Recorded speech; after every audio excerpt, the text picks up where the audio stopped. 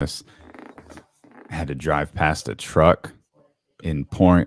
Like a truck. I thought I was like, "Fuck, this is it, bro. This is it." I didn't want to go past no trucks last man. night. Like, none. Did you see the video? I think that was the Richmond Bridge where the big rigs tipped over. Mm-hmm. That's crazy. What's up, y'all? Welcome. We just talking about the catastrophic weather conditions. Man, this is taking a really long time to send to you guys. We about to get Prime Kenny today, man. We get Prime Kenny in here every day. Every day, man. Every day. What you mean? Every day. Yeah. They just want to see me melt down. I don't think you guys will ever see me melt down. That's not going to happen. But I keep it a stack at all times. At all times. NBA Rig, what's up, baby? What's up, man? Oh, he been here. NBA Rig been in there? He been here. I ain't seen the cupcake basketball. Warren, what's good? Hey, Warren, shout out. Happy birthday to your moms.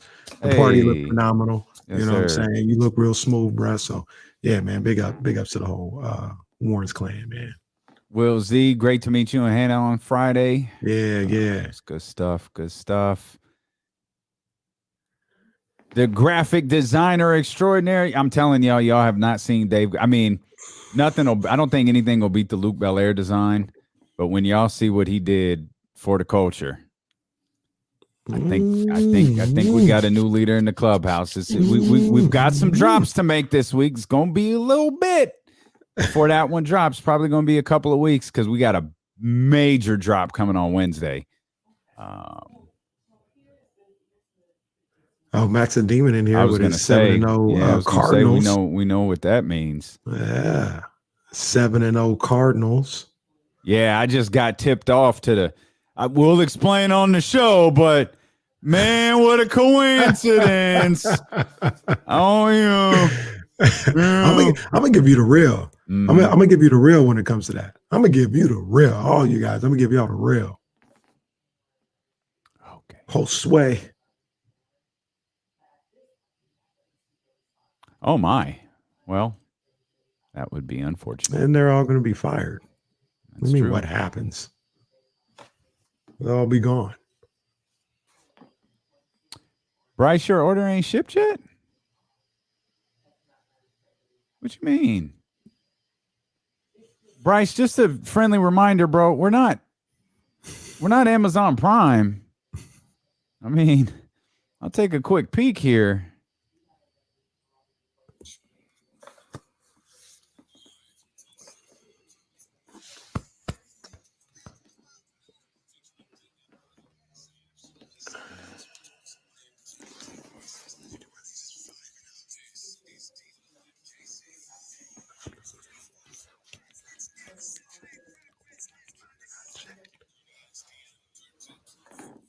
We hope you had a wonderful weekend. Perhaps more importantly, we hope you had a safe weekend. Yeah. Welcome back in here to Tilo and KC on this Monday, October 25th. I'm Davion Mitchell. He is Kenny Caraway. Yes, sir. And we have plenty to talk about. And I don't know how much of it's good, to be honest with you. Not the weekend we were hoping for. We've been seeing is all bad. Confessions Part 1. Come on, man. Yeah, you really do love that song, man. You reference it that a lot, bro. Low key. Look, if we're being honest, it might be better than Confessions Part 2. All right. Confessions Part 1 is fire. No doubt. How many weeks at number 1 was Confessions Part 1? Well, Confessions Part 1 never even really came out. Right. Like there's a reason for that. There's a reason for that. You the boombox kid all of a sudden? You now you hanging out with Manny. You hanging out with Manny. You know all the underground I don't know why joints. Confessions Part 1 never came out. It's because Confessions Part 2 was the hit. Wait, no, it was fire. We was equally as confused as you. Like, yo, that was Confessions Part 2. Like, wait a minute. Confessions Part 2 was fire. The first one. I'm not here to say that. I'm not here to say it wasn't. It was fire. Okay. Confessions Part 1. Him and JD, they bodied that one. So I'm gonna say they bodied it. Okay. All right. Well, and the Niners and Kings are recreating it. They got bodied this weekend. Obviously, we were hoping for something different as it pertains to the Sacramento Kings, and I wasn't really prepared for the San Francisco 49ers to stink up the joint like they did yesterday. Oh, but I'm sure it was just the rain.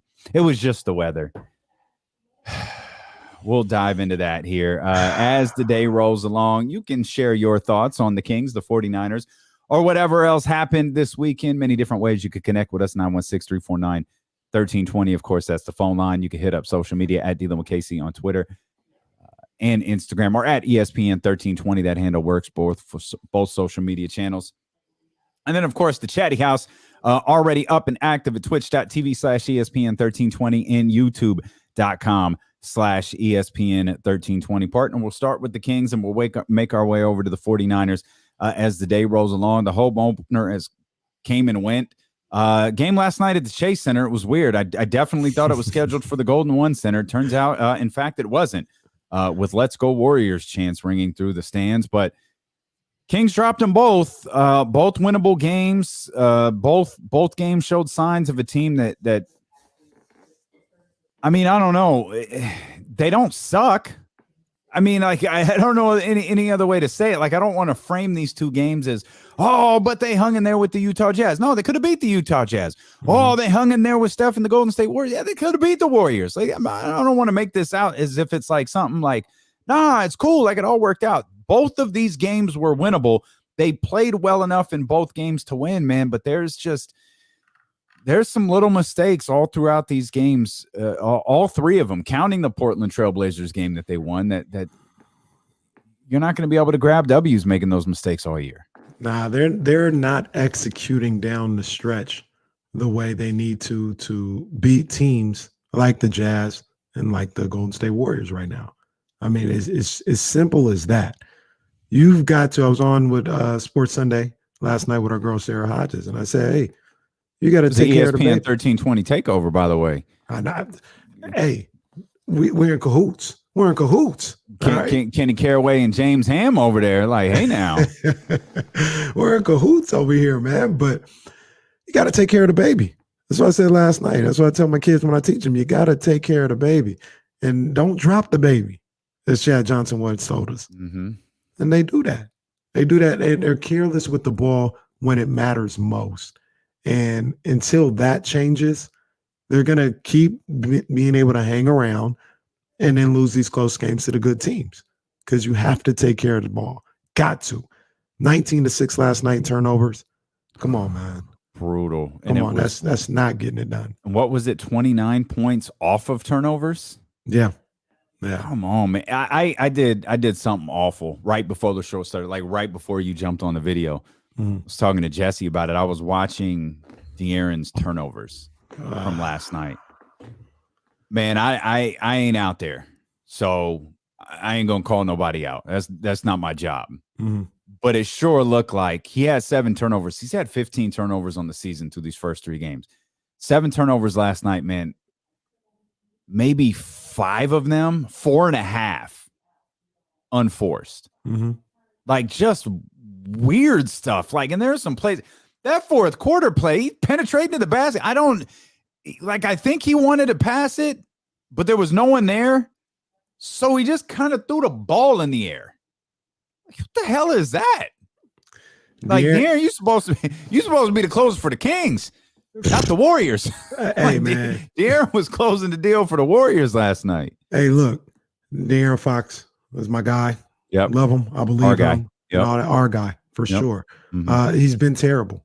He's been terrible to start the season. You know, he was up and down against Portland. He was terrible against Utah. And then last night he was terrible. Like 12 points on Friday, 17 points on Sunday, 7 turnovers last night. That's not it, bro. That's not it. And we can break down, and we will break down all these other guys or whatever the case may be. The fact is, when I talk about the straw that stirs the drink, I'm talking about De'Aaron Fox, and I'm talking about for better or for worse. Mm-hmm. If he's not on, if he's not doing what he's supposed to do, they're going to lose. And that is the pressure that's heaped upon him. If he can't handle that, then we'll find somebody else who can. But that's what it is. Okay, easy. Hey, no, hold on. We're not. I don't want to trade him. I don't want none. I'm not saying all that. But you know, all I heard all the time was, you know, all offseason. Oh, you got De'Aaron and Tyrese is there. It's going to allow De'Aaron to play off the ball. It's going to allow De'Aaron to do things off the ball and catch it. Ain't nobody trying to hear all that, man. You the franchise. You should want the ball in your hands 100% of the time. You should be the decision maker 100% of the time. Nobody's here to say, oh, this will help him not have the ball in his hands all the time. I ain't trying to hear all that. But have the ball in your hands and be better. But okay, but with Tyrese having the ball in his hands, can't you run plays for De'Aaron? Sure, yeah, you can. But come on, man. When we talk about the best point guards in the league. When we talk about the best point guards in the league and the playmakers and the all-stars, ain't nobody saying, oh, well, they can have this guy bring the ball up now. No. Well, they can utilize other skills. Like how is it any different than, LeBron bringing up the ball up the floor for half the game and Kyrie doing it or Russell Westbrook doing it or any other of his plethora of point guards that he's had bringing the ball up the floor? If it happens, doesn't it allow them to get involved in a different way? I'm going to tell you like this, Davion. If it happens, it happens. But ain't no point guards asking for somebody else to handle the rock. Well, I don't know that De'Aaron's asking for anyone to do anything. Yeah, this is good because it allows me to play off the ball. And all. Ain't nobody trying to hear that. This is on you. You're the franchise. I'm not looking for Tyrese to be the decision maker. I'm not looking for Tyrese to initiate the offense. I'm looking for De'Aaron Fox. Okay, I guess this is just where I'm lost. So I'm going to lean on your basketball expertise for this. Why can't Tyrese initiate the offense if it's better for the offense? Like, would Tyrese initiating the offense make things bad for De'Aaron Fox? I thought Tyrese did a hell of a job last night. Davion, it's a cute little wrinkle. It is not part of what should be happening. When it's time, the reason why they didn't win these two games in the fourth quarter is because the guy that is the franchise, that is the straw that stirs the drink, didn't take them home. He didn't take them home. And that may sound harsh. That may sound like, oh, we're blaming it all on De'Aaron or anything like that. There's obviously other things within the game that contributed to them losing. But the bottom line is the guy that is supposed to bring them home didn't bring them home on Friday and Sunday night. And we can't, I say this all the time about everything. We can't have selective criticism and selective, praise and all this other stuff. If the Kings would have gone 3-0 and De'Aaron played well, De'Aaron starting his all-star campaign already. This is a big breakout year, and he's leading his team to 3-0. That's the conversation. You can't tell me no different. If he would have played well and they were 3-0, that's what the conversation would be.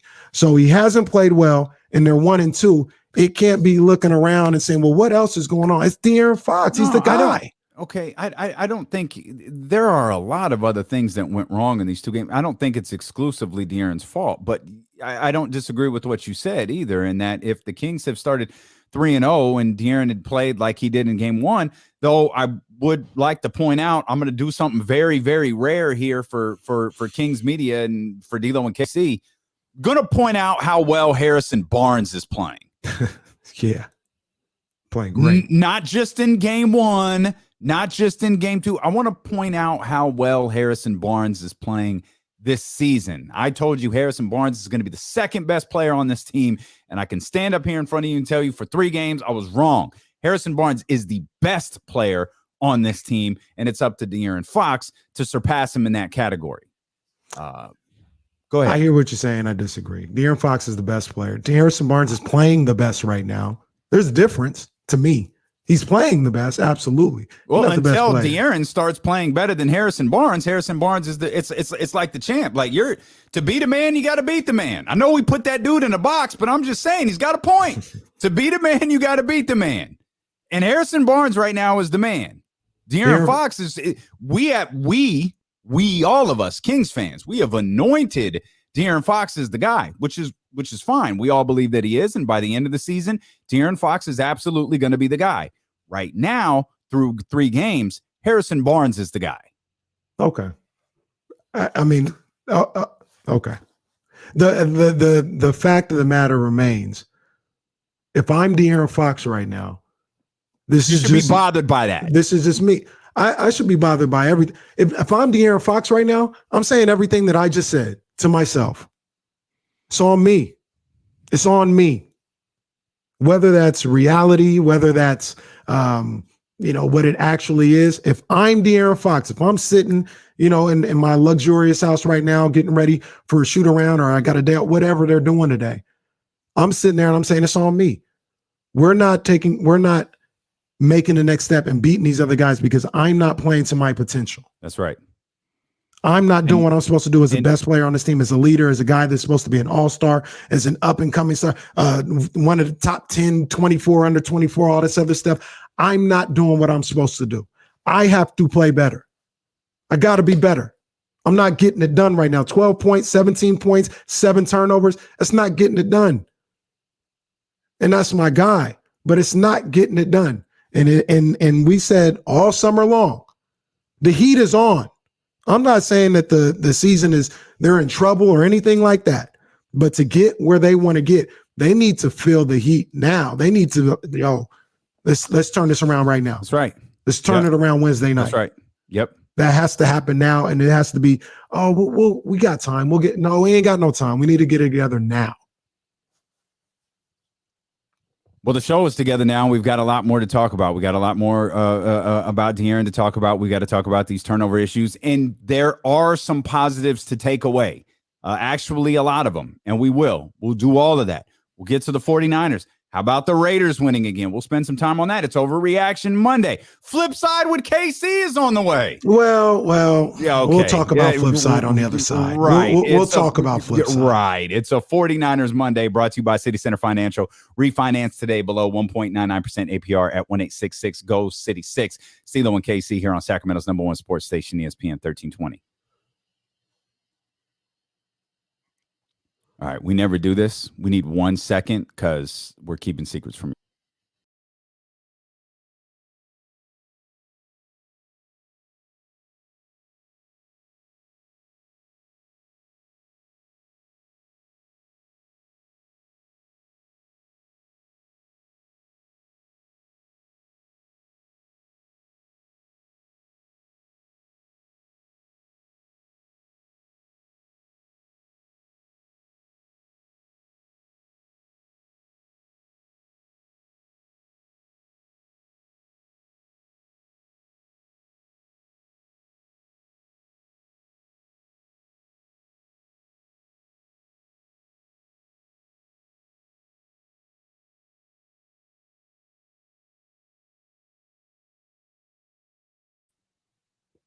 Y'all go to DeLonKC.com, by the way.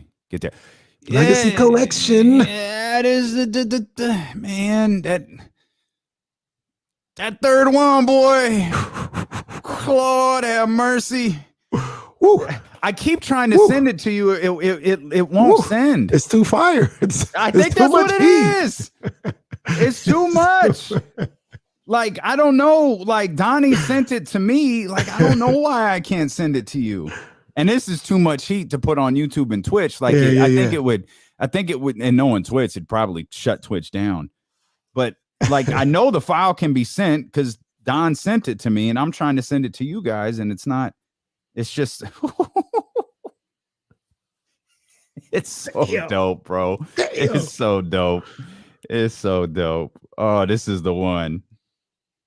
This is the one. And it's way different. I'm telling y'all, it's nothing like. So, hold on, I see this.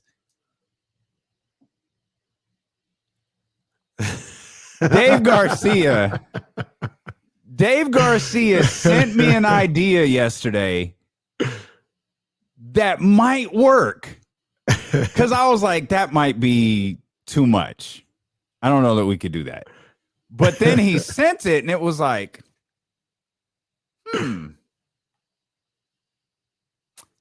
I'm still mulling it over, Dave. If you're in there, I'm mulling it over. But he has a couple of good ideas for, that's a good one. Because I was like, I don't know how we could pull that off. That would just be kind of that's tough. That's, But- I haven't seen it, but I just the thought of it. It's tough.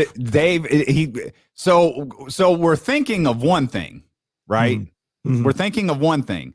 Dave went a different direction, and it's like, okay, it would be a shirt that was almost exclusively for the chat house. Like, okay, the chat house would get it. Everybody else would be like, that's weird. I don't know that I understand. Doesn't make any sense to me. Yeah.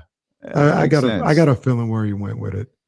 I got a feeling where he went. Okay. With it. Yeah. It was just, he just sent me like the regular pick and not necessarily the, the like his workshop. Bryce, I'm looking at you right now. Huh. Bryce, your order Friday is still in the works. And you got your other. Bryce, are you waiting for a shipment notice on something you ordered Friday? Man. Oh, cold business. Cold business. JG, no, it's not trade Fox season. Stop Absolutely it. not. But For he's some got to be folks, better. it was. ESPN 1320's Twitter account was littered with. Oh, wow. Ben Simmons. Oh, God. No. Oh, yeah. Oh, hell no. Just a quick tip, Young Sap, you're never going to see me after the game. Ever.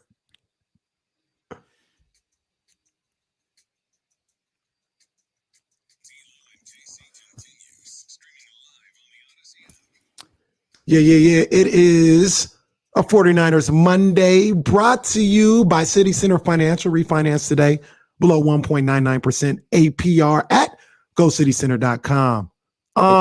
Hey, The City Kings Center. and Niners, they didn't give us nothing to cheer about. Too late. Beat's over. Stop You it. know what it is. I already did what I had to do.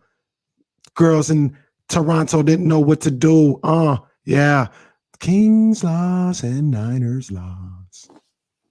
This is me and your Drake impression. At this point, I don't care about them names, honestly. That's how I feel about you sometimes.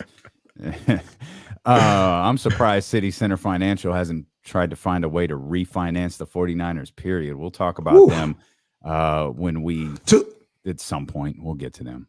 2 quick programming notes. Oh, 2 quick programming notes. Good, because I'm not in on this. What are the programming notes? Program director Kenny Caraway. A lot of people were asking, and we mentioned it, I think on Thursday or Friday. No more game day. Nothing was wrong with game day, nothing like that. We just, we want to focus on what's going on with. We want to focus what's going on with KC. Now I got to bring that up because shout out to Rich. Rich had a full promotion for it yesterday. On Twitter, and I was like, no, ain't no game day today. I love Rich because Rich promotes stuff that doesn't even happen. Like he's got Matt George coming on the show on Fridays. He got James Ham coming on the show when he's on vacation. He's just all about that life, man, and we appreciate it. So now a couple other people were asking, like, we getting game day? And I was like, no game day, no game day. The difficult part with game day was how like early it had to start and how late it like you couldn't even. Like you couldn't even if the 49ers win in the last second field goal, what's Kenny got going on? Well, you got to wait an hour. In an hour, I ain't gonna care. Right. So I didn't move on to what's next. I moved on to something else. And now with King season popping, it just didn't. All our focus has to be on the Kings. Right, and the other programming note, everybody. Today, today, there is no flip side today. Come on. Now, this isn't my fault. This was, I don't know whose fault it was, but I know where I get the audio from.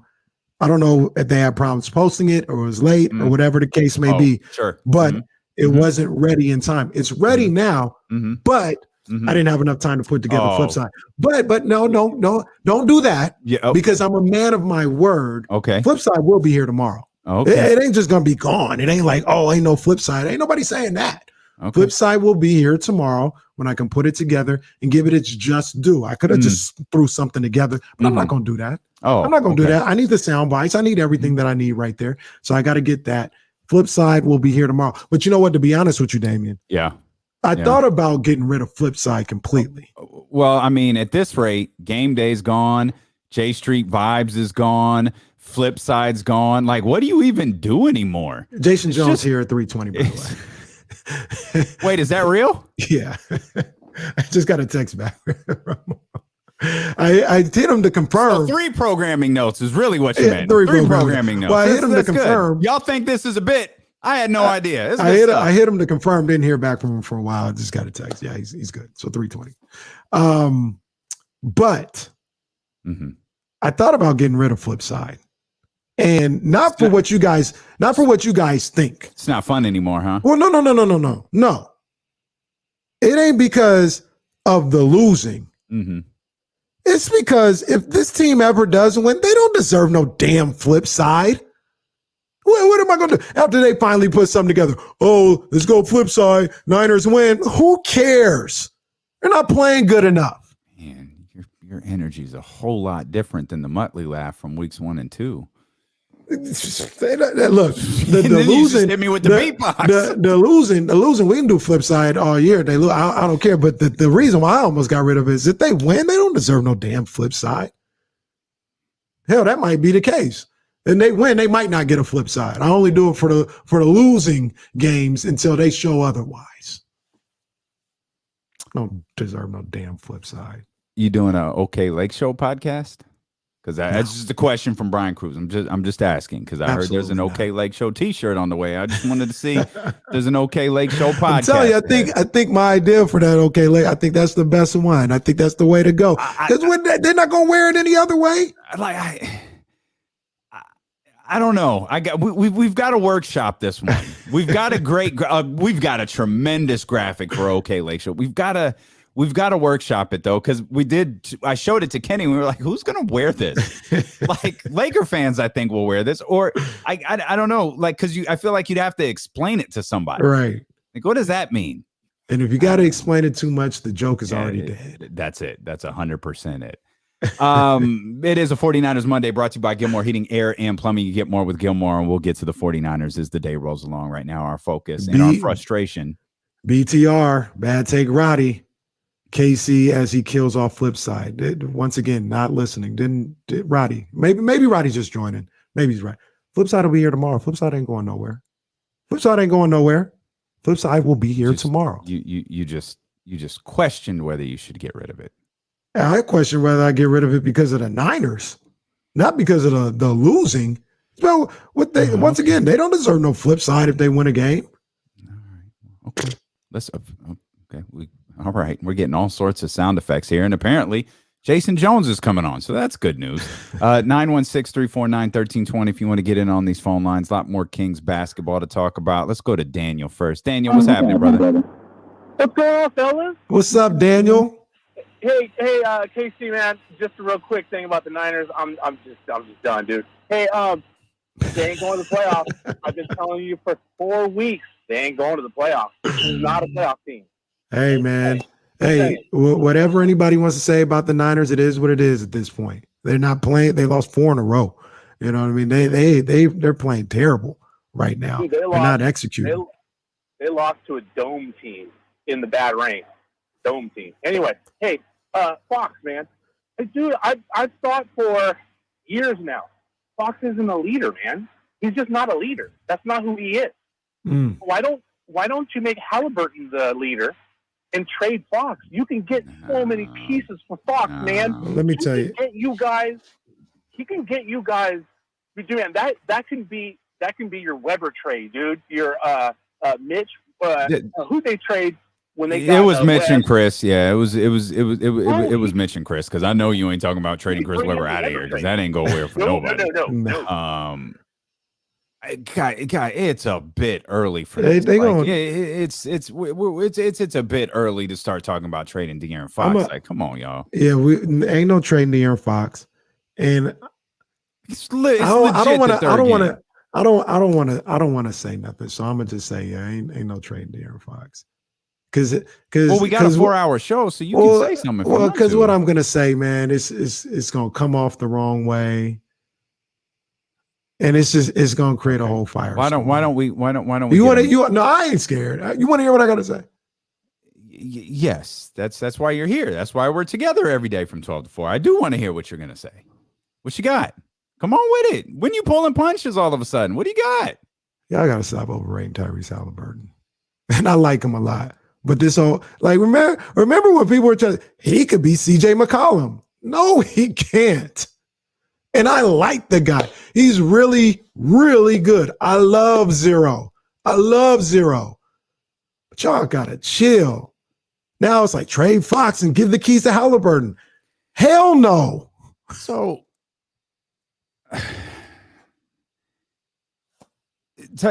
one, like Tyrese is 3 games into his second year. So just everybody chill. You chill, they chill, everybody chill. Man, but you can't talk about overvaluing somebody, Mr. Jimmy Garoppolo for life. What? Jimmy Garoppolo for life? Sam, you've been about Jimmy Garoppolo for the last 2 seasons. You can't talk about nobody overvaluing somebody. Davion, what was the game plan? Don't bad take Roddy me right now. What was the game plan when they drafted Trey Lance? I'm not talking. No. I'm not talking about post Trey Lance. I'm talking about. We've only been on the air for one Jimmy season, and man, you were all about it. No. What was the other rankings that we had last year during the 49er season? The quarterback rankings to get a new quarterback. I had a quarterback ranking to draft a new quarterback. Yeah, it took you a while to get there. No, what? Don't do this to me. Don't do this to me. Are you saying I had a quarterback ranking to draft a new quarterback to draft the man's replacement? Boy, you be waffling though sometimes. You're like, nah, I got Jimmy. And then it was Kyle Trask. And it wasn't Kyle Trask. It was that boy Trey Lance. And it wasn't Trey. I can't even remember some of the quarterbacks. Now I like Jimmy more than most. Don't get it twisted. All right. I liked him more than most. And I thought the 49ers could win with him. It's clear that that ain't the quarterback that he is right now. Like that, we ain't running from that. We ain't running from that. Black Bottles 916 knows exactly how I feel about Jimmy Garoppolo after our text exchange last night. Let's just say that ain't the answer. Jimmy ain't it no more. All right, but that's not like I had supreme confidence in Jimmy from day one. It was like, yo, just give him the keys forever. I've been planning his replacement. Well, Mac Jones wasn't his replacement, and Joe is here to remind you of that. Joe was good. What's up, Casey? 66%, 307 yards, and 2 TDs yesterday. Hey, Mac Jones played really good, man. Got that win against the Jets. Big ups to him. You know what I'm saying? He played really good. That's right. He's been playing solid, dog, and I haven't even called you this is the first week I've called you that he's won. That's how solid he's been. No, you called me after the Texans game, but it's all good. It's all good. Mac Jones is playing really well. What's wrong about Mac? What was I wrong? Okay, wait a minute, Joe.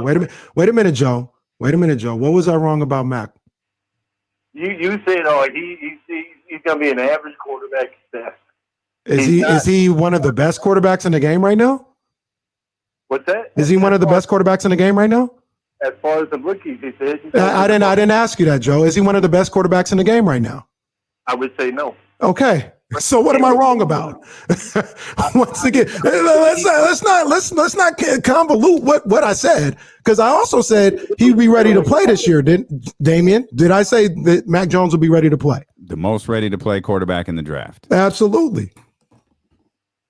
This is my favorite thing, by the way. Appreciate you, Joe. Joe calling with the Mac Jones update is definitely my favorite thing. Keep calling, Joe. Joe does keep the same energy. He does keep the same energy, win or lose. You got to. I mean, he's been here for, I think, 6 of the 7 weeks, even when it rained.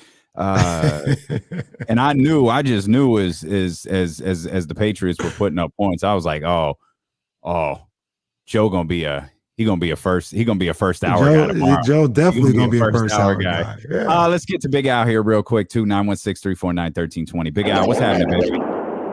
Well, I want to give KC love. As I told KC many weeks ago before the NFL season, I said, I think your 49ers are going to be pretty good. But, again, I was concerned about it for injuries, which can happen to any team, but the 49ers have that record. And it's not just so the offense, although Kittle being out, boy, you could see that. Yeah. But, man, that defensive secondary, that's like the great Tommy Heisen talking about when James Worthy was torching the Celtics in '84 and say they're picking straws. They're getting a phone book now to try and find out where James is at. That's the same way those DBs and 49ers had. They had no clue. None. Zero. A James Worthy reference and a phone book reference, all on the same call. Appreciate you, Big Al. That is for a certain demographic out there. The DBs out there. Book. The DBs out there, boy, oh boy, oh boy. Like, this has been going on all year long. Mm-hmm. All year long. We're on third down. The opposing quarterback just throws it up to the heavens. Just throw there is no thought that they're going to actually complete this pass. But they can depend every time on all of these 49er quarterbacks. I'm not calling them stupid, but making stupid plays. Just run into the wide receiver. Don't know where the ball is. Get my hands all on them. Let's run into them. And it's going to be a 30-yard pass interference penalty. And it happens every single time. Every time. It is absolutely embarrassing that they get played like this over and over again. Non-49ers related, because at this point, with them continuing to make the same mistake, just keep calling it. Like, just keep calling it. I don't really have any problem against it. But as a whole, there needs to be some discretion with these pass interference calls like that. Like, the referees, it's what and what look. I keep saying, keep calling it on the 49ers. They keep doing it, keep calling it on them. But I will also say, like, come on, man. Like, these guys, these wide receivers, they're not even trying to catch the ball. They're feeling contact, falling and flailing. And the referee, hey, pass interference. Like, I can see that and be like, well, at least if you make an honest effort to get back and really try to catch the football, then yeah, I'll give you the PI. But the guy puts their arm on their shoulder pad and they just fall. Like, they just fall to the ground. Like, that's not an honest effort to go back and get it. But in the 49ers case, keep calling it on their asses, because they just do the same thing over and over. Just terrible. Garbage. Well, Kenny is in a fiery mood on multiple fronts. If you want to connect with the show, 916-349-1320. You can get at us there. Of course, we're live on twitch.tv/ESPN1320, youtube.com/ESPN1320. Apparently, Jason Jones is going to join us in the final hour. That's exciting. Got a chance to hang out with Jason a little bit on Friday night. By the way, shout out to everyone who we got to spend a little bit of time with on Friday. It was great to actually see some of you in person. It was great to see our statistician, Will Z, who sent us some stats here that we're going to throw out in just a little bit regarding Davion Mitchell. You heard Donovan Mitchell say, man, he's as advertised. No, he's not. He's better than advertised. He is that good right now. So we'll talk more about that. But again, if we got an opportunity to say hi or just chat for a few minutes, man, it was awesome to be with some of you at the Golden One Center on Friday, and hopefully we'll get many more opportunities. It wasn't going to be last night, because there ain't no chance in hell Vince McMahon 1999 I was leaving the house yesterday. I loved every second of that rain yesterday because I didn't move, and my dogs are smart. They're like, oh, I ain't got to go that bad. They came back inside like, I ain't got to go that bad. We'll come inside and limit the mess in the house, man. Limit the wet dog smell in the house. But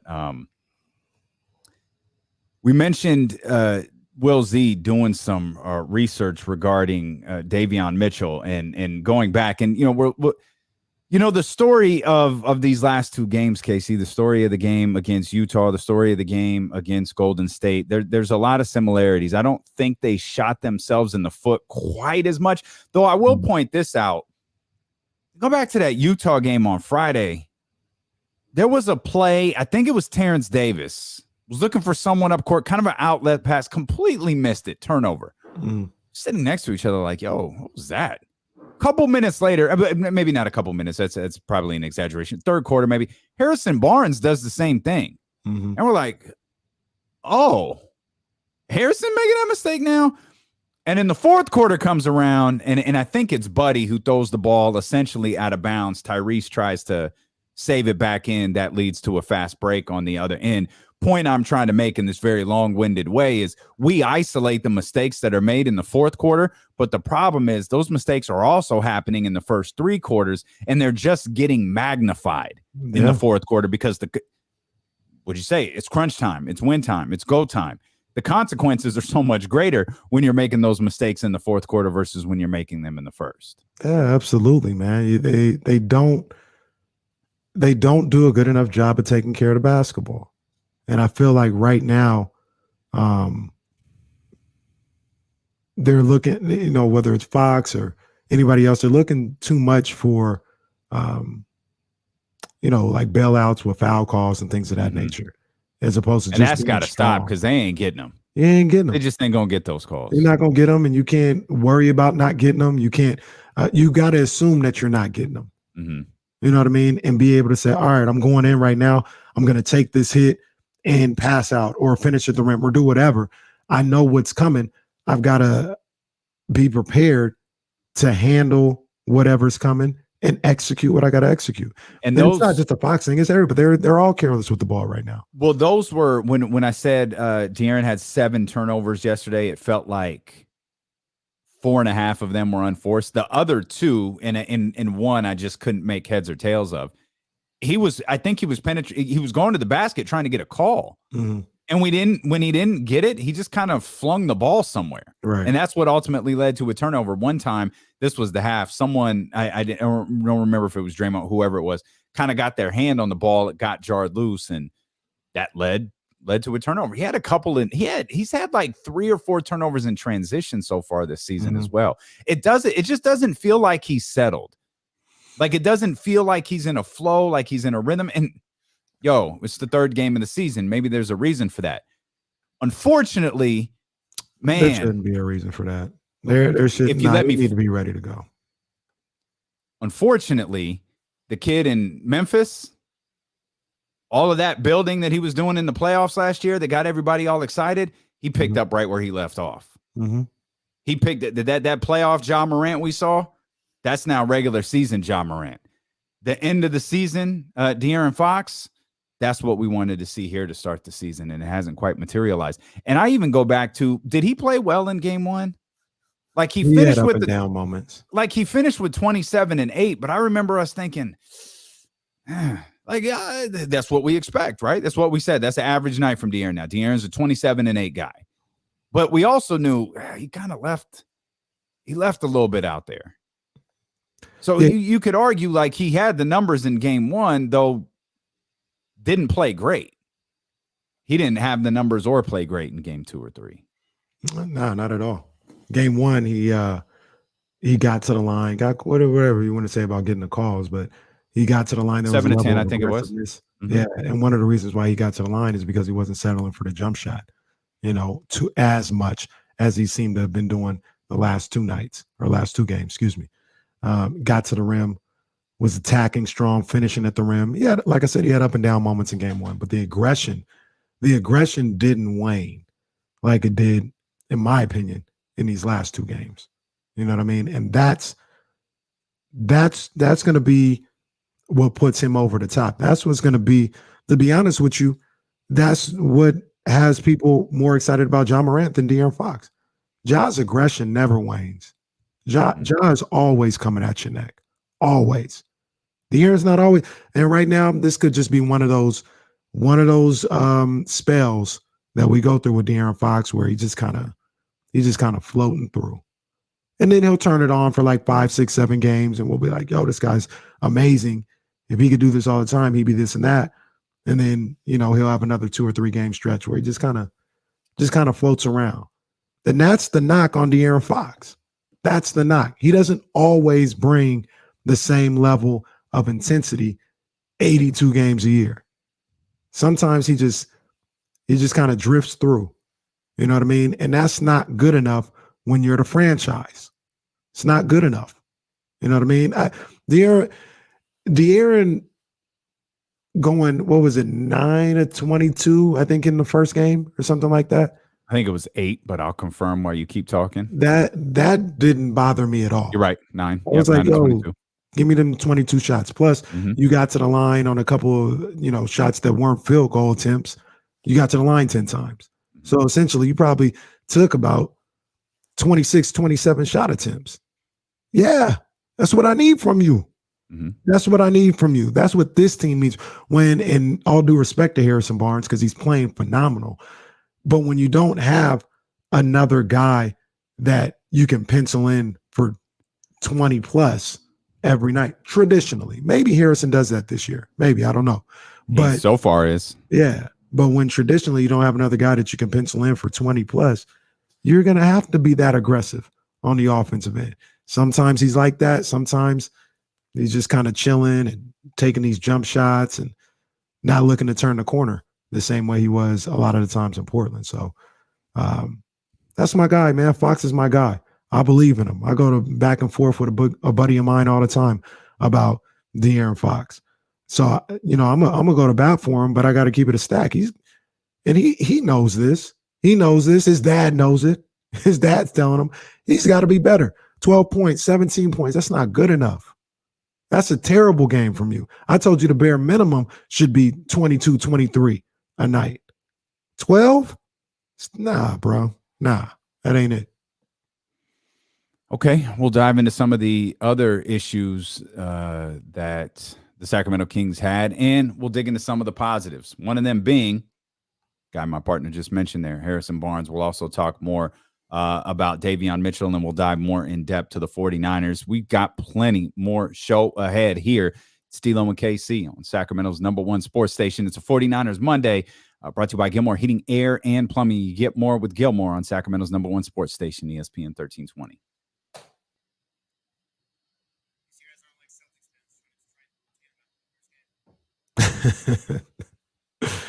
Tatum was looking rough in that Knicks game.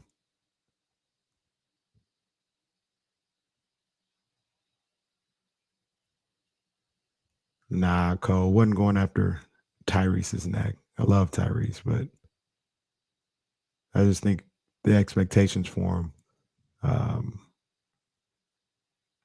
a little high.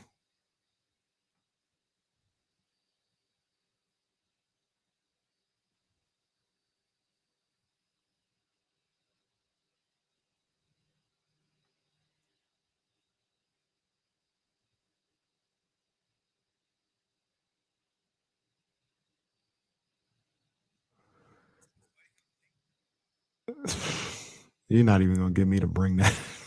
You're not even gonna get me to bring that up,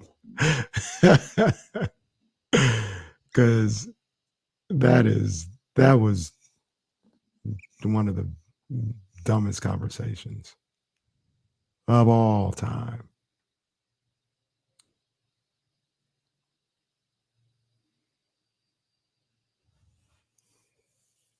Yeah, that's for real. He sure as hell did twice.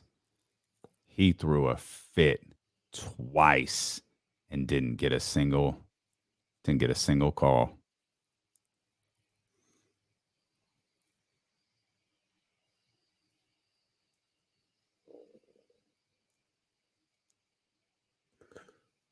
Yeah, Jordan Poole is nice. Yeah, boy, he's coming into his own. Mm-hmm.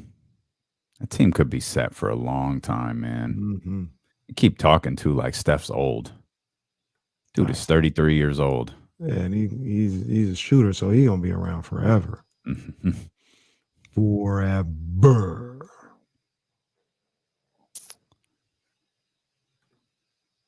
John Bull, I can't find it, but you said something about my tweets said differently than what I don't know. I just don't know what you're talking about. Elaborate for me, buddy.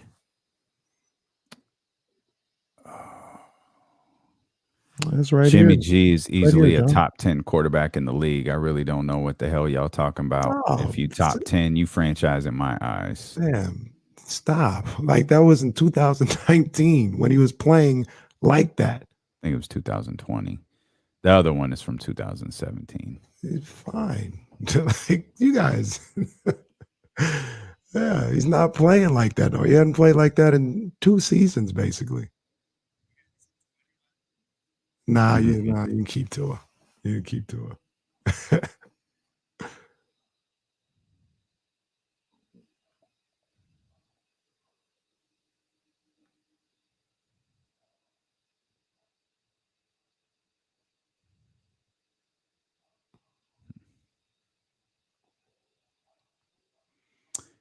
He did well. I don't know that I have those individual numbers. I don't think he was on him a ton. I'll give you some broader numbers rather than just the Steph numbers. Yeah. We got some broader numbers here. John, whatever. Like, he's not now. He's not playing good. What you want me to still say? He's a franchise. Like, no. Like, why would I say that? He's not playing good. He's looking terrible.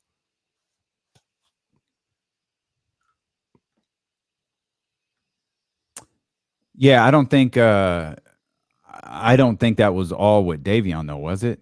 That was just his stat line overall, I think. Yeah. That was his stat line on the game. And they did a lot of screen and rolls and things that I had picks. Steph got Davion one time on a one-on-one. That was a nasty little move.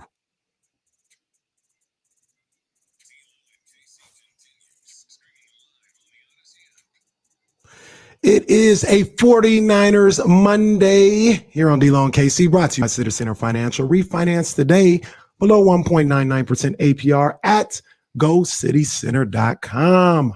Jason Jones of The Athletic coming up in the 3 o'clock hour. If you want to jump in and be a part of the conversation, we know some Kings fans are frustrated after a weekend not going so well, and it doesn't get any easier. They're hitting the road for 4, but the road trip opens up with the Western Conference champion Phoenix Suns. They got New Orleans there in the mix as well. There's going to be some tough games ahead for the Sacramento Kings for sure. We've talked about a lot of the bad that has happened over the course of the last few days, and a lot of it boils down to execution, protecting the baby, as my partner was saying earlier, protecting that rock, not turning the ball over, not allowing mistakes that you're making in the first and second quarters to carry over into the third, and most specifically the fourth. There's all sorts of numbers out there about their defensive ratings in the first half versus their defensive rating in the second half. I know Deuce posted some stats last night on Twitter that said the Kings in the fourth quarter this season, 21.3 points per game, 35.2 points, 35.2 field goal percentage, and 19.3 from three. They're 6 of 31 from three-point range in fourth quarters this season. So there's obviously a lack of execution there. There's just some serious flaws in this team overall. But like we said, there are some positives. And probably the biggest positive is Davion Mitchell. And Donovan Mitchell, following that game against the Utah Jazz, said, yo, he's as advertised. And I told you earlier, I don't think he's as advertised. I think he's better than advertised. And Will did some work. Will Z, our statistician, did some work for us, said Davion is holding players 11.1% under their season field goal percentage. He's defended 42 shots and only committed 5 fouls so far this season. So he is, and Steph has talked about him. Steph talked about him last night. Donovan talked about him. Like he's every bit as good as a defender as we were told that he was. And we saw yesterday, he's capable of putting in some baskets. Like he's capable of being having an impact on the offensive end. And it's really a shame that the impact that he had yesterday on the offensive end kind of was wasted, because I don't know for sure. I don't think the Kings, I certainly don't think the Kings fan base goes into the game going, all right, if we can get 20 something from Davion, we'll be in good shape. 20 something's like a massive bonus. It's like, oh, okay, yeah, I'm with that. When you get 20 extra points, maybe not 20 extra points, maybe 8 extra, 10 extra. You're like, yo, we weren't game planning for that, man. You get a big day from Harrison Barnes, a solid outing from Rashawn Holmes. Those are games that you feel like you're winning, right? And it's not happening. The execution, man. That's what I keep coming. I'm trying to think back to it, but Davion, like you just mentioned, he's putting up the points. He's defending. He's doing a great job in his role. But as a whole, the team, and I know I've been talking about Fox a lot in the first hour or so because he's the guy. I affectionately call him the straw that stirs the drink. It's like the 5th time you've said that today. Yep. Yeah, but it goes both ways. That's why it's going to be a shirt. little fox at the top of it. Straw. It goes both ways. Like I said, if they are playing well, I think he has 100%, not 100%, but a lot to do with it, his play. That if they're not playing well, he's got to wear that and figure out how to be better. So when you talk about somebody like Davion and what he's doing on the defensive end, doing a great job, giving you 20 plus last night. 5 points on the season, by the way. 5 points on the season, 22 in last night's game. Yeah, those are bonuses. Those are the other guys around kind of picking up the pace a little bit. And then you need your guy to bring you home, man. You need your guy to bring you home and not only scoring, but being a general out there on the floor. Should they do more to get Rashawn involved?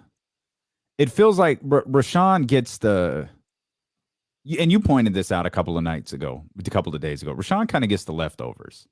Mm-hmm. They ain't gonna run play shouldn't they run play? He's pretty efficient offensively. Is he efficient offensively because they're not running plays for him and he's getting the ball right down by the basket because it's normally coming off the rim or somebody's foot or something like that? The only thing off the top of my head, the only thing that you can run is like some pick and roll and him rolling to the basket, stopping around the foul line area, dumping it down, and he has his push shot. This is one of the things that I talked about when we talked about Rashawn making a certain amount of money, him coming back with all this other stuff. Like, he's not a guy that, like, you can't, what play you gonna run for Rashawn?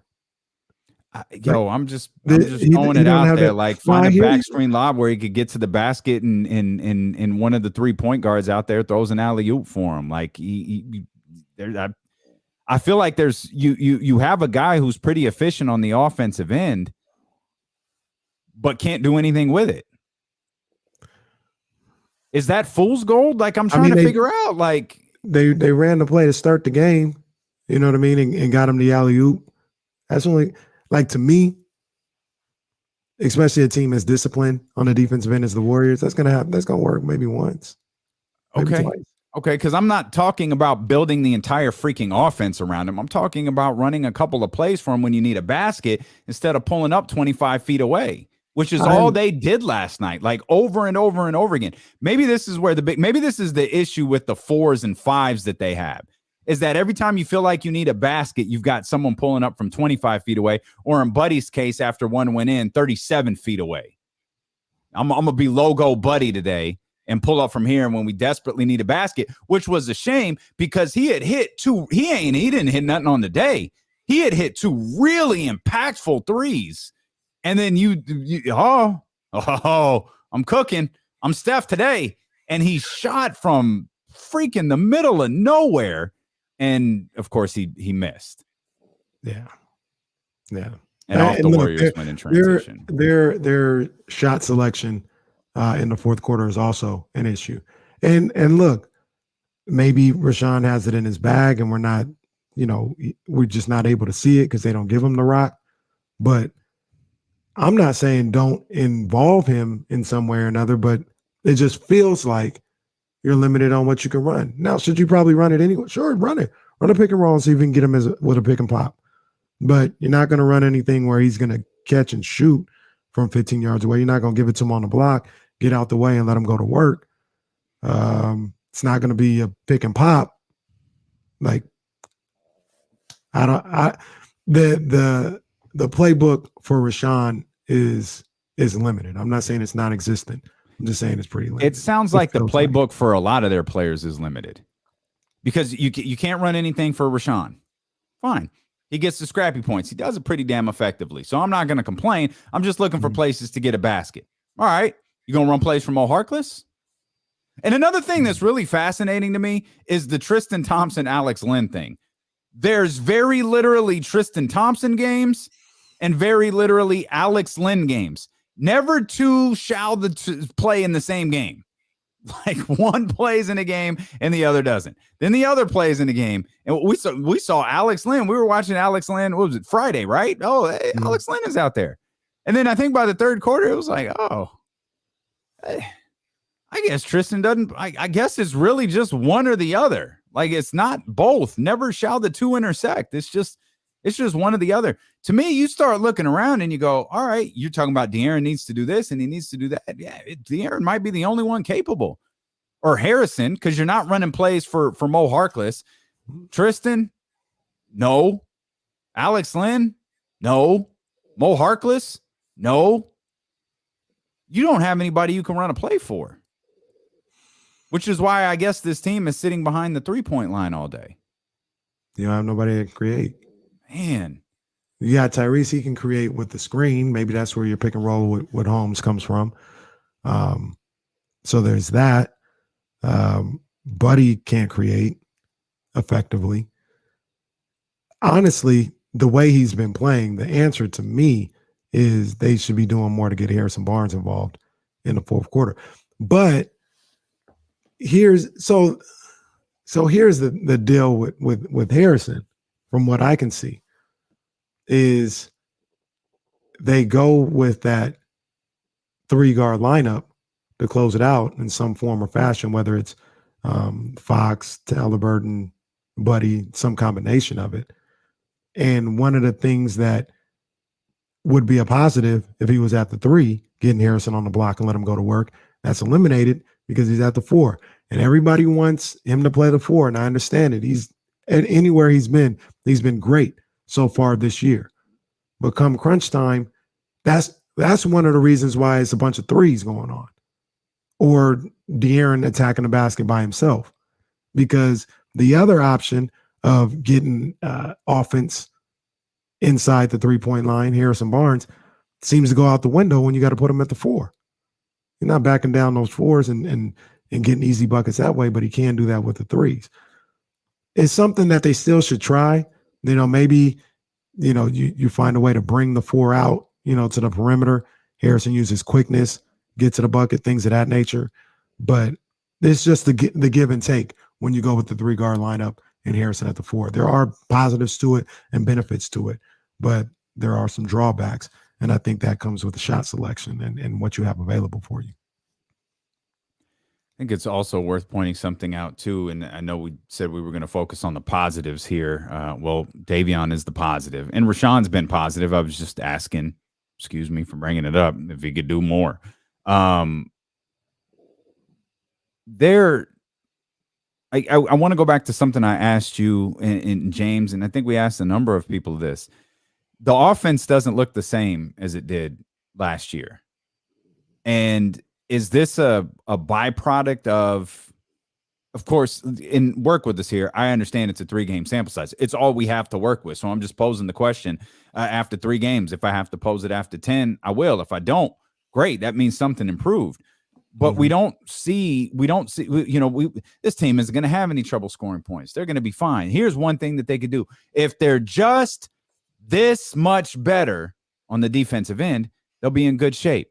And I want to explain that further. You're listening to D'Lo and Casey on ESPN 1320 KIFM West Sacramento, KRXQ, HD2 Sacramento, and Odyssey Station, and driven by Lashers, Elk Grove Dodge.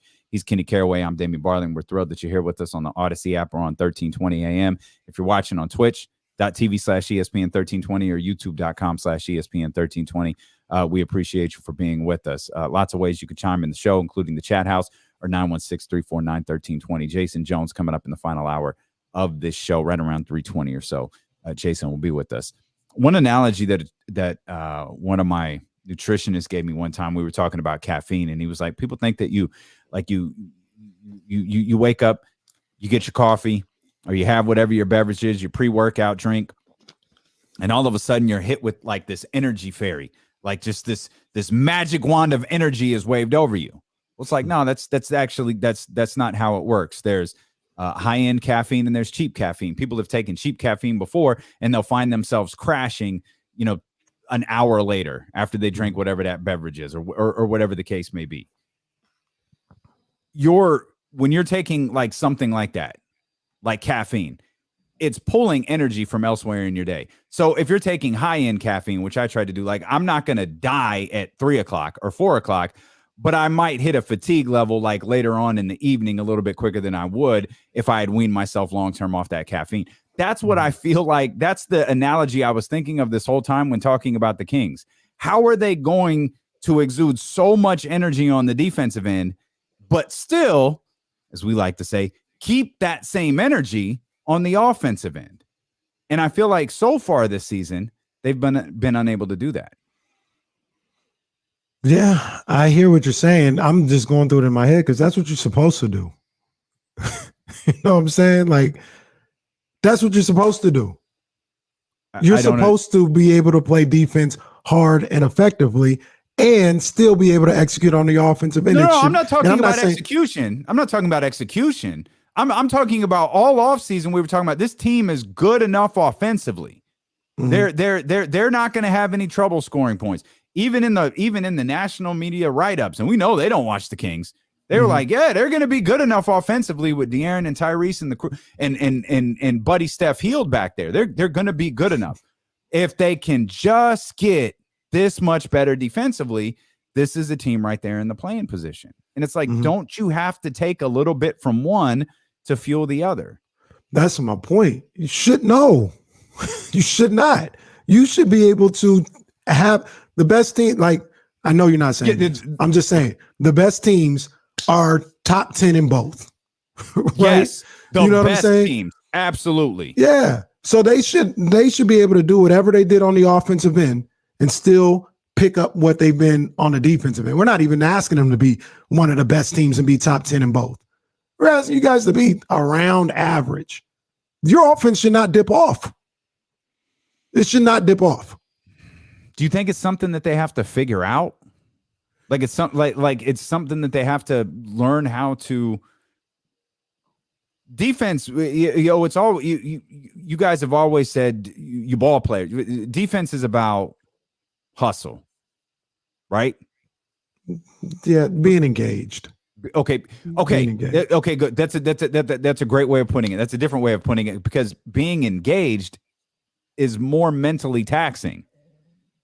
You know what I mean? And then I feel like maybe I'm completely off on this, but I wonder if that's where some of the fall off on the offensive end is coming from. And I'm not saying it's okay. I'm not saying they shouldn't be able to do both. I'm wondering if they're trying to figure out how to do both and they don't know how to do it yet.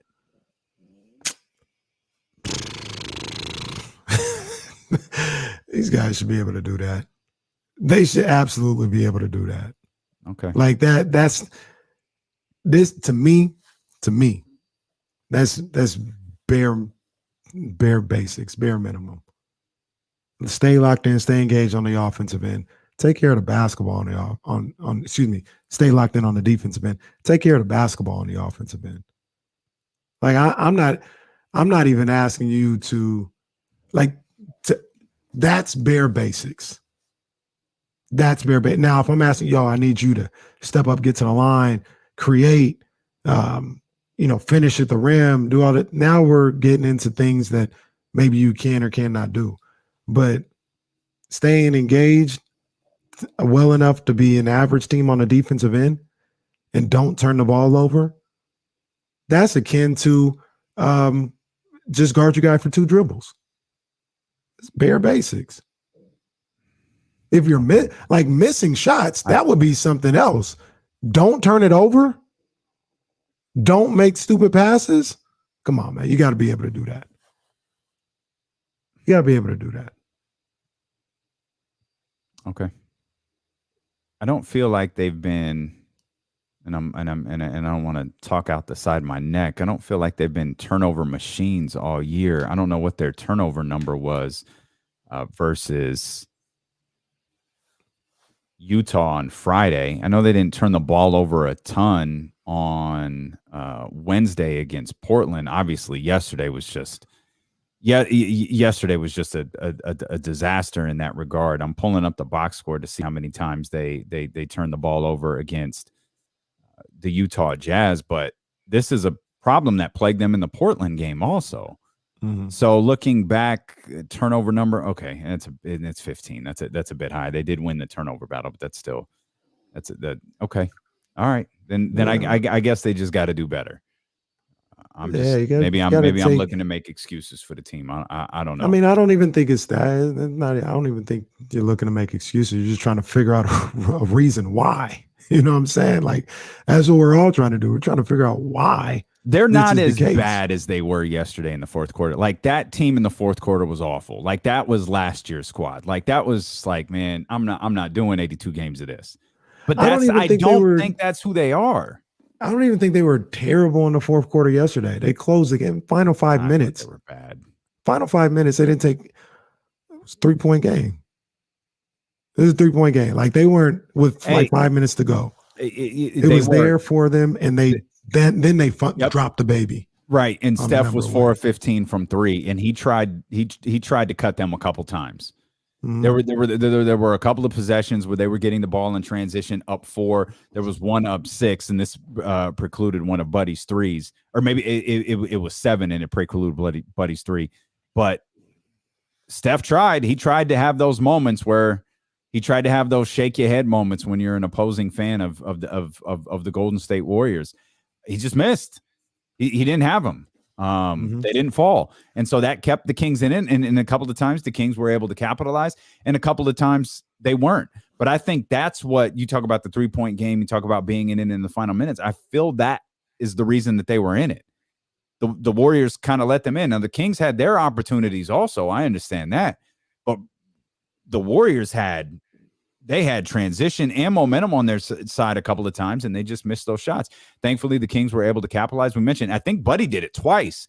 Buddy's 2 threes were in a position to where the Kings desperately needed those points, and that kept the game close. And I don't know, I think you go back and watch that fourth quarter a second time, man, you might feel different. Like that was I think that was the quarter where De'Aaron started getting really aggressive too, which was a huge plus. Like De'Aaron has like gone away from shooting threes and working on the outside. He had started getting to the basket, and there were times there's just so many clips out there. You go watch De'Aaron, and he's showing off what makes him special. His speed, his burst, like it's second to absolutely no one in the league. But there are times where, especially in that fourth quarter, where they closed in on him. The defense closed in on him. He doesn't get a call. And I'm not saying he deserved one. I didn't watch it that closely to see, oh, that should have been this, that should have been that. All I know is he wasn't quite sure what to do once he got in the air, tries to dish the ball off to Rashawn. It gets picked off. It goes the other way. Then there's the one where it just kind of gets – he just kind of flings it in the air like he's trying to run the clock out. Like he just kind of flings it somewhere, gets taken out the sky, and it goes the other way.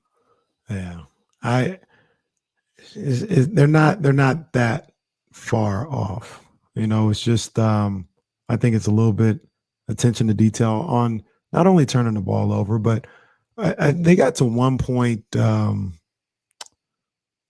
yesterday, and you kind of mentioned a little bit. I forgot the exact score, but I think they were down 6 maybe, and I was like, oh, they're gonna start jacking up threes. Like that's what they're gonna do. If they make them, then they'll win. But they'll be in it. But if they miss, like it's gonna be feast or famine. I saw them do that Friday against Utah late when they got down 4 or 5 or 6 or something like that. They're gonna start jacking up threes and try and get it all back in one possession. And that's what they do. So when I say attention to detail, yes, it's turnover, but it's also not panicking and making sure you get good shots every time down the floor. You know what I mean? Maybe the good shot is a 3. I'm not saying all the some of those we saw yesterday weren't. Yeah, some of them are terrible, but some of them are wide open, not 35 feet away. They're 23 feet away. You got a good look. You got to knock it down. Some of them are like that. So on an offensive possession, it doesn't necessarily have to be like if you take a 3, it's a bad possession or a bad shot. But you don't want to have the ones like you talk about with Buddy, where we're at the logo. Like that's unnecessary, you know, or a quick one, or one where we're not set, or we got hands in our face. We don't need to do that. We got plenty of time to get a decent look, whether it's a 3 or a 2. You know what I mean? We don't need to force one up. So I think when we talk about attention to detail, shot selection has to go into that category as well. There's another takeaway from yesterday's game, too, for those who picked up on it. If you had any question on whether Luke Walton still believes in Buddy Hield, I think that was answered yesterday because both Buddy and Terrence were scoreless. They had nothing going, neither one of them. And like you looked at that game going, again, it was one of those reasons, okay, Steph isn't quite, you know, he's not killing you. You know, he's doing his thing, but he's not killing you. You got Davion, you got Harrison.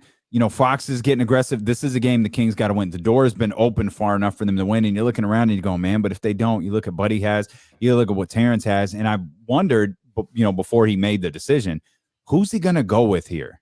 Mm-hmm. Is he going to go Buddy, believing Buddy can get hot, or is he going to go with Terrence Davis, hoping for a stronger, you know, presence on the defensive end?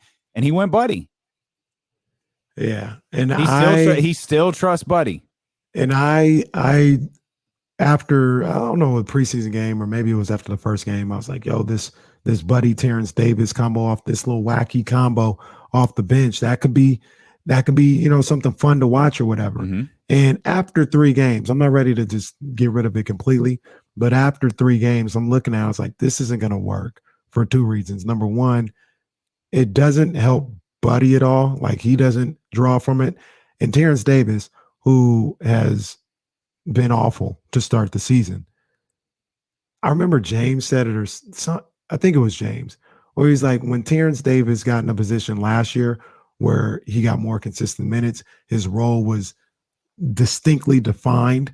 Mm-hmm. That's when he started playing. When it was all this indecisiveness about his minutes or what he should be doing out on the court, that's when he struggles. And I feel with Buddy there, that's kind of what happens with him. His minutes and what he should be doing out there leaves a sense of indecisiveness, and he struggles with that. That's what it seems like. I feel like it happened on Friday too, when Terrence started. Mm-hmm. With Mo Harkless out, Terrence got the start over Buddy, and we thought Buddy was going to get the start in that game. We'll come back. There's more Kings basketball to talk about. There's 49ers football to talk about as well. The tone of the tone of the conversation isn't going to change. But we'll break this all down, plus the best thing we saw this weekend. That's coming up here on this 49ers Monday, brought to you by Gilmore Heating, Air, and Plumbing. You get more with Gilmore on Sacramento's #1 sports station, ESPN 1320.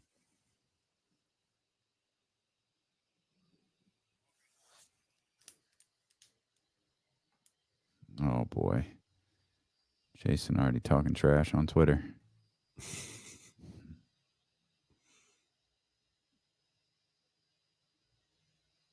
Oh, my, with a Carson Wentz. Oh, okay. What is he tweeting Carson? Boy, they was wilding out yesterday on the broadcast. Carson Wentz has put up MVP pace numbers. I was like, yo, word? I'm like, man, I pull up the game logs, and I'm like the lady on the man, they really ran with that 6 touchdowns, 0 interceptions over the last 3 games stat. I was like, so y'all just cut the first 3 games out as if they didn't happen, and then talked about the last 3 and says he's on an MVP pace. Come on. Yeah, that's crazy. You could tell, man, you could tell who balls they love to juggle, man. That was just they just, especially Collinsworth, man, they just be gushing over some of these dudes, whether it's a coach or a quarterback or whatever. I'm sure it's killing them to not talk about what a great human being John Gruden is. I'm sure it's killing them. NFL probably looked at the schedule. Boy, thank God we don't have any more Raider games there. Raiders 2-0 without him too. Yeah, I'm sure it's a coincidence. It's a coincidence though. Cooking.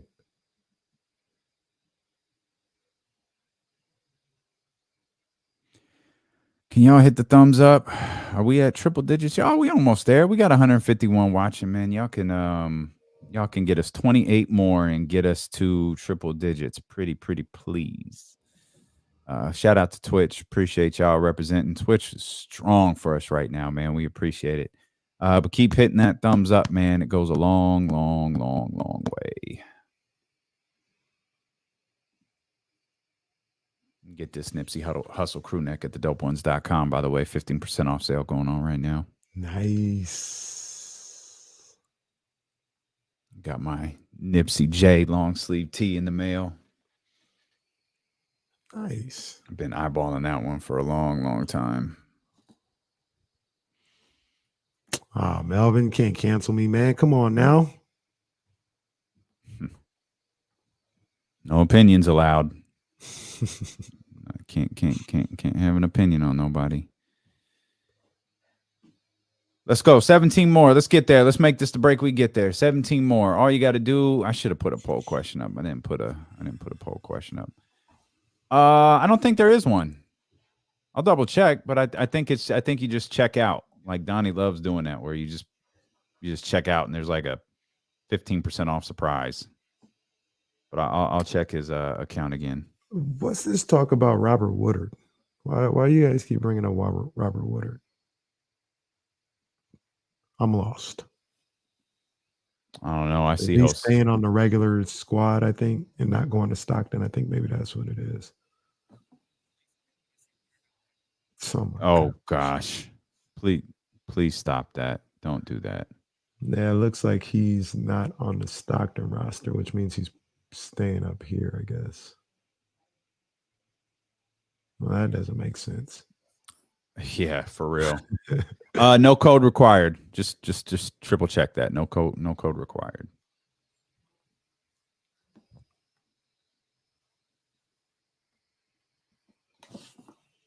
Steven Brown, now you're going too far. Now you just lost your damn mind.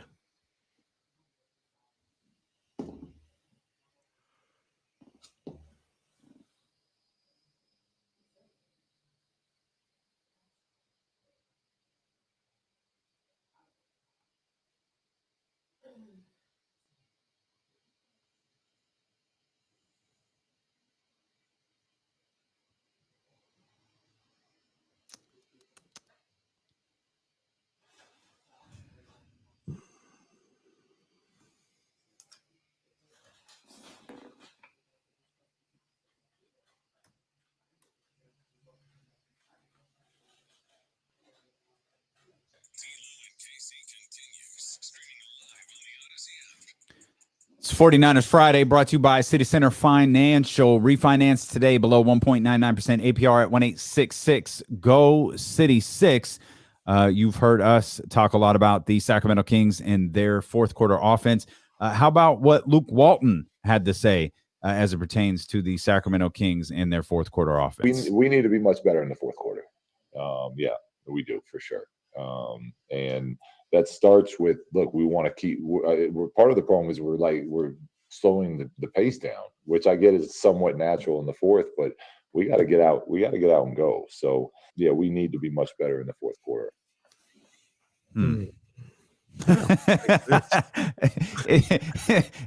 It does push the pace. Okay, just protect the basketball. Just don't turn the ball over. More from Luke Walton on the team not firing on all cylinders yet. Yeah, I think that's fair, James. I think that that will come, and that's when we'll start putting some wins together. Is when that happens. But right now, we got a lot of guys. We're a deep team, and we're playing really hard, and we're giving ourselves chances to be in these games against really good Western Conference teams. But it's not lasting long enough. And to your point, there's, it's not flowing as well as it needs to. And we're hitting throughout the game. At some point, we're hitting these little dead patches right now that we gotta fix. And I guess that's one of the important things we should talk about as well. We had questions about Portland headed into this season. That obviously has no outcome on the result of that game. But when we talked about the Western Conference, Portland was a team that constantly came up with you and I where we were kind of like, if they fell off, I wouldn't be terribly surprised. If they were play-in versus playoffs, I wouldn't be surprised. I don't think anybody feels that way about Utah, and I don't think anybody feels that way about Golden State. Like, these are two really good teams, in Golden State in particular is playing really, really well to start the season. Of course, they've got Phoenix coming up. We'll go over the whole 4-game road trip that they got coming up here in just a little bit. But Luke does make a point there. We're going against some really good Western Conference teams. And I think that's what makes, and you can look at that multiple different ways, KC. You could look at the fact that they're going against teams like Utah, not only playoff teams, but potential, Western Conference finals teams in Golden State and Utah. And you could say, okay, that takes some of the sting away. And like you're not out dropping games to, the Pelicans or Minnesota, knock on wood, the Pelicans coming up here in a couple of days. But at the same time, knowing that the team was in a position to win both of those games, it's like, damn, you got to get them. Like, you got to get them while you can. Like, it's one thing to go, oh man, we're going against two really good teams. No shame here, and that's a perfect way of thinking.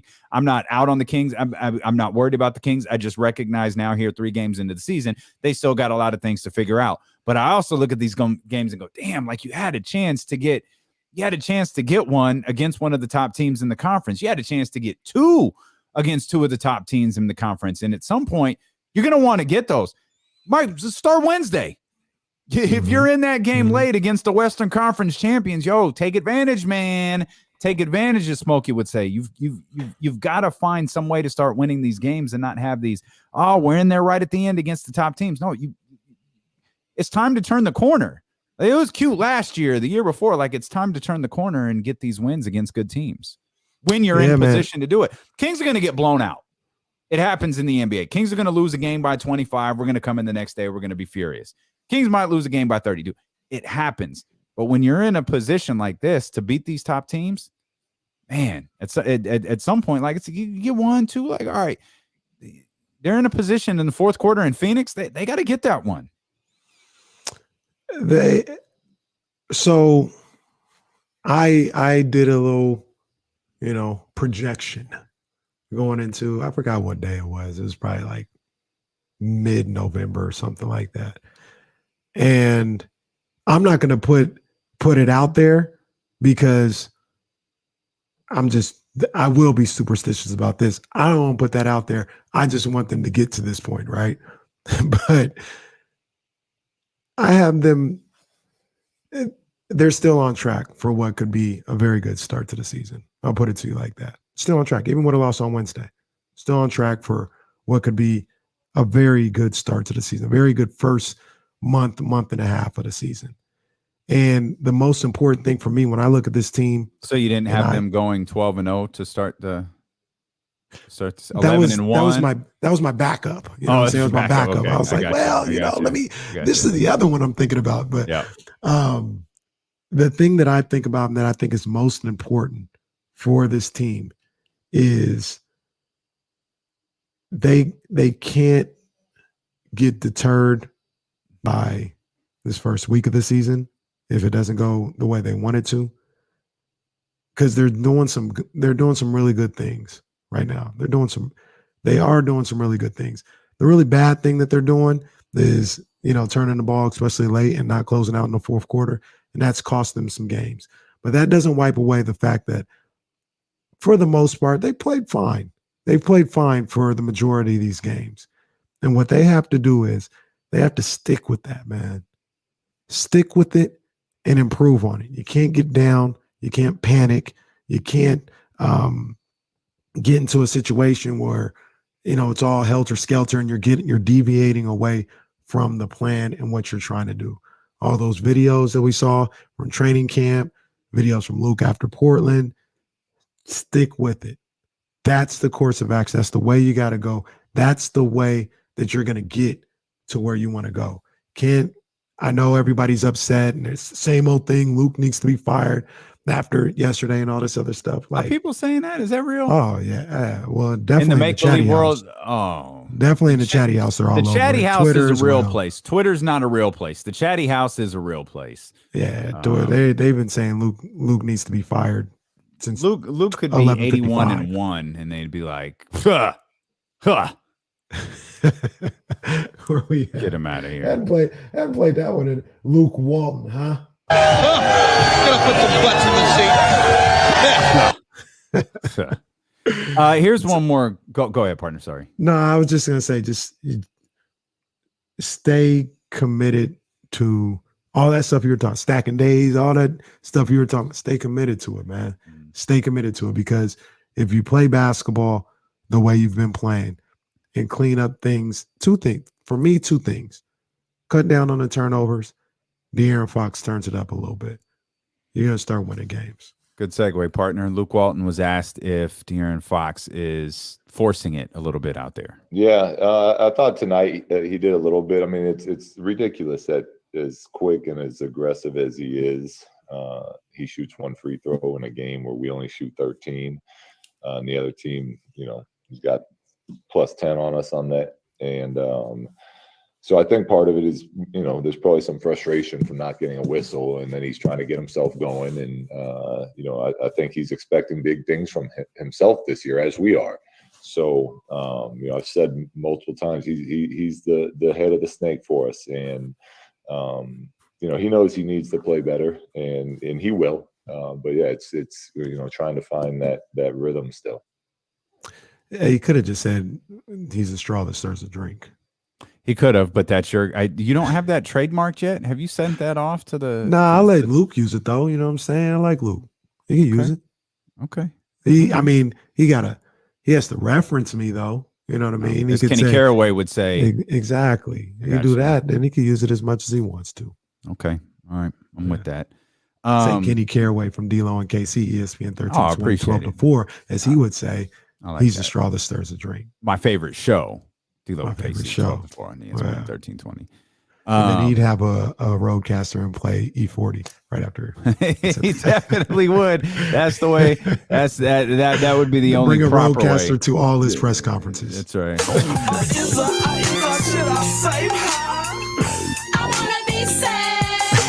Is De'Aaron forcing it? That was the question. Are you of that mindset? I know how you feel about the way De'Aaron is playing. Now, before we get to the 49ers, I want to try to get to the root of why De'Aaron is playing this way. Is he forcing it? Not enough. Is he trying too hard? Not enough. Okay. I mean, Luke, hey, he's watched more film and understands what the game plan is more than I do. So, if he says he's forcing it, then I guess he has his reasons for saying that. But me watching, he's not forcing it enough.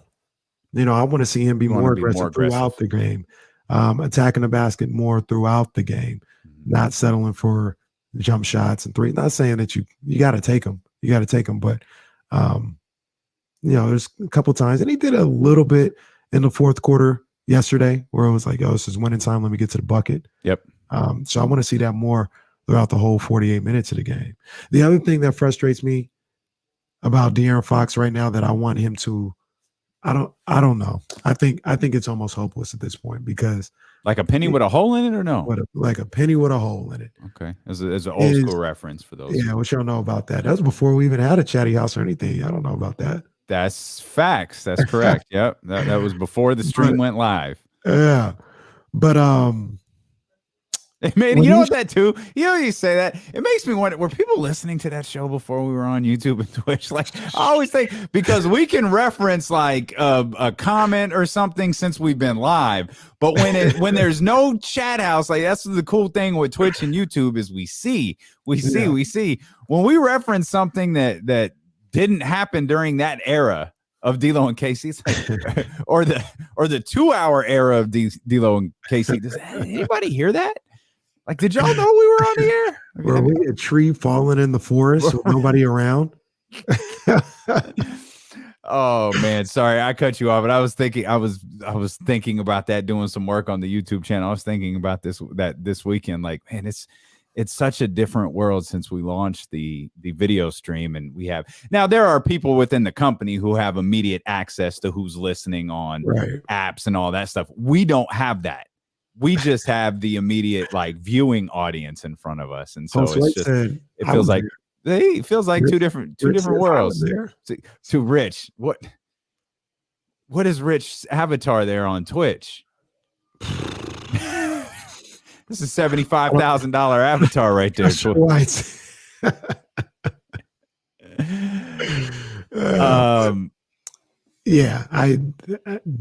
hopeless. It's hopeless. Yeah.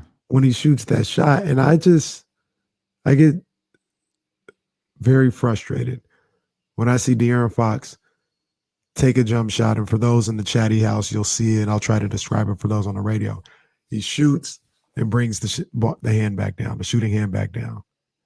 And I guess that works if you're hitting, but I need you to do a better job of leaving your follow through up on your shot, because maybe that won't work at all. Maybe that won't be a determining factor in whether or not you make the shot more consistently or not.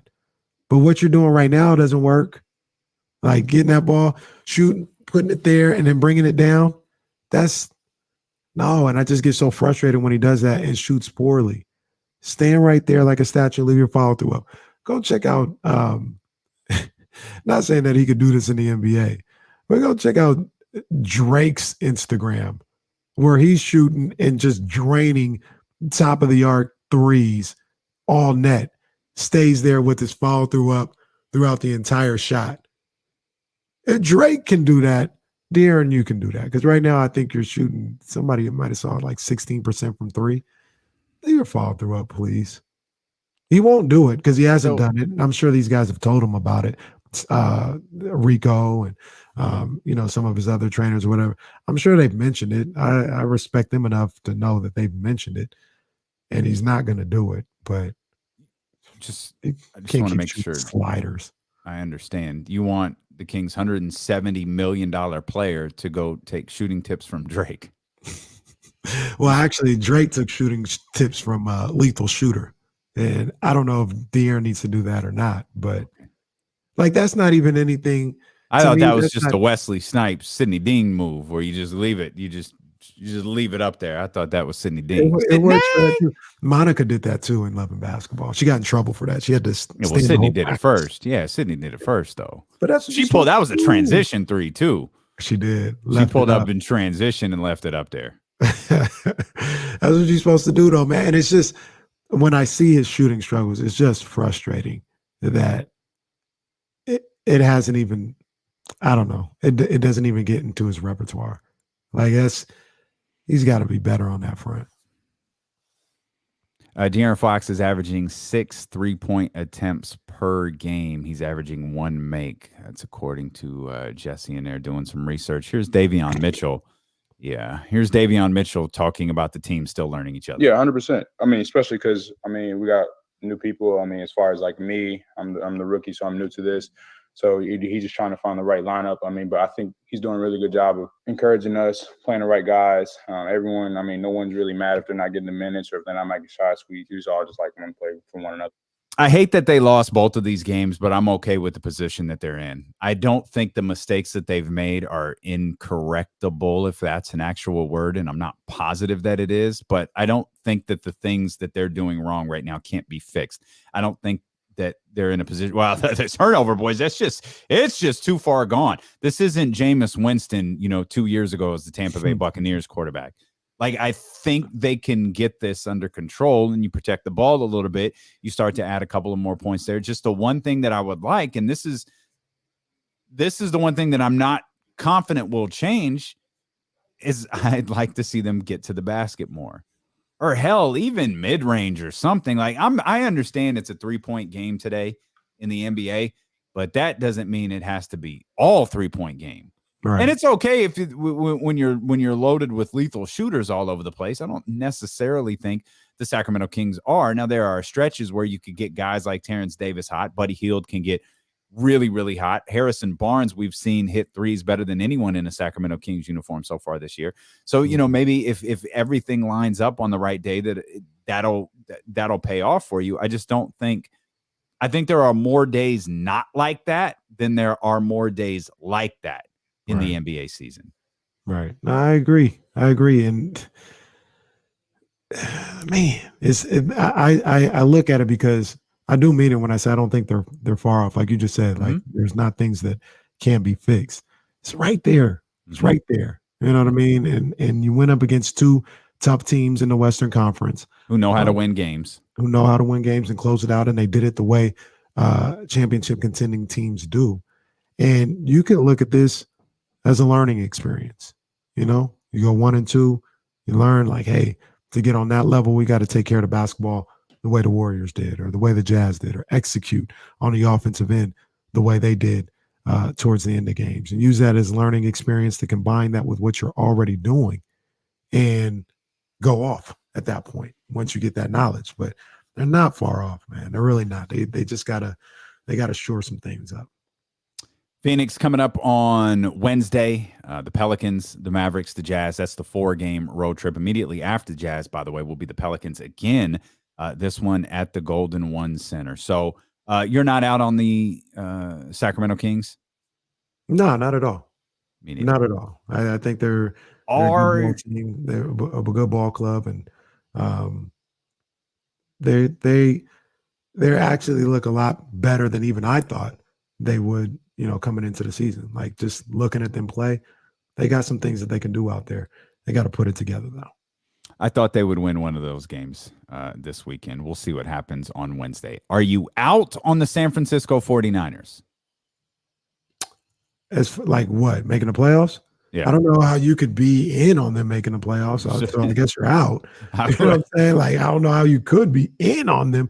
That was a bad loss yesterday. Terrible loss. It's a 49ers Monday brought to you by City Center Financial. Refinance today below 1.99% APR at GoCityCenter.com. The 49ers fall to 2-4 after a 30-18 loss to the Indianapolis Colts. It rained the entire game, and not rain, but like rain.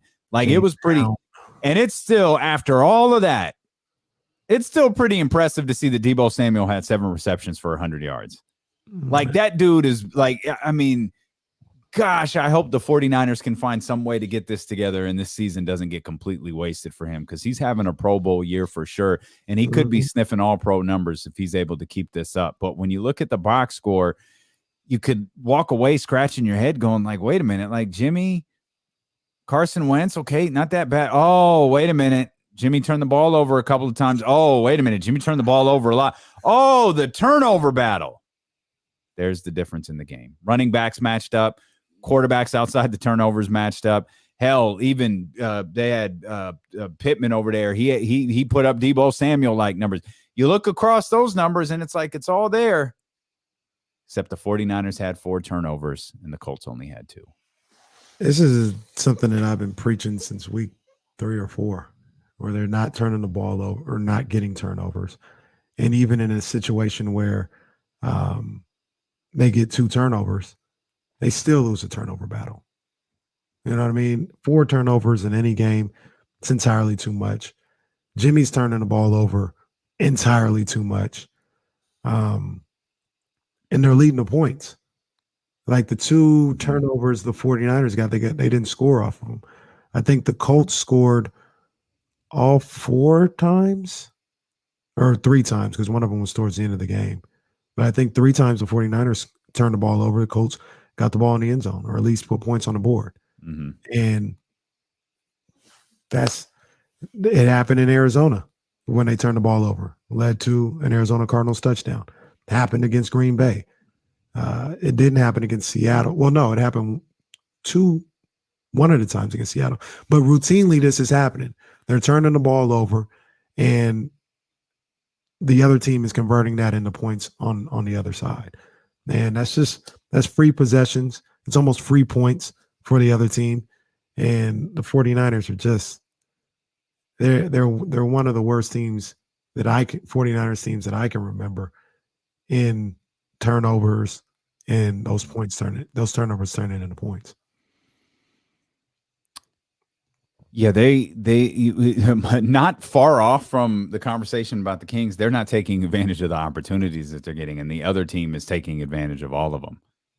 It's a lot of mental errors, man. It's a lot of mental errors with the 49ers. I don't see them getting manhandled, but I see them just doing a lot of, once again, not calling these men stupid, but making stupid plays. You know, the defensive pass interference, the holds, the fumbles, all these things. These are mental errors, man. These are mental errors. These are not being engaged. These are not paying attention to every minute detail of what your task is. It's all bad. It is all bad. This felt like the biggest game, because you've pointed this out a couple of times. 1-score game against Arizona, 1-score game against Seattle, 1-score game against Green Bay. Now that was a different version of the Seattle Seahawks than what you're going to see tonight, but 1-score games kind of right there. Last night was a 1-score game for a while. Last night's game was everything you probably thought a game played in those conditions were going to be. And then they turned the ball over some more, and it put the game out of reach for them. And this was similar to the other 3 losses, in my opinion. This was a game Now, granted, you're not going up against a team as good as Green Bay or Arizona or Seattle's about the same as the Colts. But, with the Niners, they didn't get manhandled last night. They didn't get it was mental errors. And that's not to take anything away from the Colts. They executed. Mm-hmm. But I think it was 7 penalties, 122 yards for the 49ers. I'm trying to think. That's crazy. And I'm that trying is to think absolutely nuts. off the top of my head. So the first time the Colts scored, there was a big pass on third down from Carson Wentz to Pittman. There was a defensive PI, but Pittman still caught the ball. And I think that's the only time they drove down for a touchdown. And what I mean by that is, I know the other time they got a touchdown, there was a defensive pass interference. They got the ball inside the 5. Another time that came off a turnover from Jimmy Garoppolo. There might have been one other like pure drive from the Colts, but it's not like they're just out here beating these boys down. The 49ers are making mental miscues that are having dramatic consequences. Like they are not getting bailed out. The other team is not bailing them out when they make bad plays on both sides of the ball, really. Well, okay, so I'm going to ask you a question that I don't want you to answer yet, and it's who does that fall on? Whose shoulders does that fall on? We'll step out. We'll come back. We'll talk more about the 49ers. We got plenty more Kings to talk about. We got the best thing we saw this weekend, an Overreaction Monday, all on the way here on D'Lo and KC and Sacramento's #1 sports station. It's a 49ers Monday brought to you by Gilmore Heating, Air, and Plumbing. You get more with Gilmore on Sacramento's #1 sports station, ESPN 1320.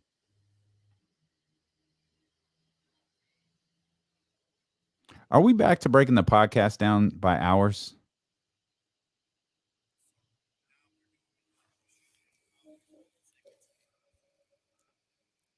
Okay. Miss P asked the question. Monica was her name in Love and Basketball. Yeah. That was Sanaa Lathan's name. In the classic that was Love and Basketball. Did you ever hear the comparison that and I think it's spot on, that Love and Basketball and Brown Sugar are the same movie? Just one's basketball, one's yeah. No, that's 100. And if I remember right, wasn't her name Monica Wright? Because there was a girl. It might have been. Did she go to Stanford? There was a basketball player, like a real basketball player named Monica Wright. Uh-huh. And I think she was like Kevin Durant's girlfriend when they were together, like really, really early in KD's career. Huh. She played, I think, in Minnesota. I think her name was Monica Wright. Oh, he was dating. I remember when she was in Monica Wright in the WNBA. I don't remember where she went to school, but I do. Monica Wright. Yep, played in Minnesota. Oh, went to Virginia. Oh, of course. She went to Virginia. I think they were together.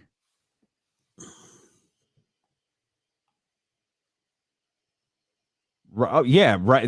Right with Monica Wright was once engaged to NBA superstar Kevin Durant. Weren't they about to get married? Yeah. So now I need to look. Love and Basketball. Was her name Monica Wright in the movie? It was Monica Wright for sure in Love and Basketball. It was? Okay. Mm-hmm. Quincy McCall and Monica Wright. Quincy.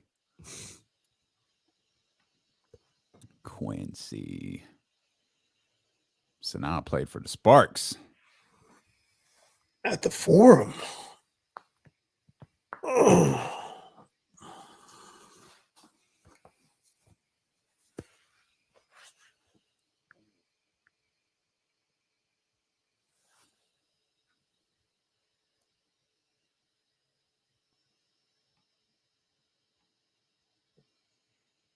Yeah, we'll get to that question. Mm. We'll get to that one.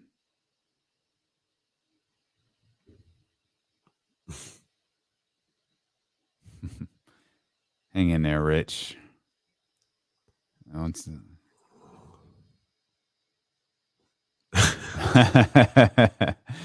funny. Jesse said I get old school Undertaker vibes with that photo. Undertaker with the purple was pretty dope.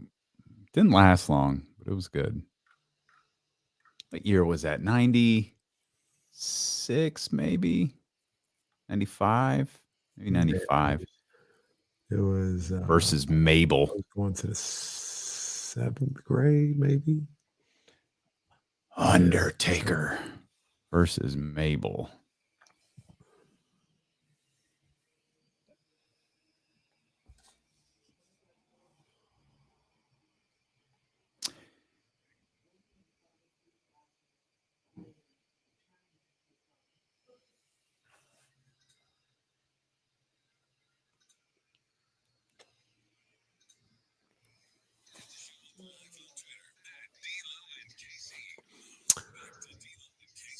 It is a 49ers Monday here on D-Lo and KC, and that's brought to you by City Center Financial. Refinance today below 1.99% APR at GoCityCenter.com.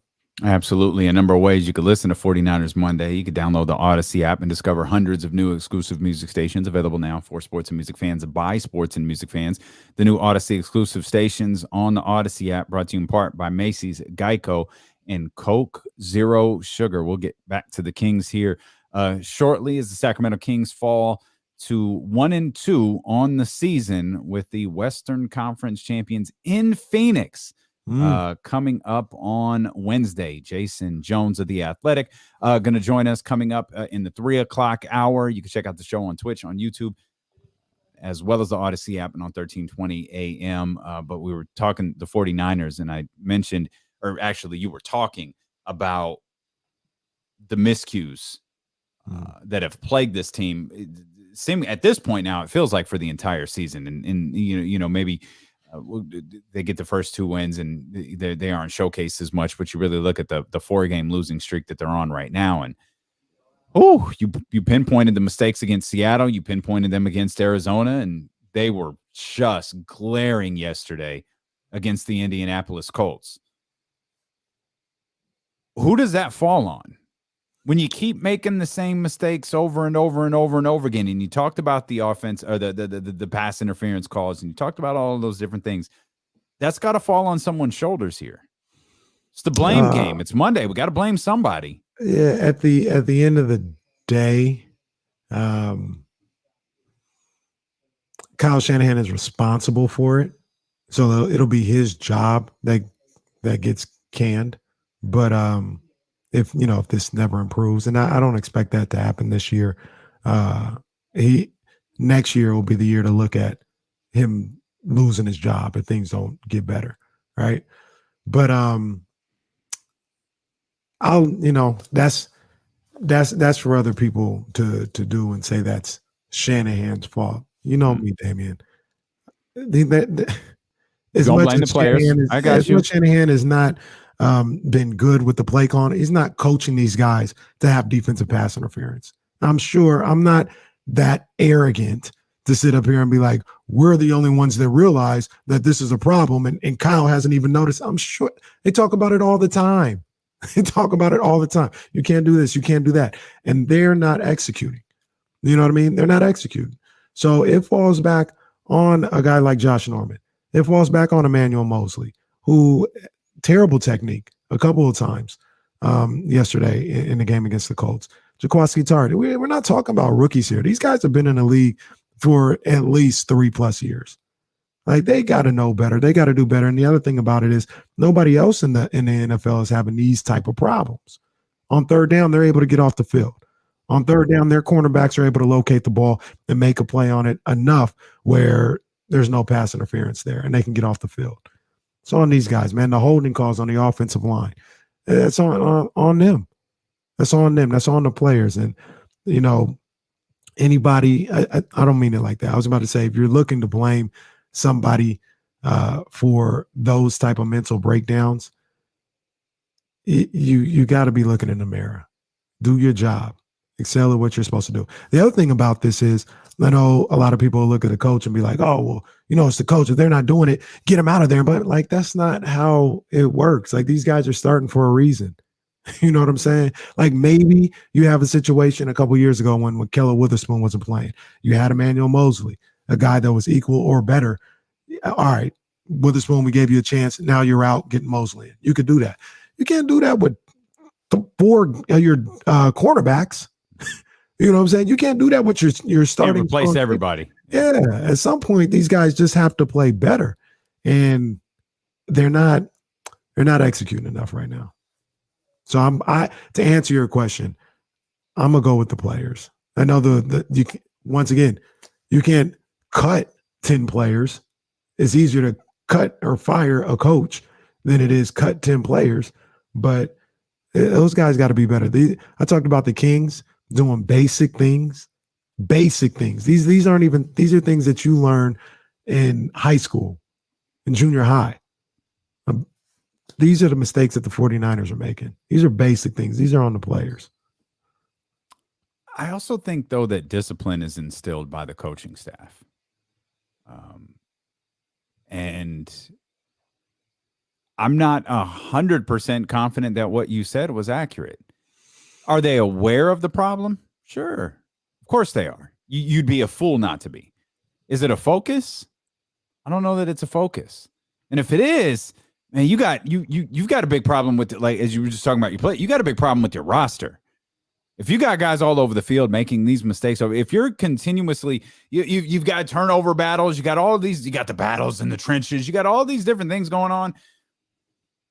I don't know that this is a real thing, but we can make it one here on D'Lo and KC. If you're losing the penalty battle every single week and you're walking away with 30, 40, 50 more yards in penalties than your team, that's a problem. Mm-hmm. And if you can't get that problem under control, I don't see how, I don't care who's under center. I don't see how you're going to win games.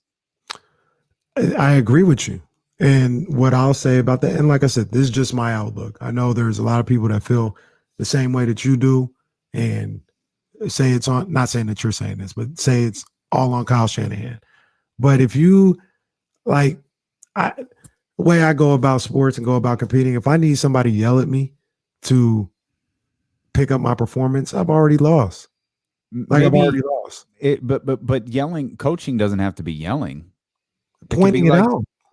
Like, but that's what coaching is. That's what you do with the young people that you work with. You're pointing something out that they're doing wrong. I try to get to the point where they don't need me to point it out. I tell them all. You don't need coaches anymore, though. You don't need coaches for that. To me, coaches should be for game planning, seeing like how to execute certain game plans better. It shouldn't be like, and this is elementary stuff. Like, that's what I'm talking. If it was like, different techniques that you never learned to defend somebody and turn your hips a certain way. So, because it opens up and you're telling, like, that's all like intricate stuff. This is basic stuff. Like, you can't just run into a receiver and think that that's okay. That's frowned upon? That's frowned upon. Oh. You can't do that.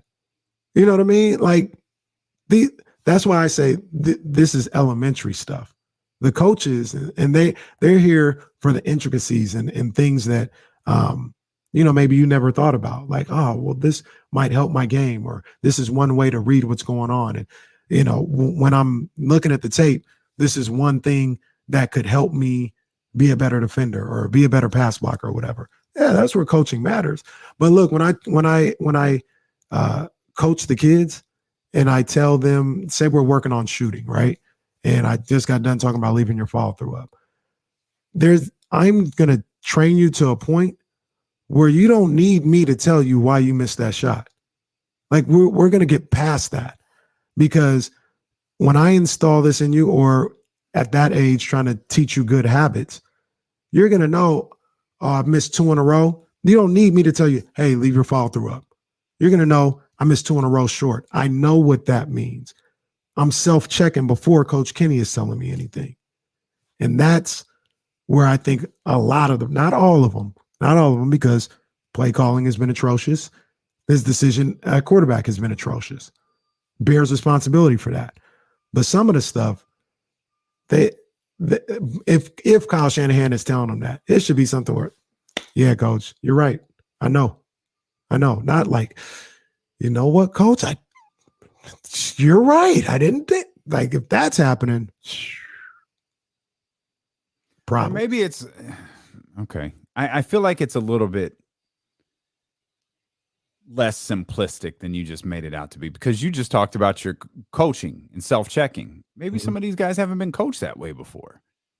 You know what I mean? Especially in an NFL environment. And look, we could spend all day talking about the mistakes that they're making is in terms of penalties and all of these different things. That's getting way too deep in the woods, because what the focus of the San Francisco 49ers is going to be who's under center. You're 100% right. To your point, this group has. Josh Norman knows better. Emmanuel Mosley knows better. Jaquaski Tart knows better. This group has. Mike McGlinchey knows better. This group has been coached. I'm questioning whether Mike McGlinchey actually does know better, though. Bruh, every week. Dwelly with some holds yesterday on the drive. Like, this group knows. You don't have a bunch of rookies here that are getting an introduction into the league. You don't have a bunch of guys that hadn't been coached. These are guys that were there in 2019. Coached by everybody's favorite coach, Bob Saleh. 2019 is becoming the most overrated Super Bowl appearance in the history of professional football. How? One, it's constantly referenced, and two, they're nowhere near what that team was. They're not even close. They've stunk since that Super Bowl ended. And I know it's injuries. It's this, it's that. Well, what is it now? It's because George Kittle hurt? I mean, number one, that doesn't help. But your boy, Bob Saleh, gone? No, because he's getting shellacked more than anybody wants to talk about. What is it? They're not playing well. They're not playing well. They're not playing good enough football. They're just not. Kyle Shanahan has said he is going to play the quarterback that gives him the best chance to win. He's going to play the quarterback that gives the San Francisco 49ers the best chance to win. And now the San Francisco 49ers just continue to lose games, and there's no way anybody could possibly believe that Jimmy Garoppolo gives the San Francisco 49ers the best opportunity to win. Mm-hmm. And if he does, that means Kyle Shanahan and John Lynch made a terrible mistake in drafting Trey Lance at number 3, because if he's not good enough to beat Jimmy Garoppolo out of the starting position, now virtually sight unseen, this team has a whole host of problems that aren't going to end at the end of this year. Or they're just doing a terrible job at evaluating who gives you the best chance to win. That's more Ray what Charles, I'm leaning towards. RIP, can see that Trey Lance gives you a better chance to win. Stevie Wonder's alive and well, and he knows also. Yeah, him too. He sees it too. I mean, there should be no reason outside of injury to go back to Jimmy Garoppolo at any point. I feel like we've said that 3 weeks in a row. We've said that since Jimmy got hurt. Well, I don't remember what week Jimmy got hurt, but we've said it since then. There's no point. There's no point going back to Jimmy Garoppolo. This was the excuse you need to play Trey Lance. Now you got Trey Lance hurt. And I'm wondering, how Trey Lance, Kyle Matson told us it was a 1 to 2 week injury. It's are they bailed out? Yeah, maybe to a certain degree, but he probably really does need this week. Kyle could continue. I mean, he could continue to crap away the season, but he could continue to put Jimmy Garoppolo under center, under the guys that, Trey Lance just needs more time to get healthy. And now you're stuck in another position where Trey Lance is good, he's healthy enough to play, you've got to make a decision on your starting quarterback essentially today. You've got to decide what you're going to do moving forward, because you've got to give Trey Lance the reps. You've got to give him the work in practice. If Trey Lance isn't ready today, and he was inactive yesterday, if he isn't inactive today, or if he isn't ready today, then you're running Jimmy Garoppolo out there again. And 49er fans, I feel like at this point, are just closing their eyes and crossing their fingers. Let this be the week he doesn't stink. It's become a complete waste of time to have Jimmy Garoppolo out there.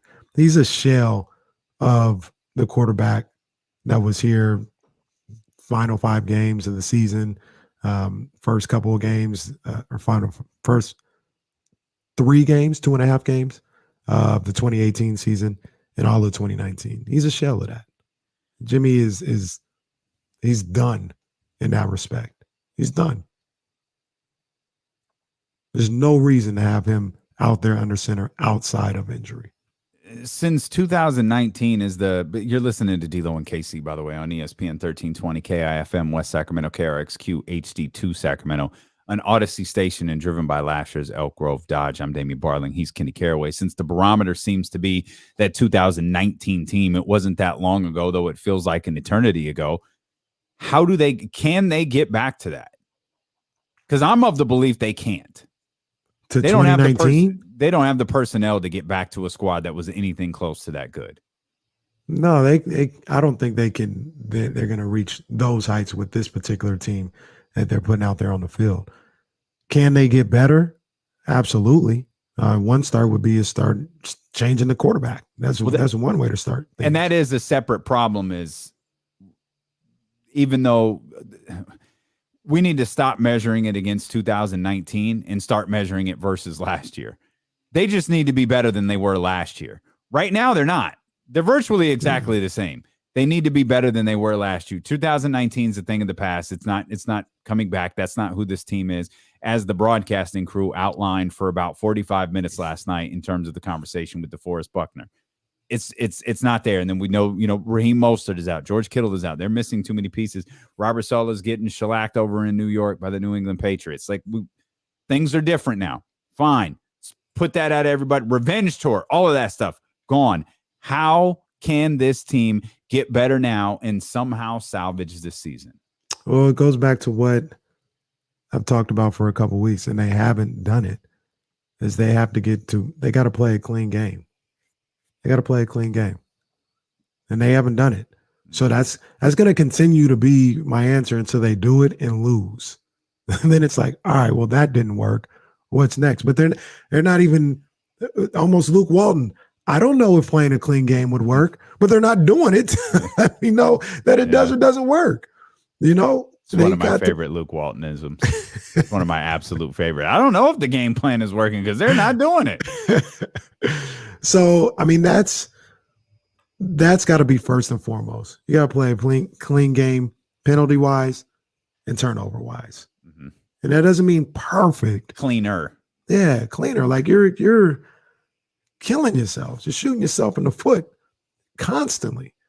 And until you clean that up, I don't want to say it doesn't matter what you do, but you're not good enough as a team, as a roster, to overcome not playing a clean game. So if you're not playing if you're playing, a messy game with penalties and turnovers, you're not good enough to overcome that. You don't have a shot almost. 916-349-1320. Let's get to our brother Herbert here. Herbert, what's happening, baby? Hey, what's up with the homies? What's up, Herbert? How you doing, big dog? I'm good. Hey, let me ask you a question, KC. Yes, hey, sir. Do you know what a lick is? Yeah, I know what a lick is. Who's a lick? Hey, Jimmy G hit a lick, man. He did. He absolutely did. Yeah. Yeah, Jimmy G looks the part, but Jimmy in Shanahan's offense, when it's going and it's clicking and they're running all over the place, it's easy to look good because you don't have to do much. You got to make a pass here or there. You don't have to do too much. Mm-hmm. But when you call on when you need Jimmy G to make a play or you need him to carry a little bit more, he can't. Mm-hmm. He just doesn't have that in him. And 49ers knew that. They, I don't think they knew it in the beginning, but once they kind of saw, he had a good run, went to the Super Bowl, but they knew he wasn't the guy, man. Yeah, 100%, man. Herbert. Yeah, appreciate you, Herbert. 100%. And that's why they made plans for life after him. Simple as that. That's why they made the plans for life after him. And those plans started probably when he went down in week 2. Didn't he get hurt? He came back in the Patriots game, and I think he got hurt that game. Or no, the Seattle game. I think that's when they were out on him. Like, done. We can't do nothing with this guy. I wonder what Kyle's honest assessment is of that 2019 year with Jimmy Garoppolo. Speaking only of Jimmy Garoppolo and nothing else on the San Francisco 49ers, I wonder what Kyle Shanahan's honest assessment away from cameras, away from anyone would be on why the 49ers succeeded that year. Was it because of Jimmy Garoppolo? Hell, what was his assessment of Jimmy Garoppolo when they acquired him? Because the rumor or belief, or maybe it's accurate, that he didn't want him. And John Lynch was like, no, this is a really good idea. It's a really good idea. We could go do it. He could be great here. And he kind of just went along with it. Yeah, he probably, yeah. I don't know that I buy that, but whatever. Yeah, there's a lot with Kyle Shanahan that, you know, people I feel jump out the window with. You know what I mean? Like, he doesn't want to be here. He doesn't want to coach in San Francisco. He's getting himself fired. All right, Kyle. so like, what's it like? What is he gonna like? Why? Like, where would you rather be? What's he want to go to USC? Like, what would he rather do? I don't understand. I don't get it. And I don't get that. I think they were, you know, the word is he wanted to draft Mac Jones and was pressured into drafting Trey Lance or something like that. I mean, that flies in the face of conventional wisdom, because what does everybody say about this roster? Kyle Shanahan put it together. The buck ends and starts with him. Yeah. You know what I mean? He's got all the juice. So if you believe that and you subscribe to that, there's nobody that could talk him out of what he wants to do, because he makes all the decisions. So he had a quote yesterday where I think somebody talked about the criticism, and he said, I understand it. I deserve it. You know, this is part of the job. I deserve it. We haven't played well. He's right. They've got to find a way to clean up things first internally, and just with the mental aspect of the game. And that could help. That could go a long way. It could, but they've got the Rams ahead, who, by the way, still very good. They got the Bears Cardinals on Sunday. No, I'm talking about it. They haven't played the Rams yet this year, have they? Oh no, they've got 2 games against the Rams. Hell, I don't even know what to make of the Bears. I saw the note that Matt Nagy's got COVID, so he should. Boy, if I was the 49ers, I'd be nervous. Matt Nagy ain't around to screw things up, man. I might be a little nervous about what we would see from the Chicago Bears on Sunday. Well, the Bears got choke slam yesterday. But none of that even matters. Like the 49ers could be going up against McClatchy High School. They better come like focused. Focused if they want to win. They don't seem to be very often, but I'm starting to, look. I'm just starting to worry about. I mean, they've got it's the Bears this week, but then you've got the Cardinals and the Rams right after that. You've got the Jaguars. Minnesota's still ahead. You've got another game against the Seahawks. I can't remember the timeline for. It should be like Russell's first week back. Be right around there.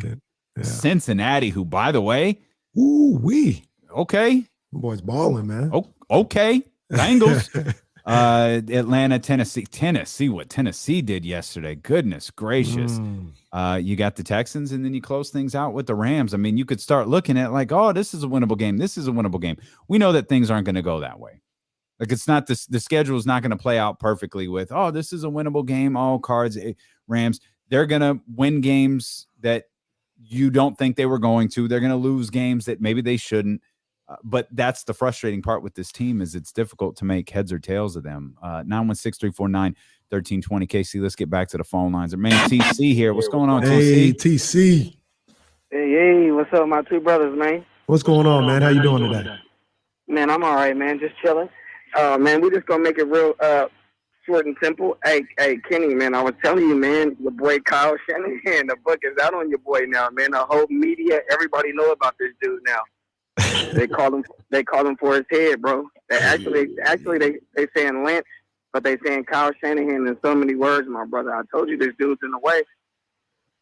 Look, everything that anybody got to say about Kyle, they can get it off right now.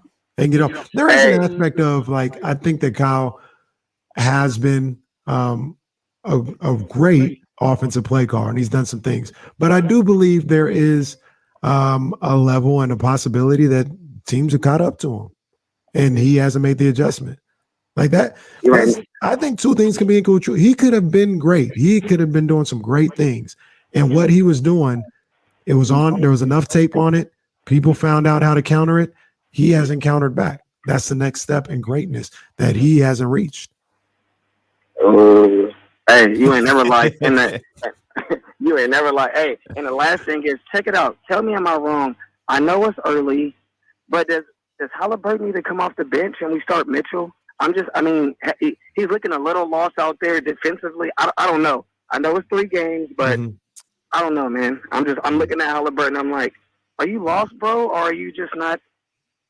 Let's talk about it, TC. Yeah, I hear you. Let's talk about it, because I think that's one of the frustrating things in the Kings season so far. Is outside 2 losses against 2 really good teams. It's the play of Tyrese Haliburton. I think it's left some fans like, no, wait a minute, we were waiting for you to start all last year. Wait a minute, remember last year at this time? I ain't gonna steal your catchphrase, but Tyrese was very important to the squad. Some would say he's a straw that stirs the drink. But I hear you. I was waiting. I thought it was something that I might have said. That's the straw that stirs the drink is very much something that about Tyrese Haliburton. No, I don't know that you have labeled him as the straw yet. I did label him Little Magic. You did label him. We haven't seen Little Magic this year. Although that was a nice little bounce pass to Harrison Barnes in that third quarter. That was some Little Magic. But last year at this time, it was all about Tyrese and what Tyrese was doing. And this year, it's like, hey, where's that guy? We'll come back. We'll talk more about Tyrese.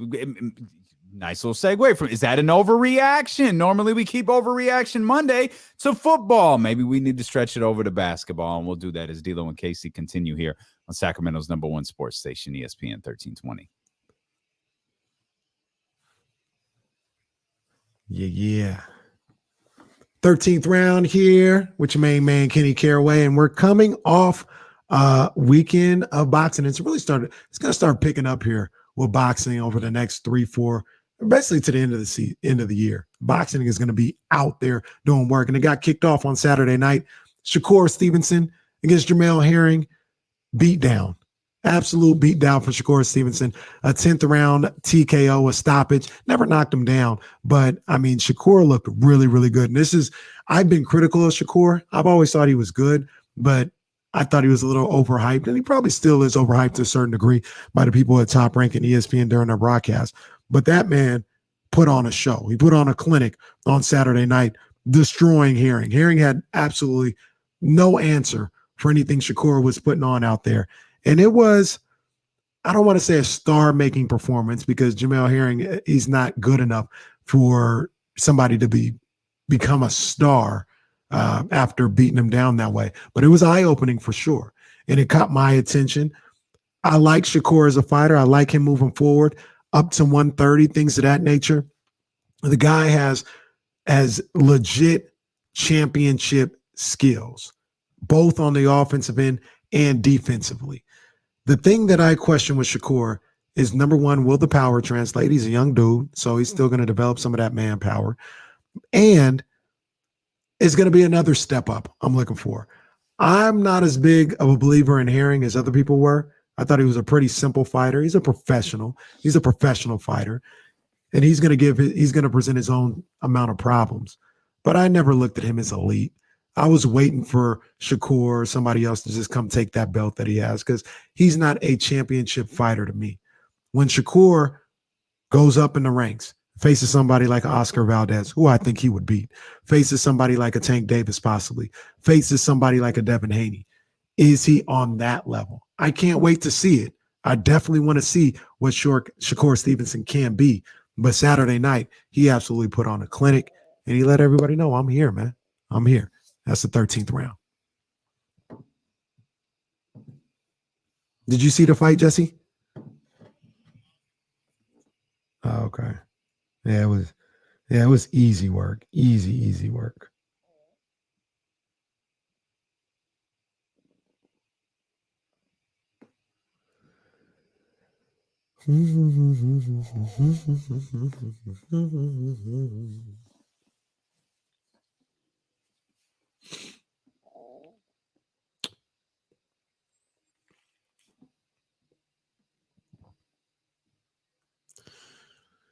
Yeah, and he just got to 130. I'll let him, get some fights there at 130. He's still like 24 or something like that, maybe even younger than that. He's still pretty young, 23 maybe. So, let him grow a little bit. I'm with you, Ramsey. I didn't think he'd be able to do it like that. That was easy work. He was never in any type of trouble.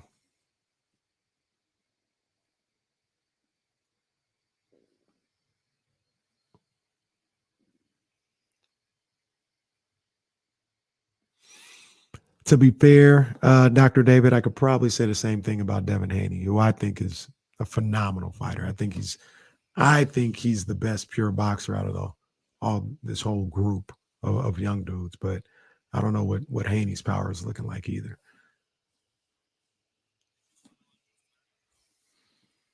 Yeah.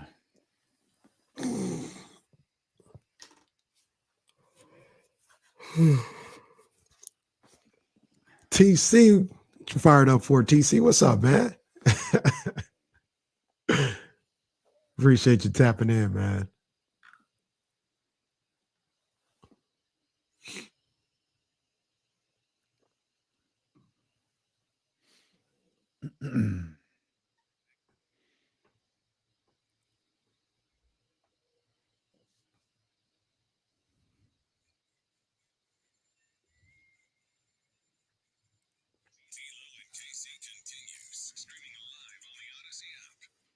Indeed, we do on this 49ers Monday, brought to you by City Center Financial. Refinance today below 1.99% APR at GoCityCenter.com. 49ers fall to 2-4, 4 straight losses for San Francisco. Unfortunately, 2 straight losses for the Sacramento Kings as well. We'll get into Overreaction Monday on the NFL side here in just a heartbeat. But our man TC hit us with a question there right before the break saying Tyrese Haliburton needs to go to the bench. Davion Mitchell needs to be the starter.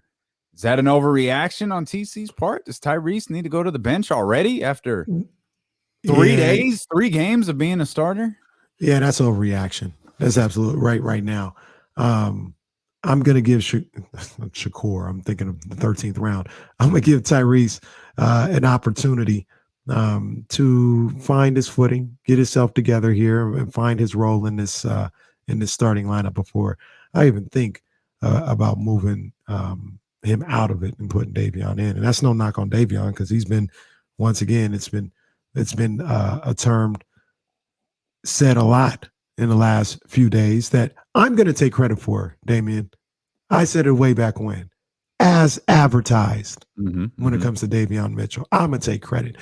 But it's no knock on him saying that Tyrese should still be starting over him because Davion has been everything we thought he would be.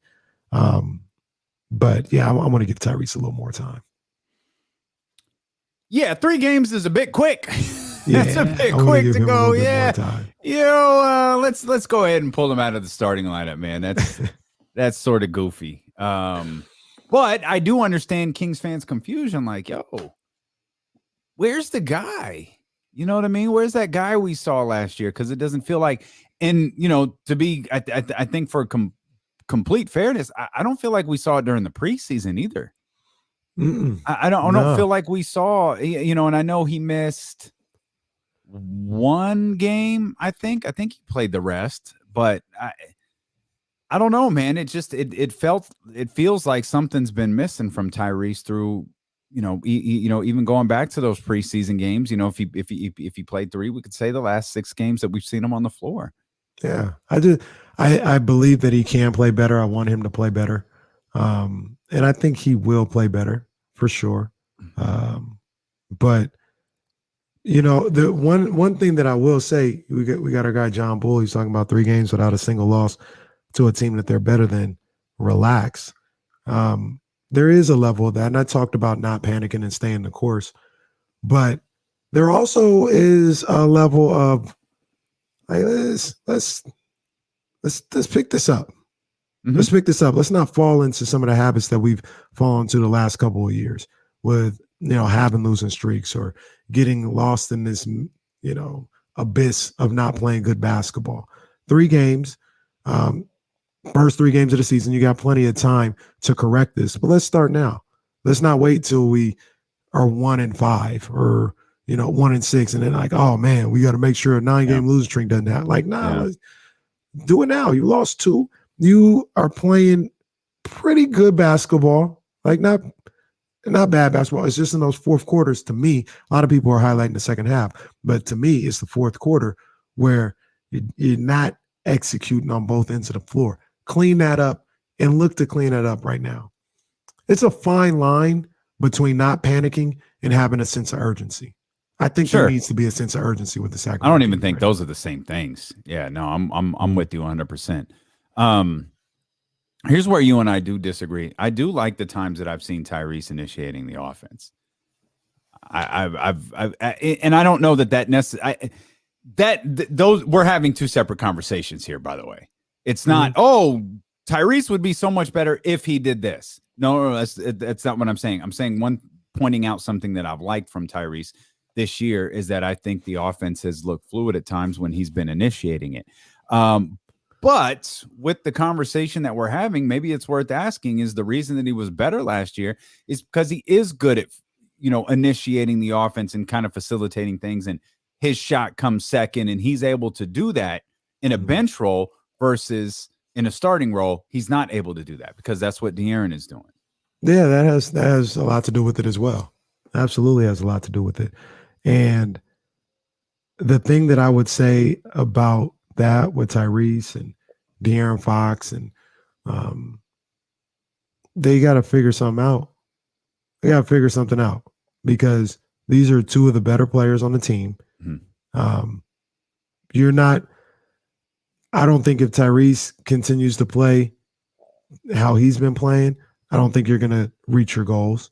If De'Aaron Fox continues to play the way he's playing, I don't think you're going to reach your goals. So you've got to figure it out, whatever it needs to be, whatever needs to happen, so you guys can step up your games and execute at or close to the level of the expectations that people have for you right now. Mm-hmm. And you got some people. You got to figure it out, man. You got to figure it out. I don't know if that, I don't know. I don't necessarily know exactly what the answer is, but they both have to play better. Have to. Tyrese having 8 points. Like, I think one other frustrating aspect is one thing we probably just have to accept is if Harrison Barnes continues to start at 3, you're probably not going to, and I'm being very, very generous by saying probably, you're probably not going to get a ton of influential productivity from your 4. There's just and I know you really like Mo Harkless, but I think Mo Harkless has a certain role, and it's probably not to get the Kings a bunch of points. I don't think there's a 4 on this roster that's going to be able to do that. I think Tristan has had some moments, and I haven't really monitored whether he's at the 4 or 5 in some of these various situations. Same with Alex Len. Oh, by the way, there was a Marvin Bagley sighting Friday night in front of the home crowd. Yeah, there was. And and it was weird because this is the weirdest case of black dress, blue dress, maybe of all time, maybe since black dress, blue dress, because our guy Trevor on Twitter, I forgot his last name. I forgot, but Trevor and John pointed out. John Bull did too. John said there were boos too. John, so I think where Trevor was, and I don't remember where Trevor was sitting. He said, because we tweeted from the ESPN 1320 account, Marvin came into it was a pretty big ovation. It was the biggest ovation of somebody coming in the game all night, I think. I thought, not just that, I thought he got the biggest, he was the most popular player in the building. Yeah. He did something on the offensive end that didn't really work out, but the crowd erupted when they thought that he had just done something. So I guess there were pockets where people were booing. Where you and I were, I didn't hear that. I didn't hear that at all. No boos from our side of the arena were audible at all. We were actually having a conversation about Marvin, and we're talking, and I look over at the scores table. Oh, look. And you know, in comes Marvin, and the crowd, the crowd, because it all happens pretty quickly. He's throwing his warm up off, and the crowd spots it, and I heard an ovation. I saw an ovation, a pretty substantial one. But apparently there were pockets of boos around but not audible to me. I didn't hear it. Yeah, I didn't hear it at all. And like I said, I don't think John or Trevor would lie about this. Obviously, like no, they were probably heard, people. Yeah, they heard boo, but see, that's the difference. Did people boo?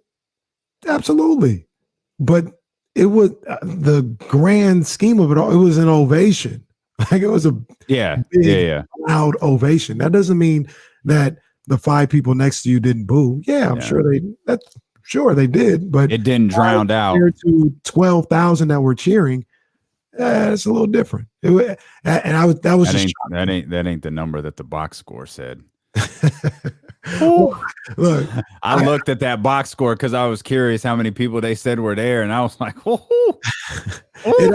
on Friday there was actually more people than maybe I thought would be there. It was a good crowd on Friday. It was fine. It was good. Sure. It was good. It was good. It wasn't wall to wall, every seat filled. And I'm not saying that, but I have very low expectations. I thought it was a good crowd on Friday. I thought they were impactful. They were loud. Davion's strip of Donovan was the moment kind of everybody knew was coming. Like they were just waiting. Like I feel like home games now are going to be waiting for Davion to do something defensively so you can erupt. And what was even better about that play is I think it led to the alley-oop on the other end. It was just like a flawless sequence of stuff. Yeah. They went on the defensive end and the offensive end. That's right. That play. And he had a couple. Yeah. He had a couple where he was guarding Donovan. I think one led to a shot clock violation. Yeah. And it was one of those things, like it really happened, like how we talk, like this Kings fan base with Davion is so locked in to the defensive stop right now. Yeah. So when they see it developing, there's just a sense of just a buzz that ends up crescendoing with a shot clock violation or a stop or something like that. But when if Davion's guarding somebody, then he's squared up on them and they dribble more than 5 times, it's like, it's pretty cool to see. It really is pretty cool to see. I brought up Marvin Bagley. We saw him in the game against Utah and haven't seen him since. We didn't see him before. We didn't see him after. I was surprised we saw him for those 10 minutes. I thought he was fine. I don't know. I thought he was fine in the 10 minutes that we saw. I just, 1, thought it was interesting we saw him, and 2, we didn't see him again. But it is worth pointing out in that game against Utah, Mo Harkless missed it. Mo Harkless didn't play. Terrence Davis got the start. That left them down a player in that 4, and I guess that's why we wound up seeing Marvin Bagley that game. Yeah, I guess so. Which was something that I didn't expect. I really thought we were going to see Chimezie Metu. Yeah, we talked about numerous times we'd seen Metu before Marvin, and I think that might have been in the first quarter when we saw Marvin. It was if it wasn't first quarter, it was like early second quarter, and that was surprising to see. So, but the point I was trying to make 20 minutes ago when I started this whole thing, and then we started talking about the home crowd, was I don't know that there's production at the 4, period, which just leans more into we've got to figure out what's going on with Tyrese, and De'Aaron's got to be more efficient offensively or more effective offensively. I'm expecting Harrison, maybe not to the tune of 36 points, but if you told me, Harrison was going to average 20 to 24, I might believe you. Like Harrison's popping right now, and Luke said 8 threes a game. Harrison said, cool, I got you. Yeah. He shot 10 last night against Golden State, though they were kind of shooting a lot of threes last night. And it seems like he's shooting more just in general, than he typically does. That's what some would say. He's shooting at an elite level. Harrison Barnes is shooting threes at an elite level. He was 5 of 10 yesterday. I had his number. I put it up there on social media yesterday. And I know James had it, like his number on the season. Like he's firing away in a way that he hasn't done before from the 3-point line. So I like this version of Harrison Barnes. Luke Walton talked about being aggressive, pushing him to being aggressive. Aggressive Harrison Barnes is playing very, very well for the Sacramento Kings. He is. What a start to the season for him, man. He's done a great job in these first 3 games of the season. Man, I just took a quick. Well, I guess outside of Utah, Rashawn low-key's had a really good start to the season. That Utah game's kind of glaring, though. Yeah, that was tough, though. He got in a lot of foul trouble, couldn't get any consistent minutes. He looked frustrated. He looked frustrated from start to finish. He was frustrated yesterday. Yeah, it was weird. He got a technical. I don't know. I saw Draymond throwing boys in the hood, air punches, screaming at every freaking official in sight. He didn't get a technical. Rashawn squinched up his face. Maybe he said a magic word or two. He got a technical. And I'm sure Draymond was air punching the Golden One Center, and his language was perfectly acceptable. But that happened twice. That happened twice. That dude, he comes off a layup and throws his fists around, starts screaming at everybody. No whistle, no technical. It's crazy, man. And then people are surprised Must when be he nice. It's like, oh, they're picking on Draymond. Yeah, okay. He's Sure, the tiredest act in all of basketball, dude. He is. He's a front runner too. We ain't seen none of when Steph wasn't there. When Steph and Clay wasn't there, we ain't seen none of this from Draymond. All this yelling. Hey, what? They ain't do all that. But Steph back. He didn't play most of the time. He was just like, yeah, no, I'll go ahead and not play. He quit on the season. Boy, man, you talk about shaping a narrative. Here's what I admire Draymond. He has one goal in mind, and I'll give him credit for this because he's working for it, and he's got Marcus Thompson he's got people across the league working for him. His last goal is to get to the Hall of Fame.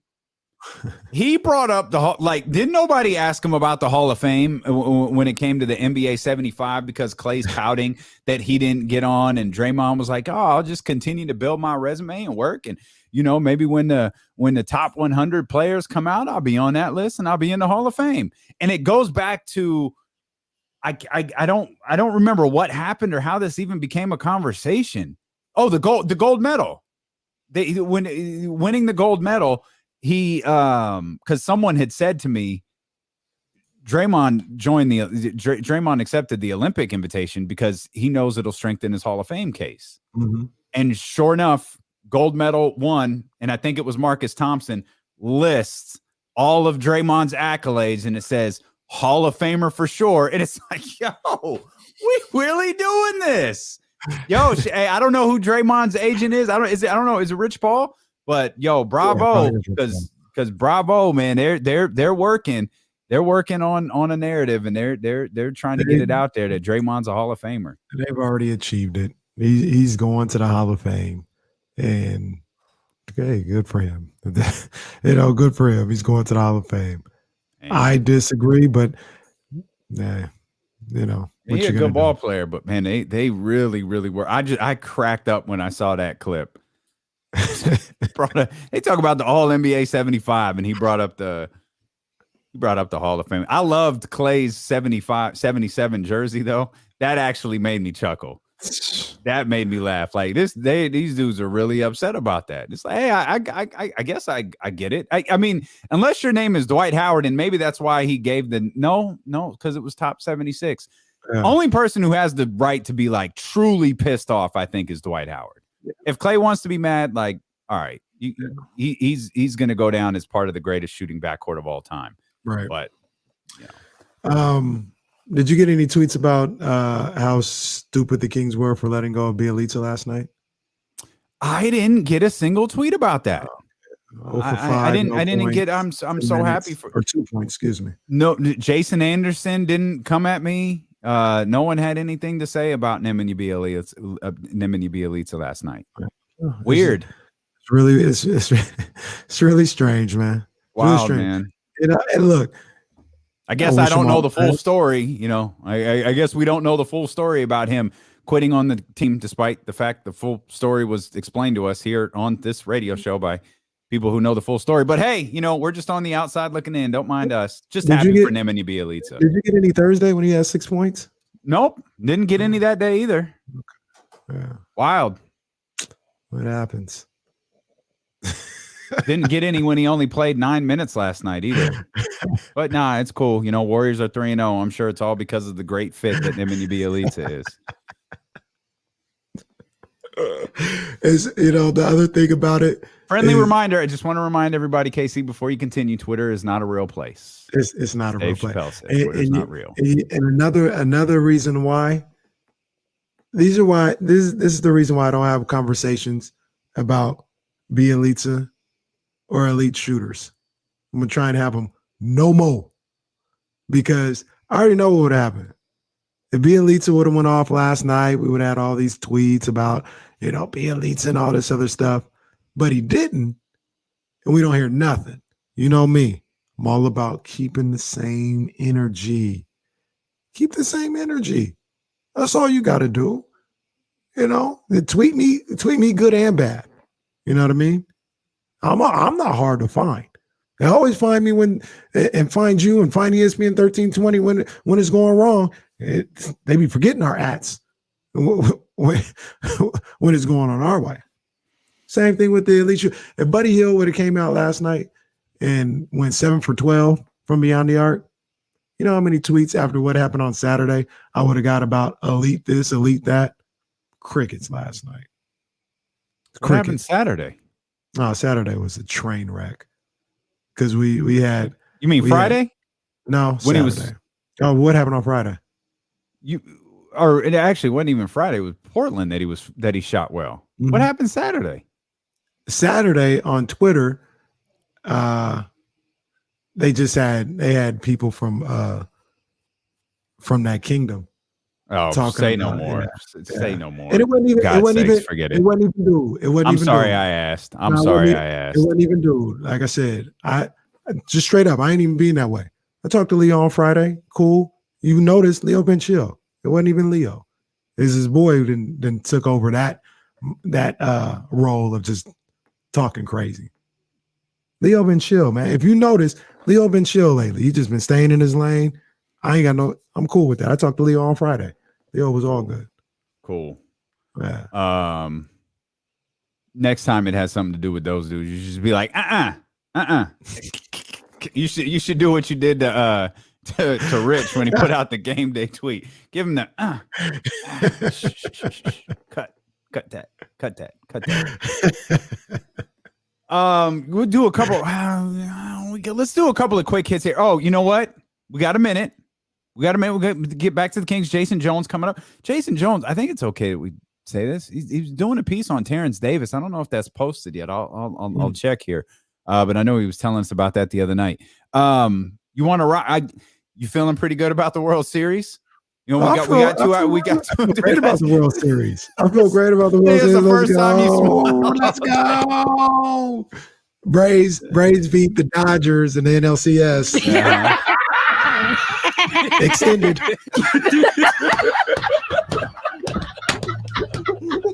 Shout the season. Man. Look, the interesting thing about it is these guys came into the season with the quote unquote greatest team of all time.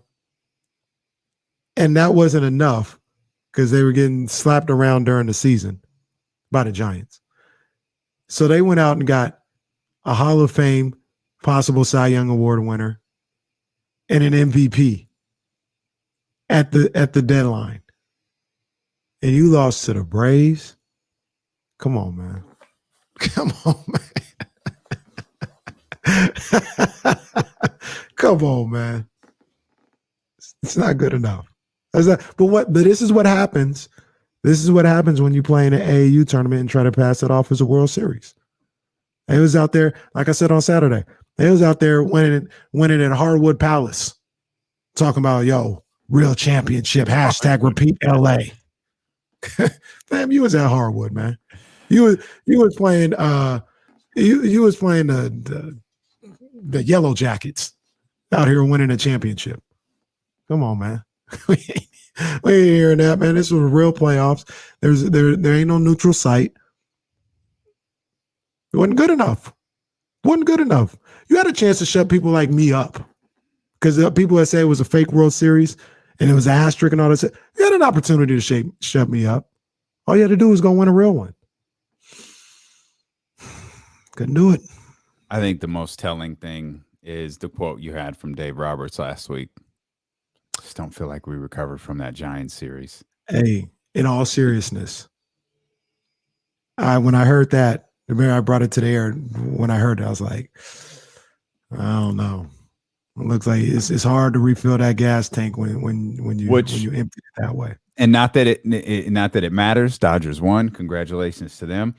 It did make me think after once the weekend came and went, once the Dodgers moved on, or excuse me, once the Braves moved on, would the same thing have happened to the Giants? It's very, very possible. That was the first thing I thought of, because the first they lose. I'm think back to that quote, and I thought, man, would that have happened to the Giants? Would they have just been gassed getting through that Dodgers series and ran in? And by the way, the Braves didn't get hot in the play. The Braves have been playing really good for a few months now. Like they've been a really good, they've been stacking days, if you will. Braves have been stacking days for months. Time to break that stack in this World Series. You know what I'm saying? It's all about the Astros now. Dusty, go get you one, baby.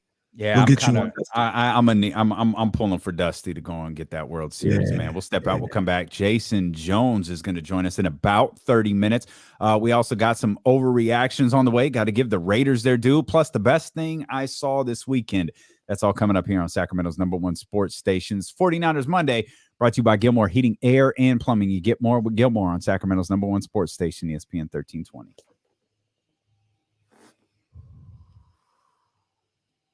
I'll show. Let me slide real quick.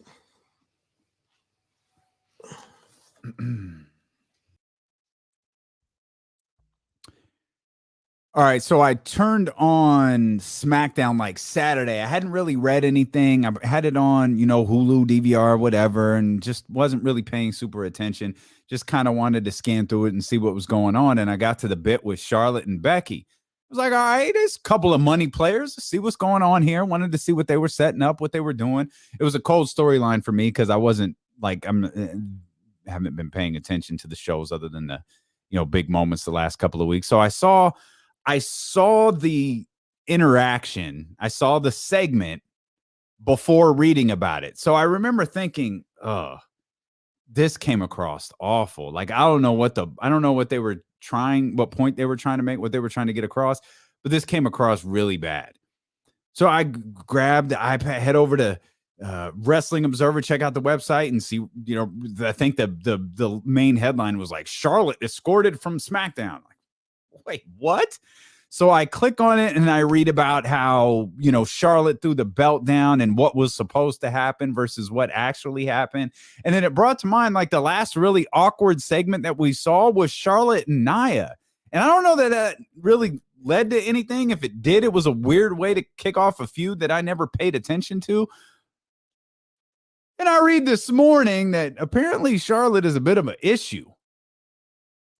And so I started thinking, man, all of the funny things that they could do. Like if they just have Charlotte lose the title, and what is she at, like 14, 15? And the whole idea is the reason she loses titles at this ridiculous rate is so she can win them back and she can get close to 16. And then you got Rick and you got Charlotte and you got 16-time world champions or perhaps 17-time world champion in the family or whatever. I think it would just be funny if she just like lost and didn't win another one. And it's just like, yeah, it was 14-time champion. And then that's it. And then they'll probably rush someone else to getting a ton of championships along the way. But, man, it sounds like Charlotte's having some issues over there in the locker room. And a lot of people seem to be on the side of Becky. All I could think about, though, as I was reading all that and watching it was like, yo, what was the point in it? Like, because even if Becky had cleanly snatched the belt, I still think the whole thing would have come across as stupid. So I don't know what point they were trying to get across. But apparently Charlotte didn't agree with it, and it led to a super clunky segment. And now it feels like there's some beef. Shoot. Real life beef, I think, is more interesting than the stories that they're telling on the air. So I'm all for it.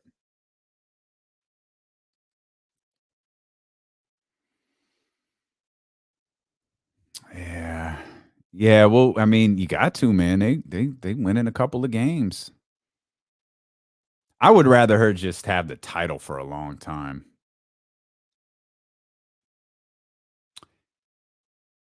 Charlotte was pissed that she didn't drop the belt to Bianca.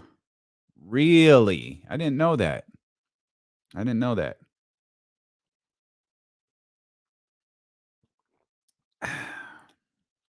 That's good.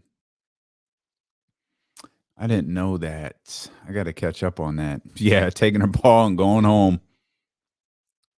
Gonna have The Rock come back and cut a promo. Get the F out.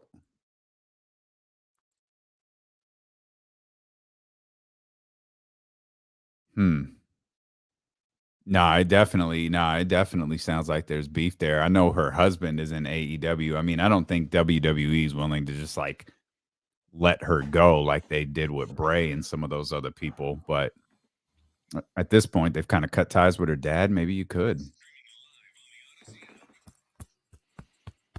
It's 49ers Monday, brought to you by City Center Finance.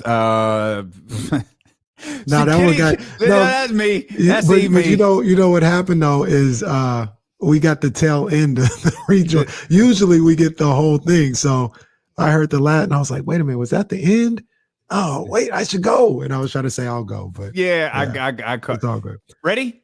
3, 2, and action. 49ers Monday. Dude, oh my God. Your boy is operating at like a 2 out of 10 right now, man. I'm not hitting on all cylinders today. I got you here, and we go get through this thing all the way through. It's 49ers Monday here on D-Lo and KC. It's brought to you by City Center Financial.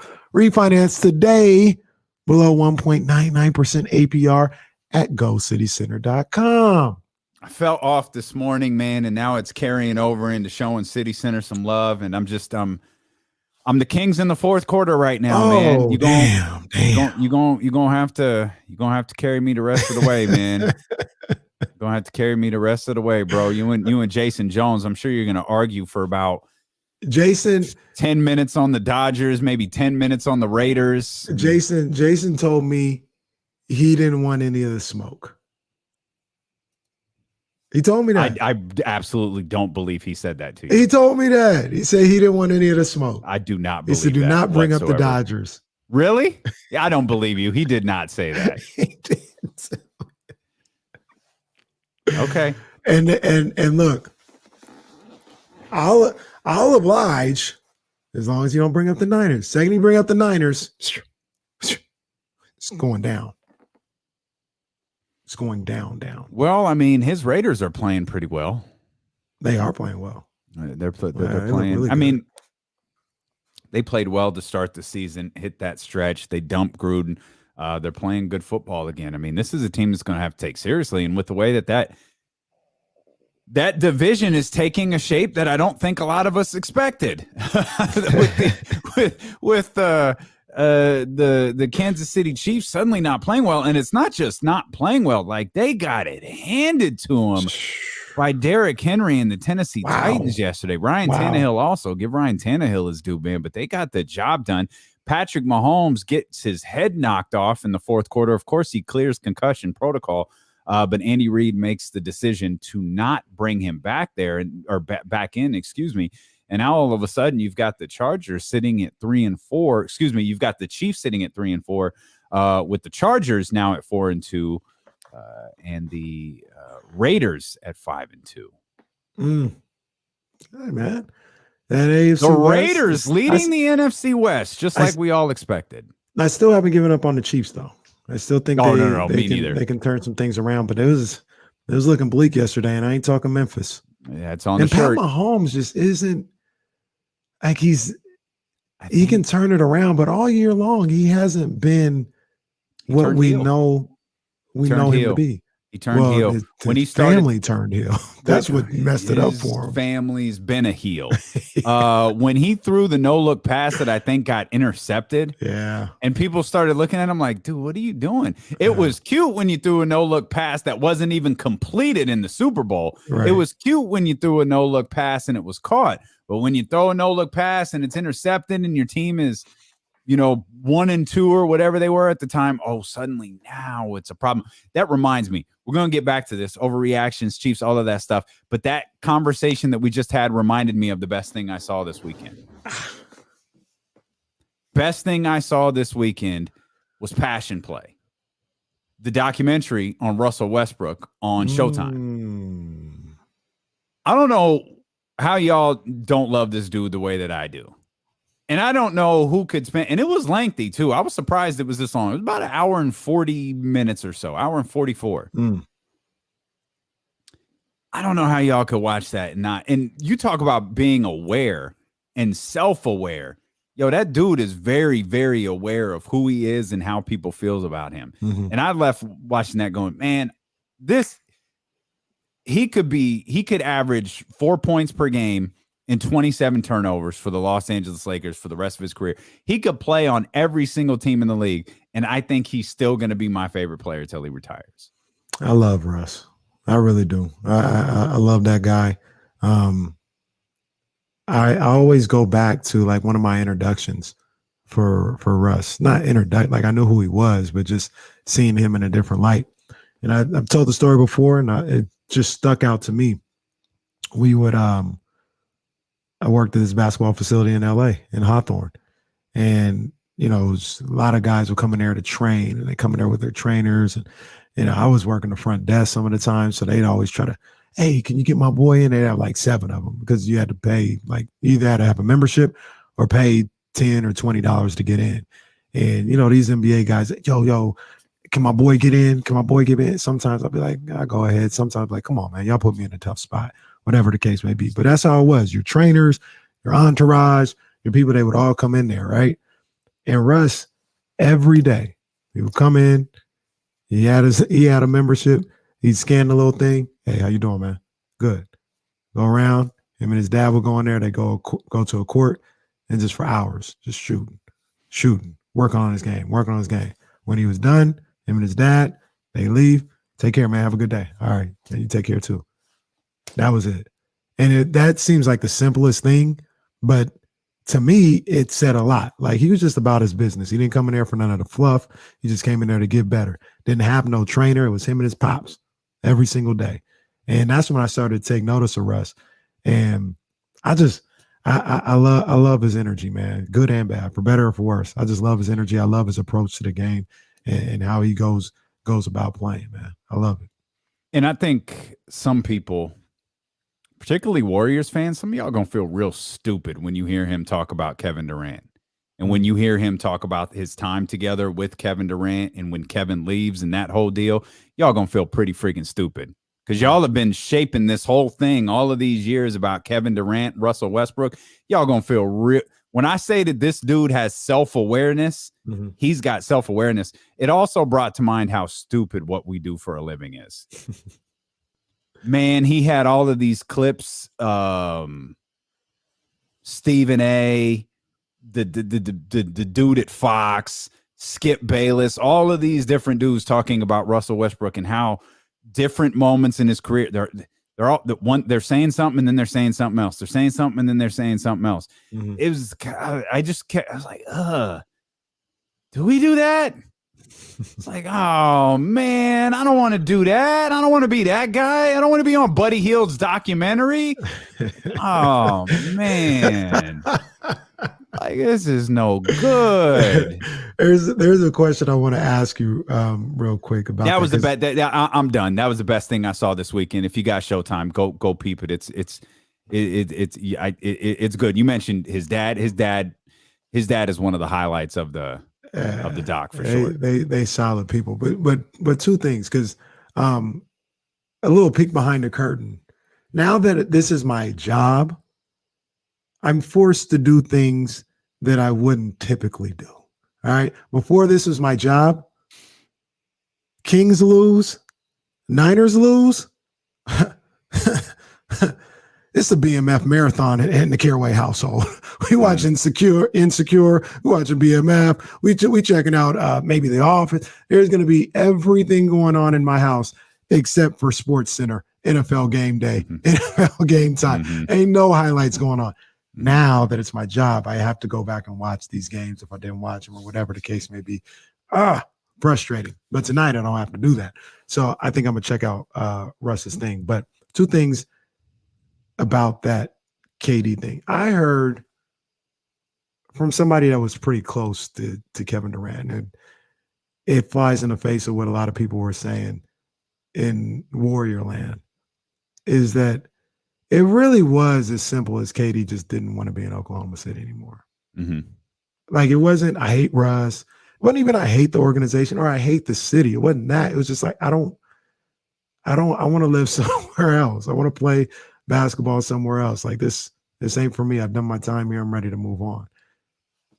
That's like, it was all the nefarious stuff that usually gets talked about. It wasn't even that. And you can answer this real quick. You don't have to spoil it for everybody. But it did feel like Russ was really hurt by KD leaving. Is that kind of what came off? It did. And I think people will be stunned to find out why.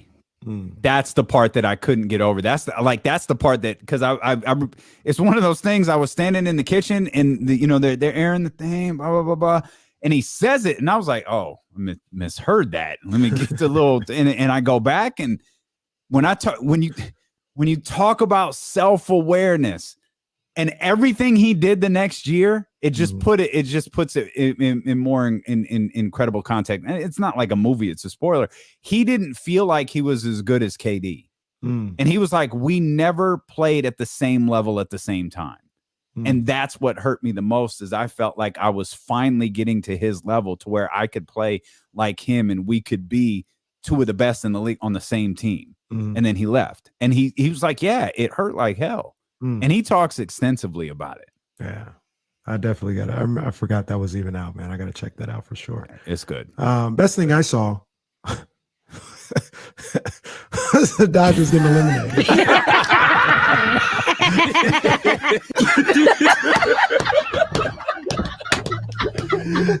Shout the season, man. Let's find out what the best thing Ramsey saw was. 916-349-1320. What's up, Ramsey? What's good, y'all? Best thing I saw this weekend, Saturday morning about 8:50 a.m. College game day, celebrity guest picker. Luke Walton, get your dad.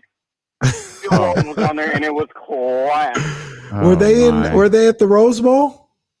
Yeah, they were at UCLA. Yes, they were. Wow.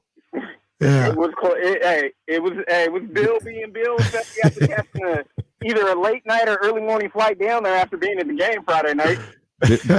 Bill probably ain't even made his picks yet. Bill's probably still talking. He's on the set all by himself, still talking. Still talking about how he's going to take every Pac-12 team, Conference of Champions. What's going on here? Stuff, this Ramsey. is not what needs to be happening in the Conference of Champions. The Pac-12, they need to get their act together now. So did the Kansas City Chiefs. So here's a quick overreaction before we talk to Jason Jones coming up in about 20 minutes and get back to the Sacramento Kings. The Kansas City Chiefs will miss the playoffs.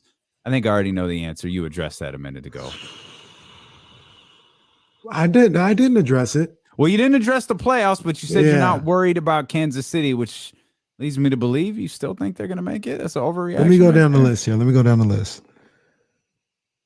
The Bills, the Ravens, the Bengals, the Titans, the Chargers, the Raiders. I didn't mention the Browns. I didn't mention the Patriots. Yeah. So I got 6 there. I got 6 that are pretty much locks. You get 7. Kansas City could get in there. Yeah. And I think I'll put it to you like this. I would trust them over any of the other French teams. So I'll answer your question with it. Yes, that's an overreaction. They'll make the playoffs. Okay. You're listening to D-Lo. There's been a quarterback trade, by the way, and not the one we were going to address here in a minute ago. It's one that audibly made me laugh. You're listening to D-Lo and Casey on ESPN 1320, KIFM West Sacramento, KRXQ HD2 Sacramento, and Odyssey Station, and driven by Lashers, Elk Grove Dodge. She's Kenny KOA. I'm Damian Barling. We're so happy that you were here with us on twitch.tv/ESPN 1320, youtube.com/ESPN 1320. The Sacramento Kings fought a 1-2 as they begin a 4-game road trip on a Wednesday in Phoenix. They got the Phoenix, the Pelicans, the Mavs, the Jazz. Then they come back to the Golden One Center the day after the Jazz game, and they'll take on the Pelicans for a second time. We'll dive back into the Sacramento Kings coming up here in just a couple of minutes. Lack of adjustments in the second half, fourth quarter play, not protecting the ball. Big issues in execution. Execution is a problem for the San Francisco 49ers as well, as they fall to 2-4, dropping their 4th straight game. We've got some overreactions here, and we've got a trade. The Eagles are trading Joe Flacco. Joe Flacco to the Jets. With Zach Wilson out of action for a few weeks, Joe Flacco is headed to the New York Jets, and that, folks, will put some butts in the seats. Gonna put some butts in the seat. Not the quarterback trade I was looking for, though, because the trade deadline isn't too far away, and the Panthers stink. The Dolphins stink. Sam Darnold was benched yesterday, and now the Deshaun Watson conversation has kicked into high gear. Overreaction. Deshaun Watson will be traded this week. That's not an overreaction. I think it'll get done. Yeah, I think it's finally going to get done too. And I think there are some people who are, I recognize we're just, D-Lo and KC, and there's millions of us across the world, B-Los and JCs all over the country. But I think some members of the national media have a lot to learn from us. We need to explain, and I know there are radio conventions. They can invite us, and we'll give a class on the box and putting certain things in the box. And there are some people in the national media, particularly some of those who were calling games this weekend, Chris Collinsworth, Al Michaels, same thing. They should learn to put some things in a box and not talk about it. Because not necessarily because it's dangerous to talk about, because you kind of look stupid when you do. And they were all talking about the Deshaun Watson situation, is how risky it is, what penalties could be coming his way, like who can make for a trade for him, knowing is he even going to be able to play this year. There has, to this point, been zero indication that Deshaun Watson can't play football. He's not suspended. He's not on a commissioner's exempt list. He's essentially, not exactly, but essentially been benched by the Houston Texans, which was great for him because he didn't want to play for the Houston Texans anyways. All of this make-believe stuff of how all of a sudden there's going to be ramifications and punishments coming his way the second he's traded doesn't make any sense. And it poses another question. If Deshaun Watson gets traded this week, let's just go with Miami. Deshaun Watson gets traded to Miami, and suddenly there are punishments that come his way, knowing he's about to start a football game. Well, I think that's going to, I think we're going to have to visit some more emails, because that doesn't add up. Why isn't he playing in Houston? Because I always assumed he doesn't want to. They don't want him. They know the situation is screwed up. They're just going to get out of it whenever they can. They want to return for him. It's essentially the Ben Simmons situation, is it not? Yeah, Deshaun Watson doesn't want to be there. The Texans want a massive haul for him. There's obviously one very big caveat to the Deshaun Watson situation that's not lingering over the Ben Simmons situation. But if all of a sudden Deshaun is traded and he can't play, then I have some serious questions about what's gone on the last 6 weeks, 7 weeks. I have some questions. So based on what we know, Deshaun Watson he can play. He could play Sunday if they traded him this week.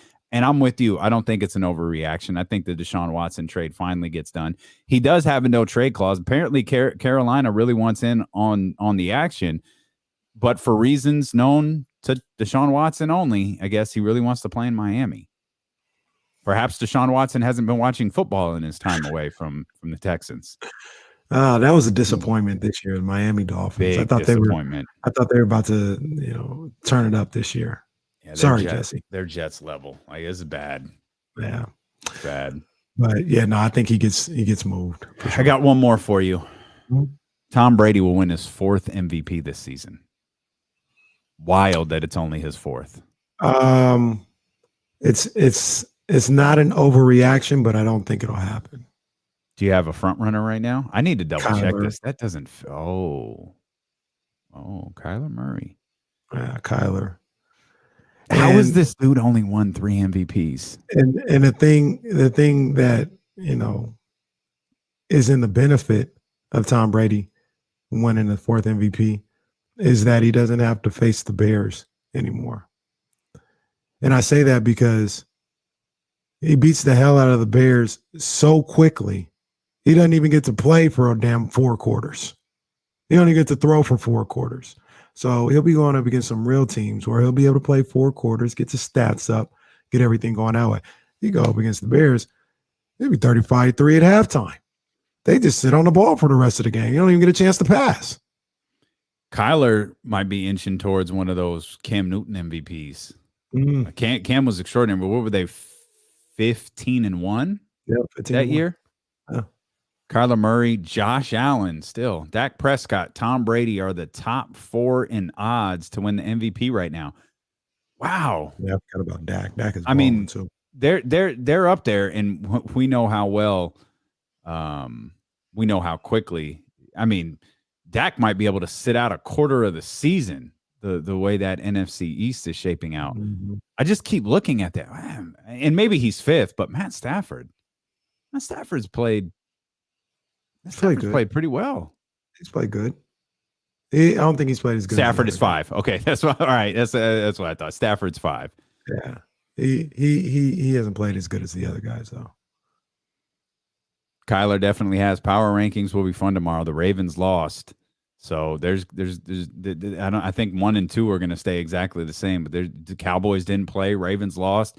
There's going to be some movement. There's going to be some movement in the power rankings. For sure. I think of all of those teams, though, Cowboys, Bucks, I guess the Bills are probably in the conversation too. Is Tom Brady in the LeBron James category? Like he just can't win another MVP? Maybe. Like LeBron's close, but I don't think they'll ever give it to him again. Yeah. I mean, I see where you're going. I look at it a little different. Like LeBron, you can make an argument that he's the best player in the game still. Not that Tom Brady's like 205th, but I don't think he's the best player in the game. He's killing it. He's taking advantage of that Bucs schedule. He didn't have an easy schedule for 2 years when this is all said and done. Jeez. Damn, he picked the right spot. He sure Maybe did. it was a blessing in disguise for him that he didn't come to San Francisco. Yeah, he looked around. It's a blessing in disguise. He didn't come to San Francisco because God knows what Kyle Shanahan would have done with him. As the San Francisco 49ers now sitting 2-4. You got anything else you want to, because we got Jason Jones about to join us, and I don't know if you want to bring up 49ers football with Jason Jones on the line. We can bring up 49ers football as long as I can bring up Major League Baseball. Did he really ask you not to bring up the Dodgers? I need to know, because I can't believe that that's real, but you said it so convincingly. I find it funny. He could have said it tongue in cheek, but he did say that. I got you. He said, "Don't be talking about no Dodgers." Okay. He said, "I'll talk about the Niners." I said, "I'll hang up on you." His Raiders are 5-2, so I imagine they're 5-2, and Gruden's gone, so I imagine he's feeling pretty good. And we're curious to get his thoughts. He was at the game against Utah. Mm-hmm. I'm sure he was there last night. I didn't leave my house yesterday. There was no chance I was driving all the way to the arena. We were talking about this on Friday. You gonna go to the Warriors game? I was like, I kind of want to see the Warriors. Yeah, like I think I might. And then Sunday got here. I was like, I ain't going. I ain't going nowhere. Last night was tough to even think about going somewhere. And I was out in the rain. I was in the middle of it all. That's brutal. It's Yeah, crazy. you and Jesse both, man. Y'all are the dumb ones of the show. I was at the house. I wasn't driving nowhere. There's going to be a lot over the course. It's going to be an interesting couple of days for Kyle Shanahan and the San Francisco 49ers for sure. Mhm. He's got to address the quarterback position, but he's got the ultimate bailout in that Trey Lance might not be ready to play, or he might not put Trey Lance in a position to have to play this weekend. So there are a lot of different things that we're going to have to watch. And, Kyle Shanahan said there are some things I got to figure out. Sure, the quarterback position is at the top of that list, but it's not the only thing you've got to figure out. You got to figure out why you can't play defense without committing a 30-yard pass interference penalty. You got to figure out why your defensive backs keep falling for, and it was pointed out on the broadcast last night, is to where, if a ball comes up short, the receiver's taught to run into the just kind of run forward. If their arm is out, you're going to get the call that way. It happened to Josh Norman last night. Yeah. That's like the football equivalent of the James Harden swoop around. I think that's so trash. And like I said, this has nothing to do with the 49ers. Like, there's got to be some kind of discretion involved in that. Like, it can't just be if contact is made, pass interference, spot foul. It's kind of crazy, because I think a lot of the times, and we saw with Aaron Rodgers when he played against the Niners, Carson Wentz did the same thing. He wasn't trying to complete the pass. Just throw it up. Like, he shouldn't be rewarded for that. But if the Niners keep making the same ridiculous mistake, continue to punish them until they learn it. What can the Sacramento Kings do better as they tip off their 4-game road trip on Wednesday? We'll dive into that, and we'll talk to Jason Jones at The Athletic when he joins us next here on Sacramento's #1 sports station. It's Steelo and KC here on a 49ers Monday, brought to you by Gilmore Heating, Air, and Plumbing. You get more with Gilmore on ESPN 1320.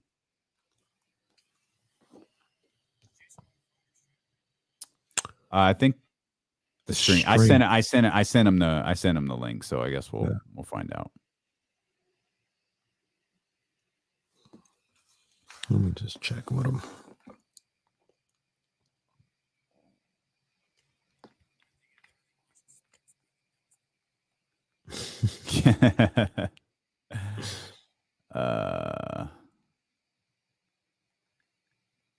Yeah. Watching sports cannot be fun. That's why. Someone tweeted us, maybe Hallie is hiding with Ayuk.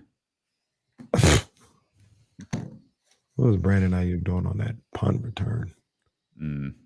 Jesus. All my people just suffering right now. We all gotta pick it up, guys. We gotta pick it up. We gotta pick it up. Brandon Ayuk, Tyrese Haliburton, De'Aaron Fox, Kyle Shanahan, all my people, man. We gotta pick it up, man. I ain't giving up on not one of them. I still believe in all of them, but they gotta turn up a little bit. Oh boy, your order has been shipped. Ooh. To Kenny Caraway. Ooh. Oh my. Oh boy. This hoodie is a dandy. Dandy alert. Wasn't that the other thing that somebody else was? No dandy. Not saying, no. Ain't no dandy anything. That is not a word that we use. No. No, Cole, I don't believe in Jimmy G. No. That is not including Jimmy G. Don't believe in that guy. It was a good run me and Jimmy had, but he ain't the same guy no more. He changed. That's going to be the move.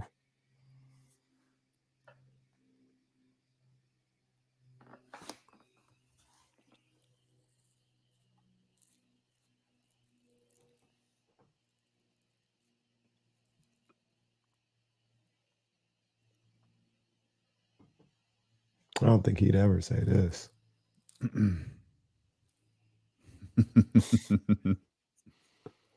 Nah, I've heard about it.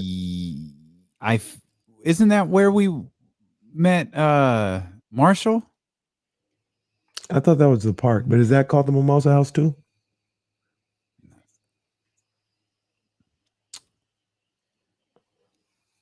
No, the place is the club, the park. That's called. It's not. I don't think it's called the Mimosa House. I think it's called something else when they do their brunch. Oh, okay. I forgot. Anybody know what they call the brunch spot where they do where the park is at? What's that place called again?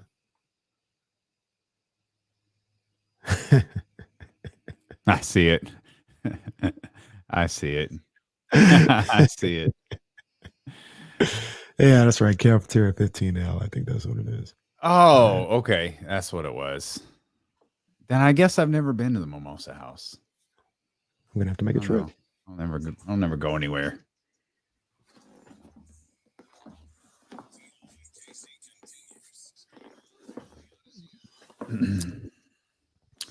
It's 49ers Monday, brought to you by Gilmore Heating, Air, and Plumbing. You get more with Gilmore, and you get more with D'Lo and KC. As we're live on Twitch, we're live on YouTube, we're live on the Odyssey app, we're live on 1320 AM, and we're going to be live coming up here in just a few minutes with our man Jason Jones of The Athletic. He's turned over some of his Kings duties.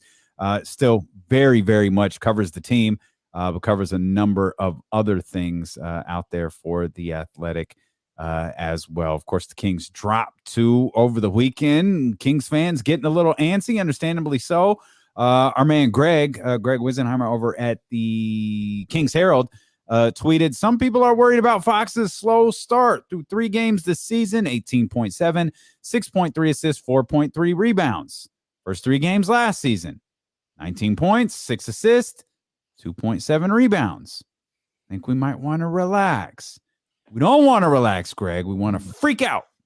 Freak out. Uh-huh. We want to be worried. Like, I think Kings fans being 1-2. Okay. Kings fans being 1-2 and De'Aaron not playing well. That's tougher. I don't even know if it's a worry. It's like this has to be better. He picked it up last year. Pick it up again. And it could be simple as that. We wanted him to start this season the way that he ended last season, very similar to what Ja Morant has been doing over in Memphis. As we welcome our man Jason Jones of The Athletic. Jason, looking nice with that silver and black on. Your team's sitting at 5-2 right now. Got rid of that coach I never wanted back, you know. There you go. Even though it was clearly a setup by the league, sometimes you take your little government setups to take the wins. I'm like, I don't know how they did it, but John made somebody mad at the NFL. I mean, I guess if you kind of tell the commissioner what he can do in a vulgar manner, someone's going, that's not going to go away. No, not at all. Really amazing. Only 3 bad emails out of 650,000. All those emails, all the stuff going on there. All we got is John Gruden.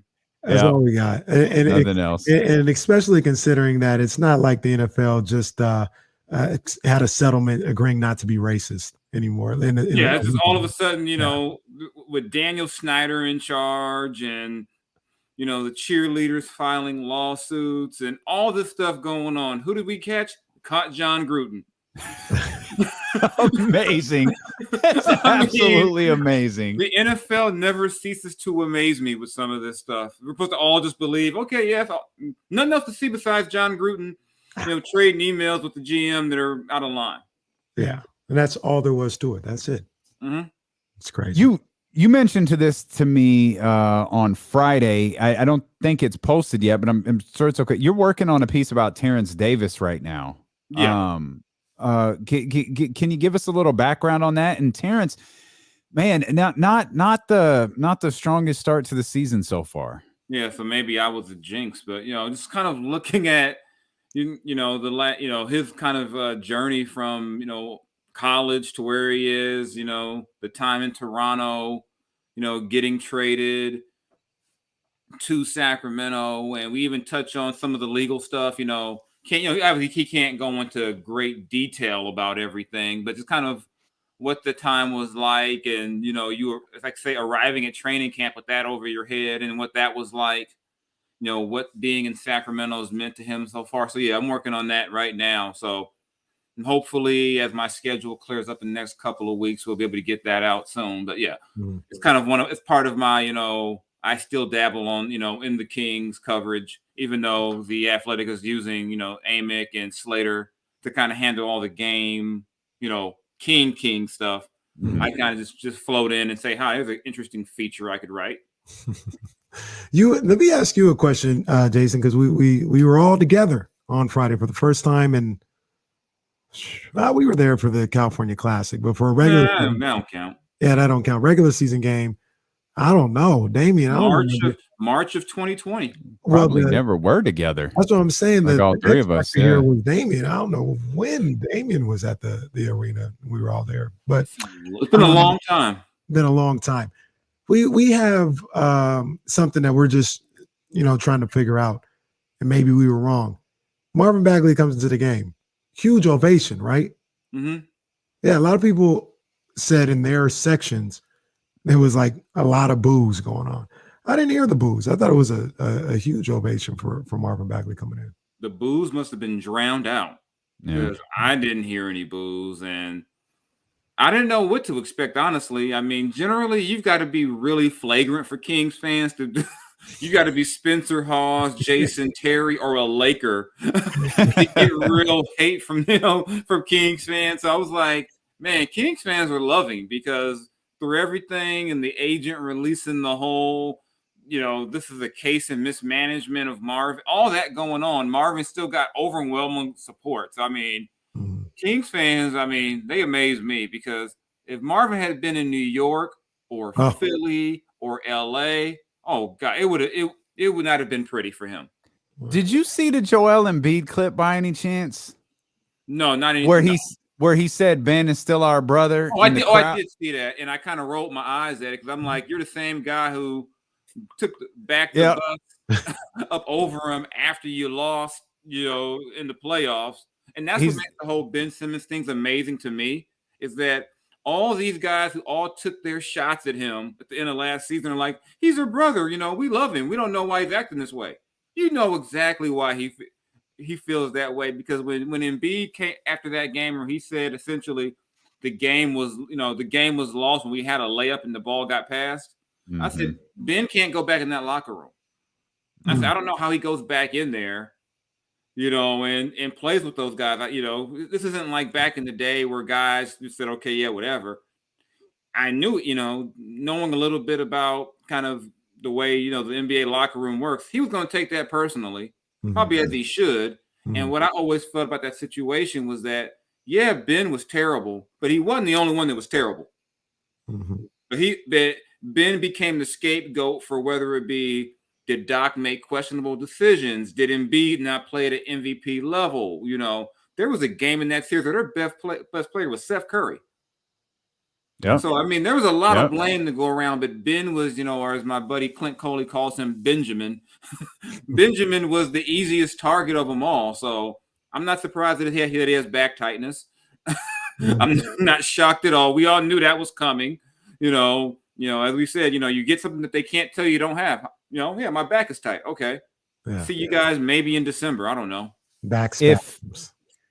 Is it crazy to think like if he comes back and plays for Philly, and it certainly seems like that's the direction this is going, is he's going to come back and he's going to play for Philly. How long? I don't know. It's a different conversation. He doesn't get booed. He's getting booed. Mm-hmm. No, Philly is not Sacramento. And I think if Sacramento had a player like that, he would get booed in Sacramento too. But yeah, Philly didn't like him already. Yeah. Okay. Maybe that's an important point. I know quite a few Sixer fans, and they've already been on the Ben hasn't gotten any better. We don't need that. They've been on that. Hey, Kenny's a Sixers fan. He's been saying that for a while. They've been on Ben's head for a minute anyway. So there's no way Ben doesn't get booed repeatedly. You know, Yeah. I mean, then on top of that, you add the I'm not going to show up to camp, and then I'm in practice with my phone in my pocket. All type of. I mean, I don't. I would love to be in the building the first time Ben Simmons stepped on the court in Philadelphia just to hear it. Just to hear it. And then you've even got Philadelphia Eagles calling him out, talking about this late. I mean, you've got Kelsey who got worked over by the Raiders yesterday, talking about just play better, about a lack of account. You got the other team in the city talking about your lack of accountability. I don't know what Ben does. Like, fam, you don't have no room to talk about playing better. Have you seen the Philadelphia Eagles right now? Knock it off. You're in the most embarrassing division in professional sports, man. Stop talking about other players. I was just like, man, poor Ben. He's just sitting around, getting treatment on his back, and then he got the Eagles who were 2-5 coming at it. Yeah, like, come on, man. What are you talking about? Just win. Just play better. Like, you got to be kidding me. Poor Benjamin. Well, not literally poor Benjamin, but, hey, this is. Hey, it's not even figuratively poor Benjamin, all right? He brought a lot of this on himself, too. Yeah, but in the Simmons situation, this is an organizational failure. This isn't just on Ben Simmons. This is a lack of accountability that I mean, I know people out there, talk to people, a lack of accountability from the organization with Ben and Joel for years. You don't get to this point, in a day or two. I mean, this has been, building, and even people would tell you going back to Ben's time at LSU that this has kind of been who he is, and so you build this up, and the guy still gets a max. All these things happen, and the way the NBA is now, you got to pay these guys maybe before you want to. So now you're, what's he owed? Probably 140, whatever it is for the next 4 years, and they want him out of there. And then you got the GM saying it's going for 4 years. I mean, the GM's antagonizing him. I mean, that's a mess out there. Absolute mess. It is. It is a complete mess. A situation that I don't believe is a complete mess at all. I don't think it's a mess at all. Here in Sacramento, I don't think it's a mess. There's urgency. There's no mess. I came on the airwaves today, started out the show saying, I love this guy. This is my guy right here. I defend this guy to the death a lot of the times.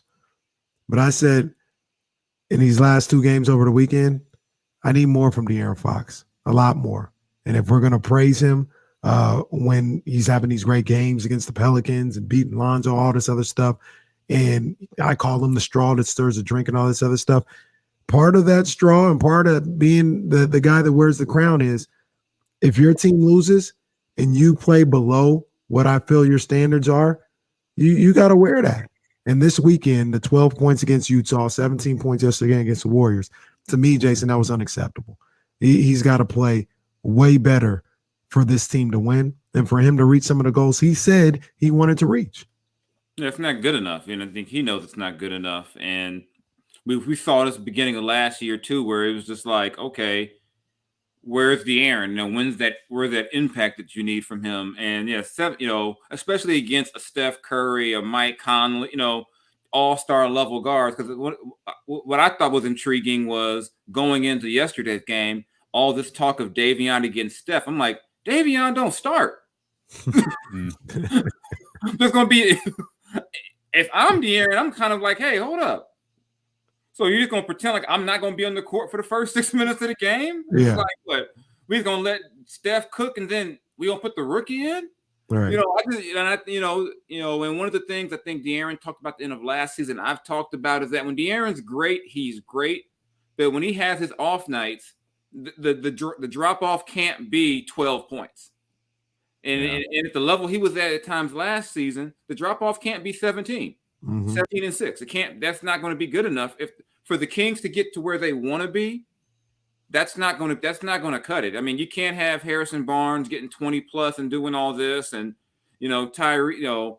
I think Tyrese is still kind of a young player. His second year. You can't expect Davion to be the savior as 3 games into his career. This is year 5 for De'Aaron. He's got to be. And I've always said the great ones, they're good in an 82-game season. They're great 60 games. And even if they're shooting like 9 of 27, they put their imprint on the game. And just watching yesterday, I never felt like De'Aaron put his imprint on the game. Mm-hmm. And it's just, you've got to, and part of it is, teams are going to, at the Warriors, they were like, you're going to shoot threes. We're going to let you have those threes. Mm-hmm. Until you prove to us that you can, be a shooter, we're going to give you that. And I just think he's got to, he's shown he can figure it out. I just think, and I think people even said last season, part of what sparked him too was all this talk about, Tyrese and what a leader he was. And wow, he's galvanizing guys. I think between Tyrese and Davion, De'Aaron's got the, a little spark, got something to spark him. You just, I just think, it's not 29 points over 2 games for a guy that averaged 25 last season. For this team, is not gonna cut it. Now, if you had 2 other All-Stars with you, he could kind of go up and down a little bit. And you say, okay, he only had 12, but we were in the game. Mm-hmm. Not for this team to be successful. Yeah, it's great that Davion's making an impact. It's great that Tyrese looks better, but this whole style of play is built around De'Aaron, and De'Aaron has to put his imprint on every game for this team, to be good, to be great. And if 17-6 and 5 is fine if you just want him to be an okay player. Mm-hmm.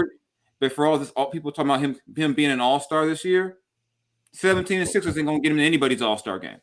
And it's going to get this team about 32 wins. Oh. Jason Jones of The Athletic with us here on Dealing with KC on ESPN 1320. What's the number one thing that De'Aaron can do to make an imprint in the game? Play defense. He got steals in that Utah game, but between De'Aaron and Davion, and then the length of Tyrese, it should be hell for opposing guards. Just absolute hell. Whether it's De'Aaron using his reach, because I don't mind the poor shooting night so much if you're just causing havoc everywhere else, and then pushing the pace and keeping that game up and down. I think Luke mentioned it last night. Some of these last couple of games, they've slowed down. Mm-hmm. And that starts with the point guards. They cannot slow down, because when you're playing these 3 and 4 guard lineups, if they slow the game down, you see what happened against Utah. Gobert's going to dominate, especially when you're not hitting shots. And then last night, the same thing. They can't slow down. So even if he's not making shots, De'Aaron can still push that pace, keep them going back and forth, up and down. And he also could still be, a problem defensively. One of the reasons why Vlade loved him so much when they drafted him and their scouts was they believed he could be an all NBA defender. And, it can't be kind of this, pick my spots on defense. They want to see him be that guy, not, here and there, just be that guy all the time. That's why I think Dave Yeager compared him to Mike Conley a lot. He thought he could be a Mike Conley defensively, but also probably have a bigger impact on offense. Yeah, we've talked about it a lot leading up to the season, and even after. I don't think we didn't talk to you after the first game, but we talked to you after the preseason, and it is kind of crazy how good and well respected Davion Mitchell is on the defensive end after 3 games. And I don't even mean crazy like people are jumping out the window. It's legit. You saw him on Friday. What he did to Donovan Mitchell and Jordan Clarkson. Clarkson, it was funny watching that game. He made a couple bucks. He started flexing and doing all this other stuff.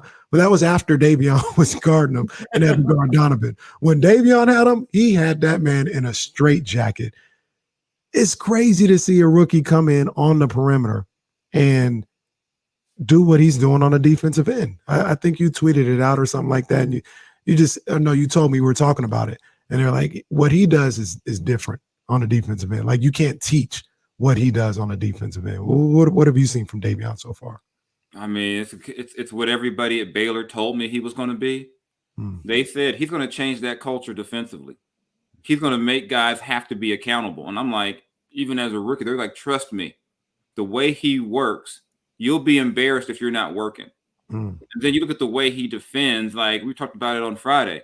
He doesn't die on screens. For years, we watched Kings guards see a screen and be like, oh, well, it's over. And then the guy standing in front of me, he gets a layup now because they stood in front. I mean, he doesn't die on. I mean, you saw him get screened and fight his way to stay with his man. I mean, just the things, you know, his lateral quickness and instincts are just like next level compared to a lot of guys you see in the league. I mean, just, and I think somebody from Baylor told me the joke there was that he might be faster going side to side than he is going, you know, up and down.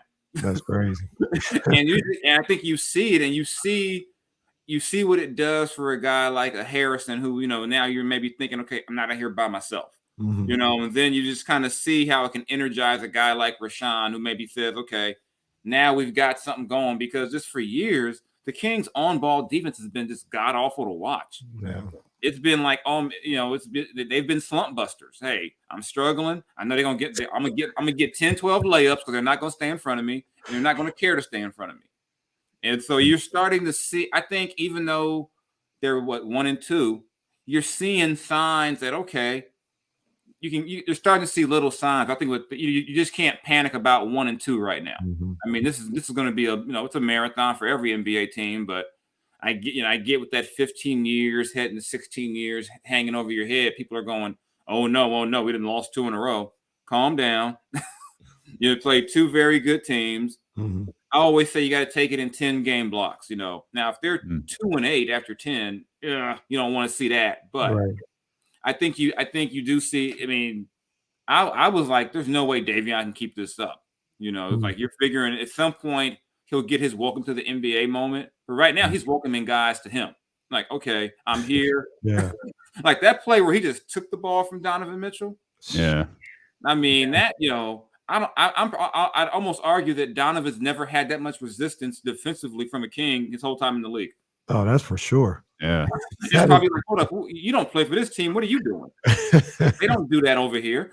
And that's been the rep of the Kings for years. Like, oh, they don't try to stop you. Yeah. Donovan thought he was in New York. He was looking around for Coach Thibodeau. Like, what's going on here? He was looking for Charles Oakley. That's like, hold up. You mentioned, you know, Davion not being able to keep this up. Like, I think we've seen that from the Kings through the first 3 games. Even the game against Portland is they're really good and seem to be locked in defensively. Something happens at halftime, and you know the old defensive rating it shoots sky high. That we've seen numbers of like 89 in the first half, 141 in the second half. And that's been a trend through these first 3 games. Is that an adjustment by the other team at halftime, a lack of adjustment from Luke Walton, or is it just a team learning how to do something for 48 minutes? It's probably a combo of all. I think it's a combo of all of them. One, just because you're not used to the Kings being physical defensively, it catches you off guard. Like, whoa, like what, you know, what is this? You know, generally teams have come to Sacramento or hosted Sacramento and just run their offense without any problem. You know, hey, if I want to get to this spot and, you know, for my set, they just go there. So that's part of the change. I do think some of the guys are struggling with I say struggling, but you got to play defense the entire game. Just because you had a good first, second quarter, the other team would say, you know what, they're a good defensive team now. Let's go ahead and shut it down. And I think part of it is still figuring out for Luke and the staff where guys fit. I think in the you saw they went to Tristan Thompson in the second half, but didn't play him in the first half. I don't think. You know, you saw down the stretch. I thought last night you didn't see Darren, but they had Davion in. So you see it. I see a lot of mixing and matching right now. Just kind of maybe just what's going to work here or there. I'm still expecting, the rotation is still not quite settled. I think the one thing we have learned is that Davion has to play. You know. Whose minutes you're going to take, I don't know, but he has to play. Just because if you're going to be a good defensive team, you know, you can't be like you were last year where you maybe had 2 defenders on the court at some time. You know, and they don't have to be great. They got to be, can we just get average? Right. Can we get middle of the road? And I think that means Davion has to play more. You may, you're going to have to, figure out which big that goes with that, whether it be Tristan or Alex Lynn. You know, they're still figuring a lot of that stuff out, but I think it's a combination of everything right now. But like I said, it's in 3 games. I'm going to give it some time and kind of just see. And then you also got to consider the opponent. You know, how often are you going to hold Dame and CJ down for an entire game? Hold a team with Steph Curry on it down an entire game. So now if they go place, I don't know, if they give up 130 to Oklahoma City, Yeah. Well, yeah. Well, New Orleans, I don't know what's going on down there. Yeah, it's ugly. Right, which sets the stage very nicely for later in the week. New Orleans, I don't know what's going on down there. Yeah, let's just make sure we get that second game on the road here as we're playing the Pelicans. I mean, I don't know how David Griffin is just not sweating down. With like 3 coaches in 3 years, and Jeez. I mean, it's like every few years a team comes along and says, you know what, Sacramento, you guys have gotten way too much attention for being crazy. We're going to step in and take that from you. We want that. I mean, right now it's New Orleans. I mean, it makes no sense why they continue to, to be so bad. And you know what, Jason, this is why, and just because I'm gonna get very superstitious about this. I mapped out the schedule a little bit. They're not off. The Kings are not off pace about where I think they might be December 1st. I'm not gonna say what that number is. I'm not gonna. When it's right, if it's right, then I'll tell you this is exactly what I expected at the beginning of the season. But I ain't saying it right now. But I say all that to say, it's really important that they continue to stay the course and continue to believe in what they've been doing in training camp. Because all things considered, I think they've played good basketball in the first 3 games. They've shown some, like you mentioned with the physicality and defense, like some things that they just weren't doing the last couple of years. They're on the right path, and they're going to figure some of these things out in the fourth quarter. They just can't get discouraged and get frustrated and get back into bad habits. They've got to stay the course with what they've been trying to incorporate during training camp in the preseason. Yeah, 2 losses in a row can't become 9 losses in a row. Mm-hmm. You can't have that happen again, where you just have these just prolonged, like historically bad defensive stretches where it's like, man, can y'all stop any, can y'all just, almost like, can we get a foul? It's a hard foul, something.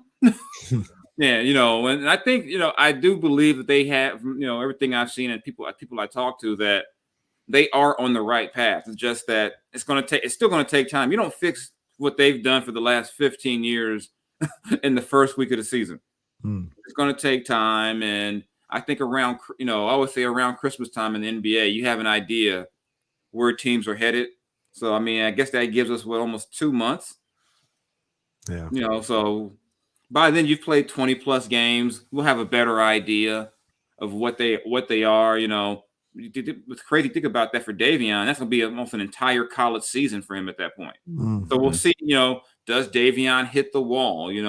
Does De'Aaron take off like he did last time? Maybe does Tyrese get more aggressive offense? I mean, there's a lot to figure out over, the next couple of months. Yeah. I think you mentioned Tyrese and figuring things out. Is it too oversimplistic to say he needs to figure out how to be a starter? Like maybe that's something that's off with him in these first couple of games, because he came out firing his rookie year, but he was coming off the bench. Now it feels like it just seemingly he just can't find his place out there on the floor. I think that he does defer to De'Aaron, and I think it can be a challenge when you have 2 lead guards figuring out, okay, you don't want to get into a take my turn thing where, okay, you brought the ball up the last, now it's my turn. I think he's still figuring that out. You still know you want to get Harrison going, but they're going to be better when Tyrese is aggressive. Mm-hmm. He can't be as, shooting 8 times in a game, 9 times in a game. They need him to be that. And I think that is probably part of it, just figuring out the fit still, like I said, you include the preseason, what are we, 7-8 games into this? Mm-hmm. And when he became a starter last season, De'Aaron wasn't playing. So it was his show. Right. So that was and now you're at, it's different now that, you're not, he played with De'Aaron, obviously, but in those last few starts, it was clear, hey, you're the man. And they wanted him to feel that in terms of being assertive. Now you've got to bring it all back together and say, okay, De'Aaron, you've got to be aggressive, but Tyrese, you can't just completely take a back seat. Right. And then, I think about Davion, he don't have that problem. Yeah, Davion doesn't have being an assertive issue, and I just think, like I said, give him some time to figure it out. I still think it's he's still a young player, and if that starting group, he's the youngest, so I'm still willing to give him some time to kind of figure out exactly what that is. I know De'Aaron likes playing off the ball when he can, so maybe it's just figuring out just the chemistry of when to do that, when not to do that. But I think I know Tyrese is a smart player. He'll figure it out. A little overall NBA question real quick. And just something that I noticed yesterday in one of the games on Sunday. The Hornets versus the Nets. 2 questions for you. 3-0, Charlotte Hornets. They look deep. They got a deep roster. I like their roster. Are they for real? And number 2, 1-2, Brooklyn Nets. Should they be concerned without Kyrie? No, Charlotte. I think Charlotte's a team that's on the rise. I mean, I remember when I thought the Warriors should have took LaMelo, and when he fell to them, I was like, oh, that's going to be, that's good for them. They got some good young. They started to draft better. Remember, those for a few years with Jordan, he had this thing for these just drafting every stiff. It was like, okay, give me a Zeller, give me, just like, okay, what are you doing here? Hey, I have to have Bismack Biyombo, stuff like that. Yeah. But I think LaMelo that's helped them. They got Rose, they got your boy, the baby, playing with him. So I think they're definitely going to be a playoff team this year. I think they're good enough that they won't be a play-in team. That they can get into the 6-7 range possibly. And with Brooklyn, I mean, this James Harden got to feel he's got to be better. It looked like it's almost like he looked like he came into this season kind of like last season, like he was trying to get traded. Like, whoa, James, what are you doing? But I think and then they're gonna, if they're gonna be a championship team, they either need they need Kyrie back, which I don't think anyone are going to hold our breath on that one, or you need James Harden to be MVP level James Harden to go with KD. Because I mean, you got it's great to have Patty Mills, Joe Harris is great to have, but they need those 2 guys to be dynamic. And a veteran team's not something that they'll ease their way into the season. I kind of see some of that with them too. I think James will look a lot better around Thanksgiving than he does right now. But I just can't imagine. I mean, I think the decision to just say we're going to go on without Kyrie helps, because you don't have that. He's here, he's not here, he's here, he's not here, because that wasn't going to be sustainable. You couldn't have, okay, hey, we're on the road. Gay, Kyrie gets to practice and play. Oh, we're going back home. No, we don't get to have our starting point guard. So, I mean, I just think, like I said, for me, we haven't had, it's 3 games into the season for everybody. I can't get too overworked by anything I've seen at this point, because every year there's a team that starts off, 3-4-0, and then you turn around 2 weeks later, that team is 5-11. So I mean, remember, definitely not speaking from experience there. Yeah, the Kings were 3-1 last season, and then that's right. It's like, oh my, they were 5-10.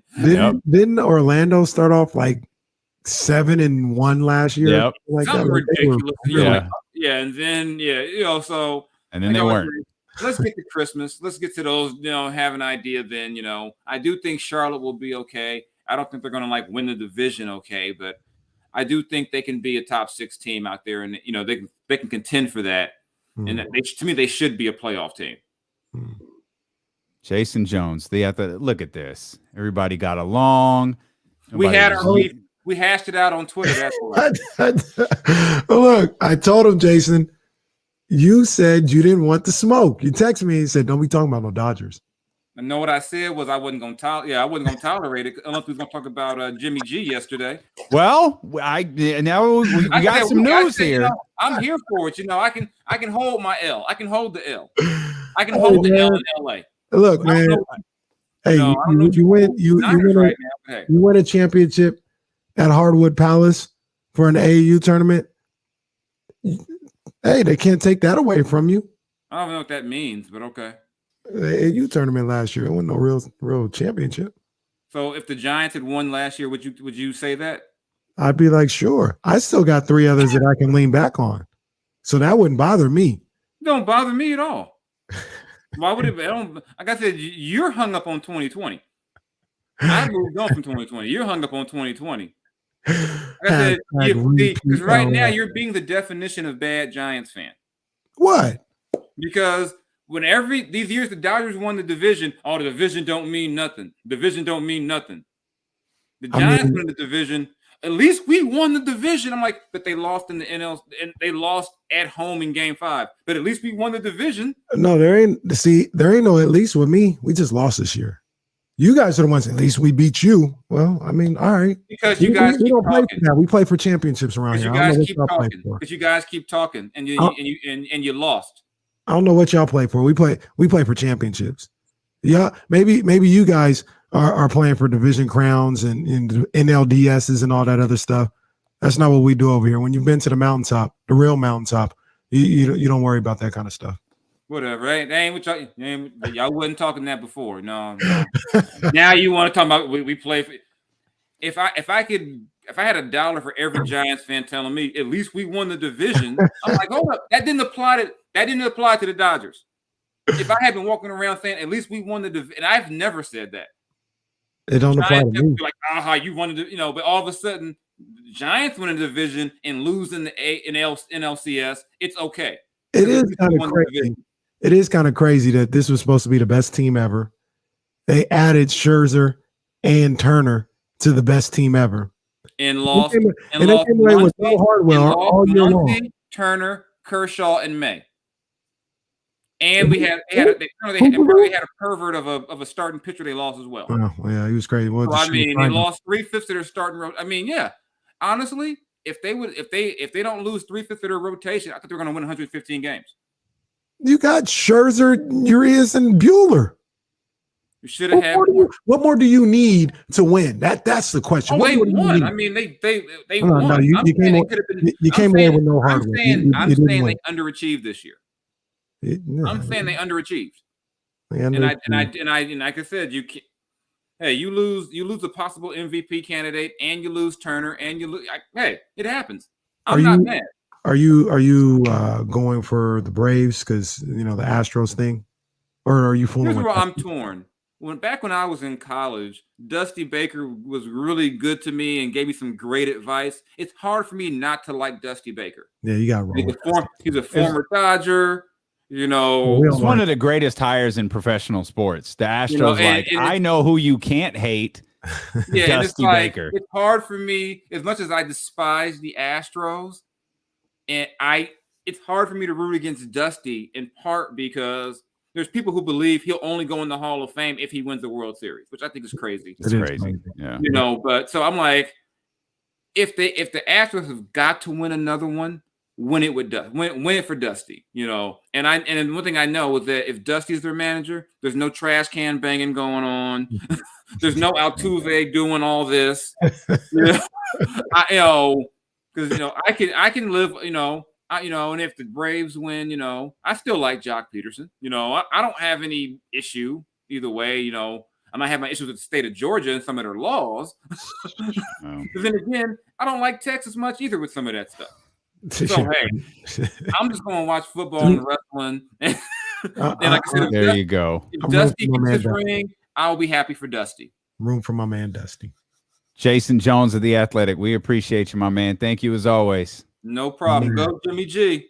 Relax. He brought up Jimmy G. I feel like we should mention before we go. Jimmy Garoppolo will remain the starting quarterback Sunday versus the Bears, Kyle Shanahan said.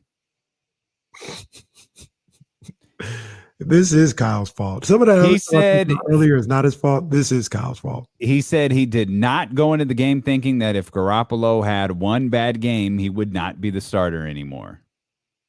Yeah. D Ford and Al Shazier are in concussion protocol. Jaquaski Tart has a bone bruise. He's out for a few weeks. It seems to keep getting worse for the San Francisco 49ers. But it's going to get better for D-Lo and KC tomorrow at noon on Twitch, on YouTube.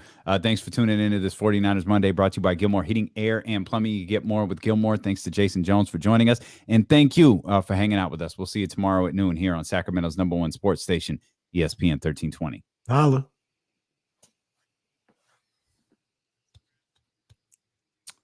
Dunzo.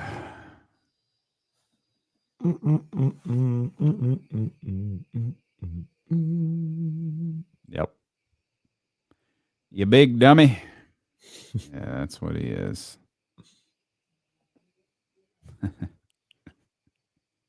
Yeah, I definitely didn't know me saying, look, everybody getting along would start something. Definitely didn't count on that. Oh, man. I thought the clip, like, Jesse, you don't need me for this stuff, but I thought the clip of Jason talking about it should be hell for other guards was a good clip. Yeah. But, again, you don't need my help with that stuff.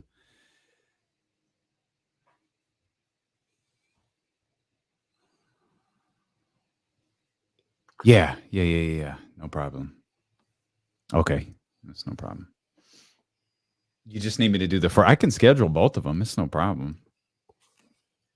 Yeah, I'll take care of it. It's no problem. Because all we'll have today, we'll have those two, the two shows and Jason. So yeah, that's easy.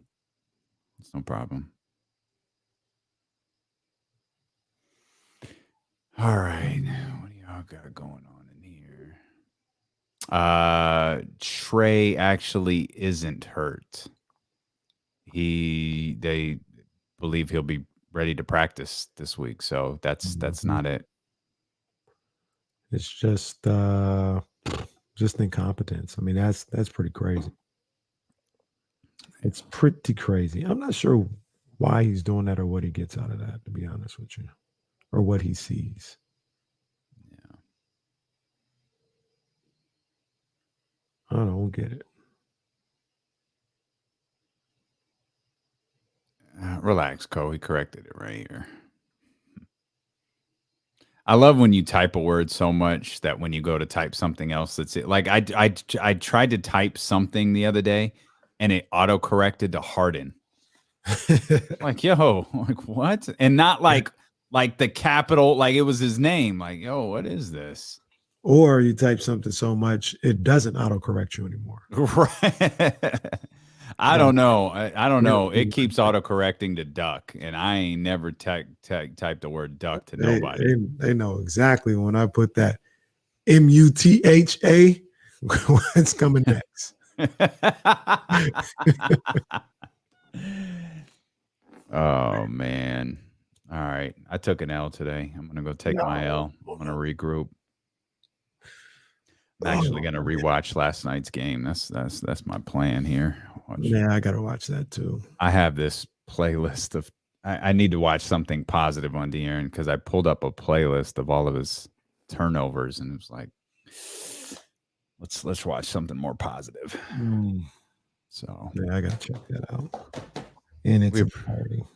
We appreciate y'all. We got the latest drop in the Legacy Collection coming on Thursday, and it's going to that's the old one. It doesn't have Chris on it. We're going Thursday or oh, I'm sorry, Wednesday, game day. Sorry, it's dropping Wednesday. Sorry, that's going. Yeah, it blows all this out the water. I got it this morning. I'm gonna show it to my partner. I don't even want to show it to you guys in advance. No, y'all got to see this one, man. It's a good one. So we appreciate you guys. Hit the thumbs up, please, if you haven't yet. And I won't suck tomorrow. So we'll see you tomorrow at noon. Holla.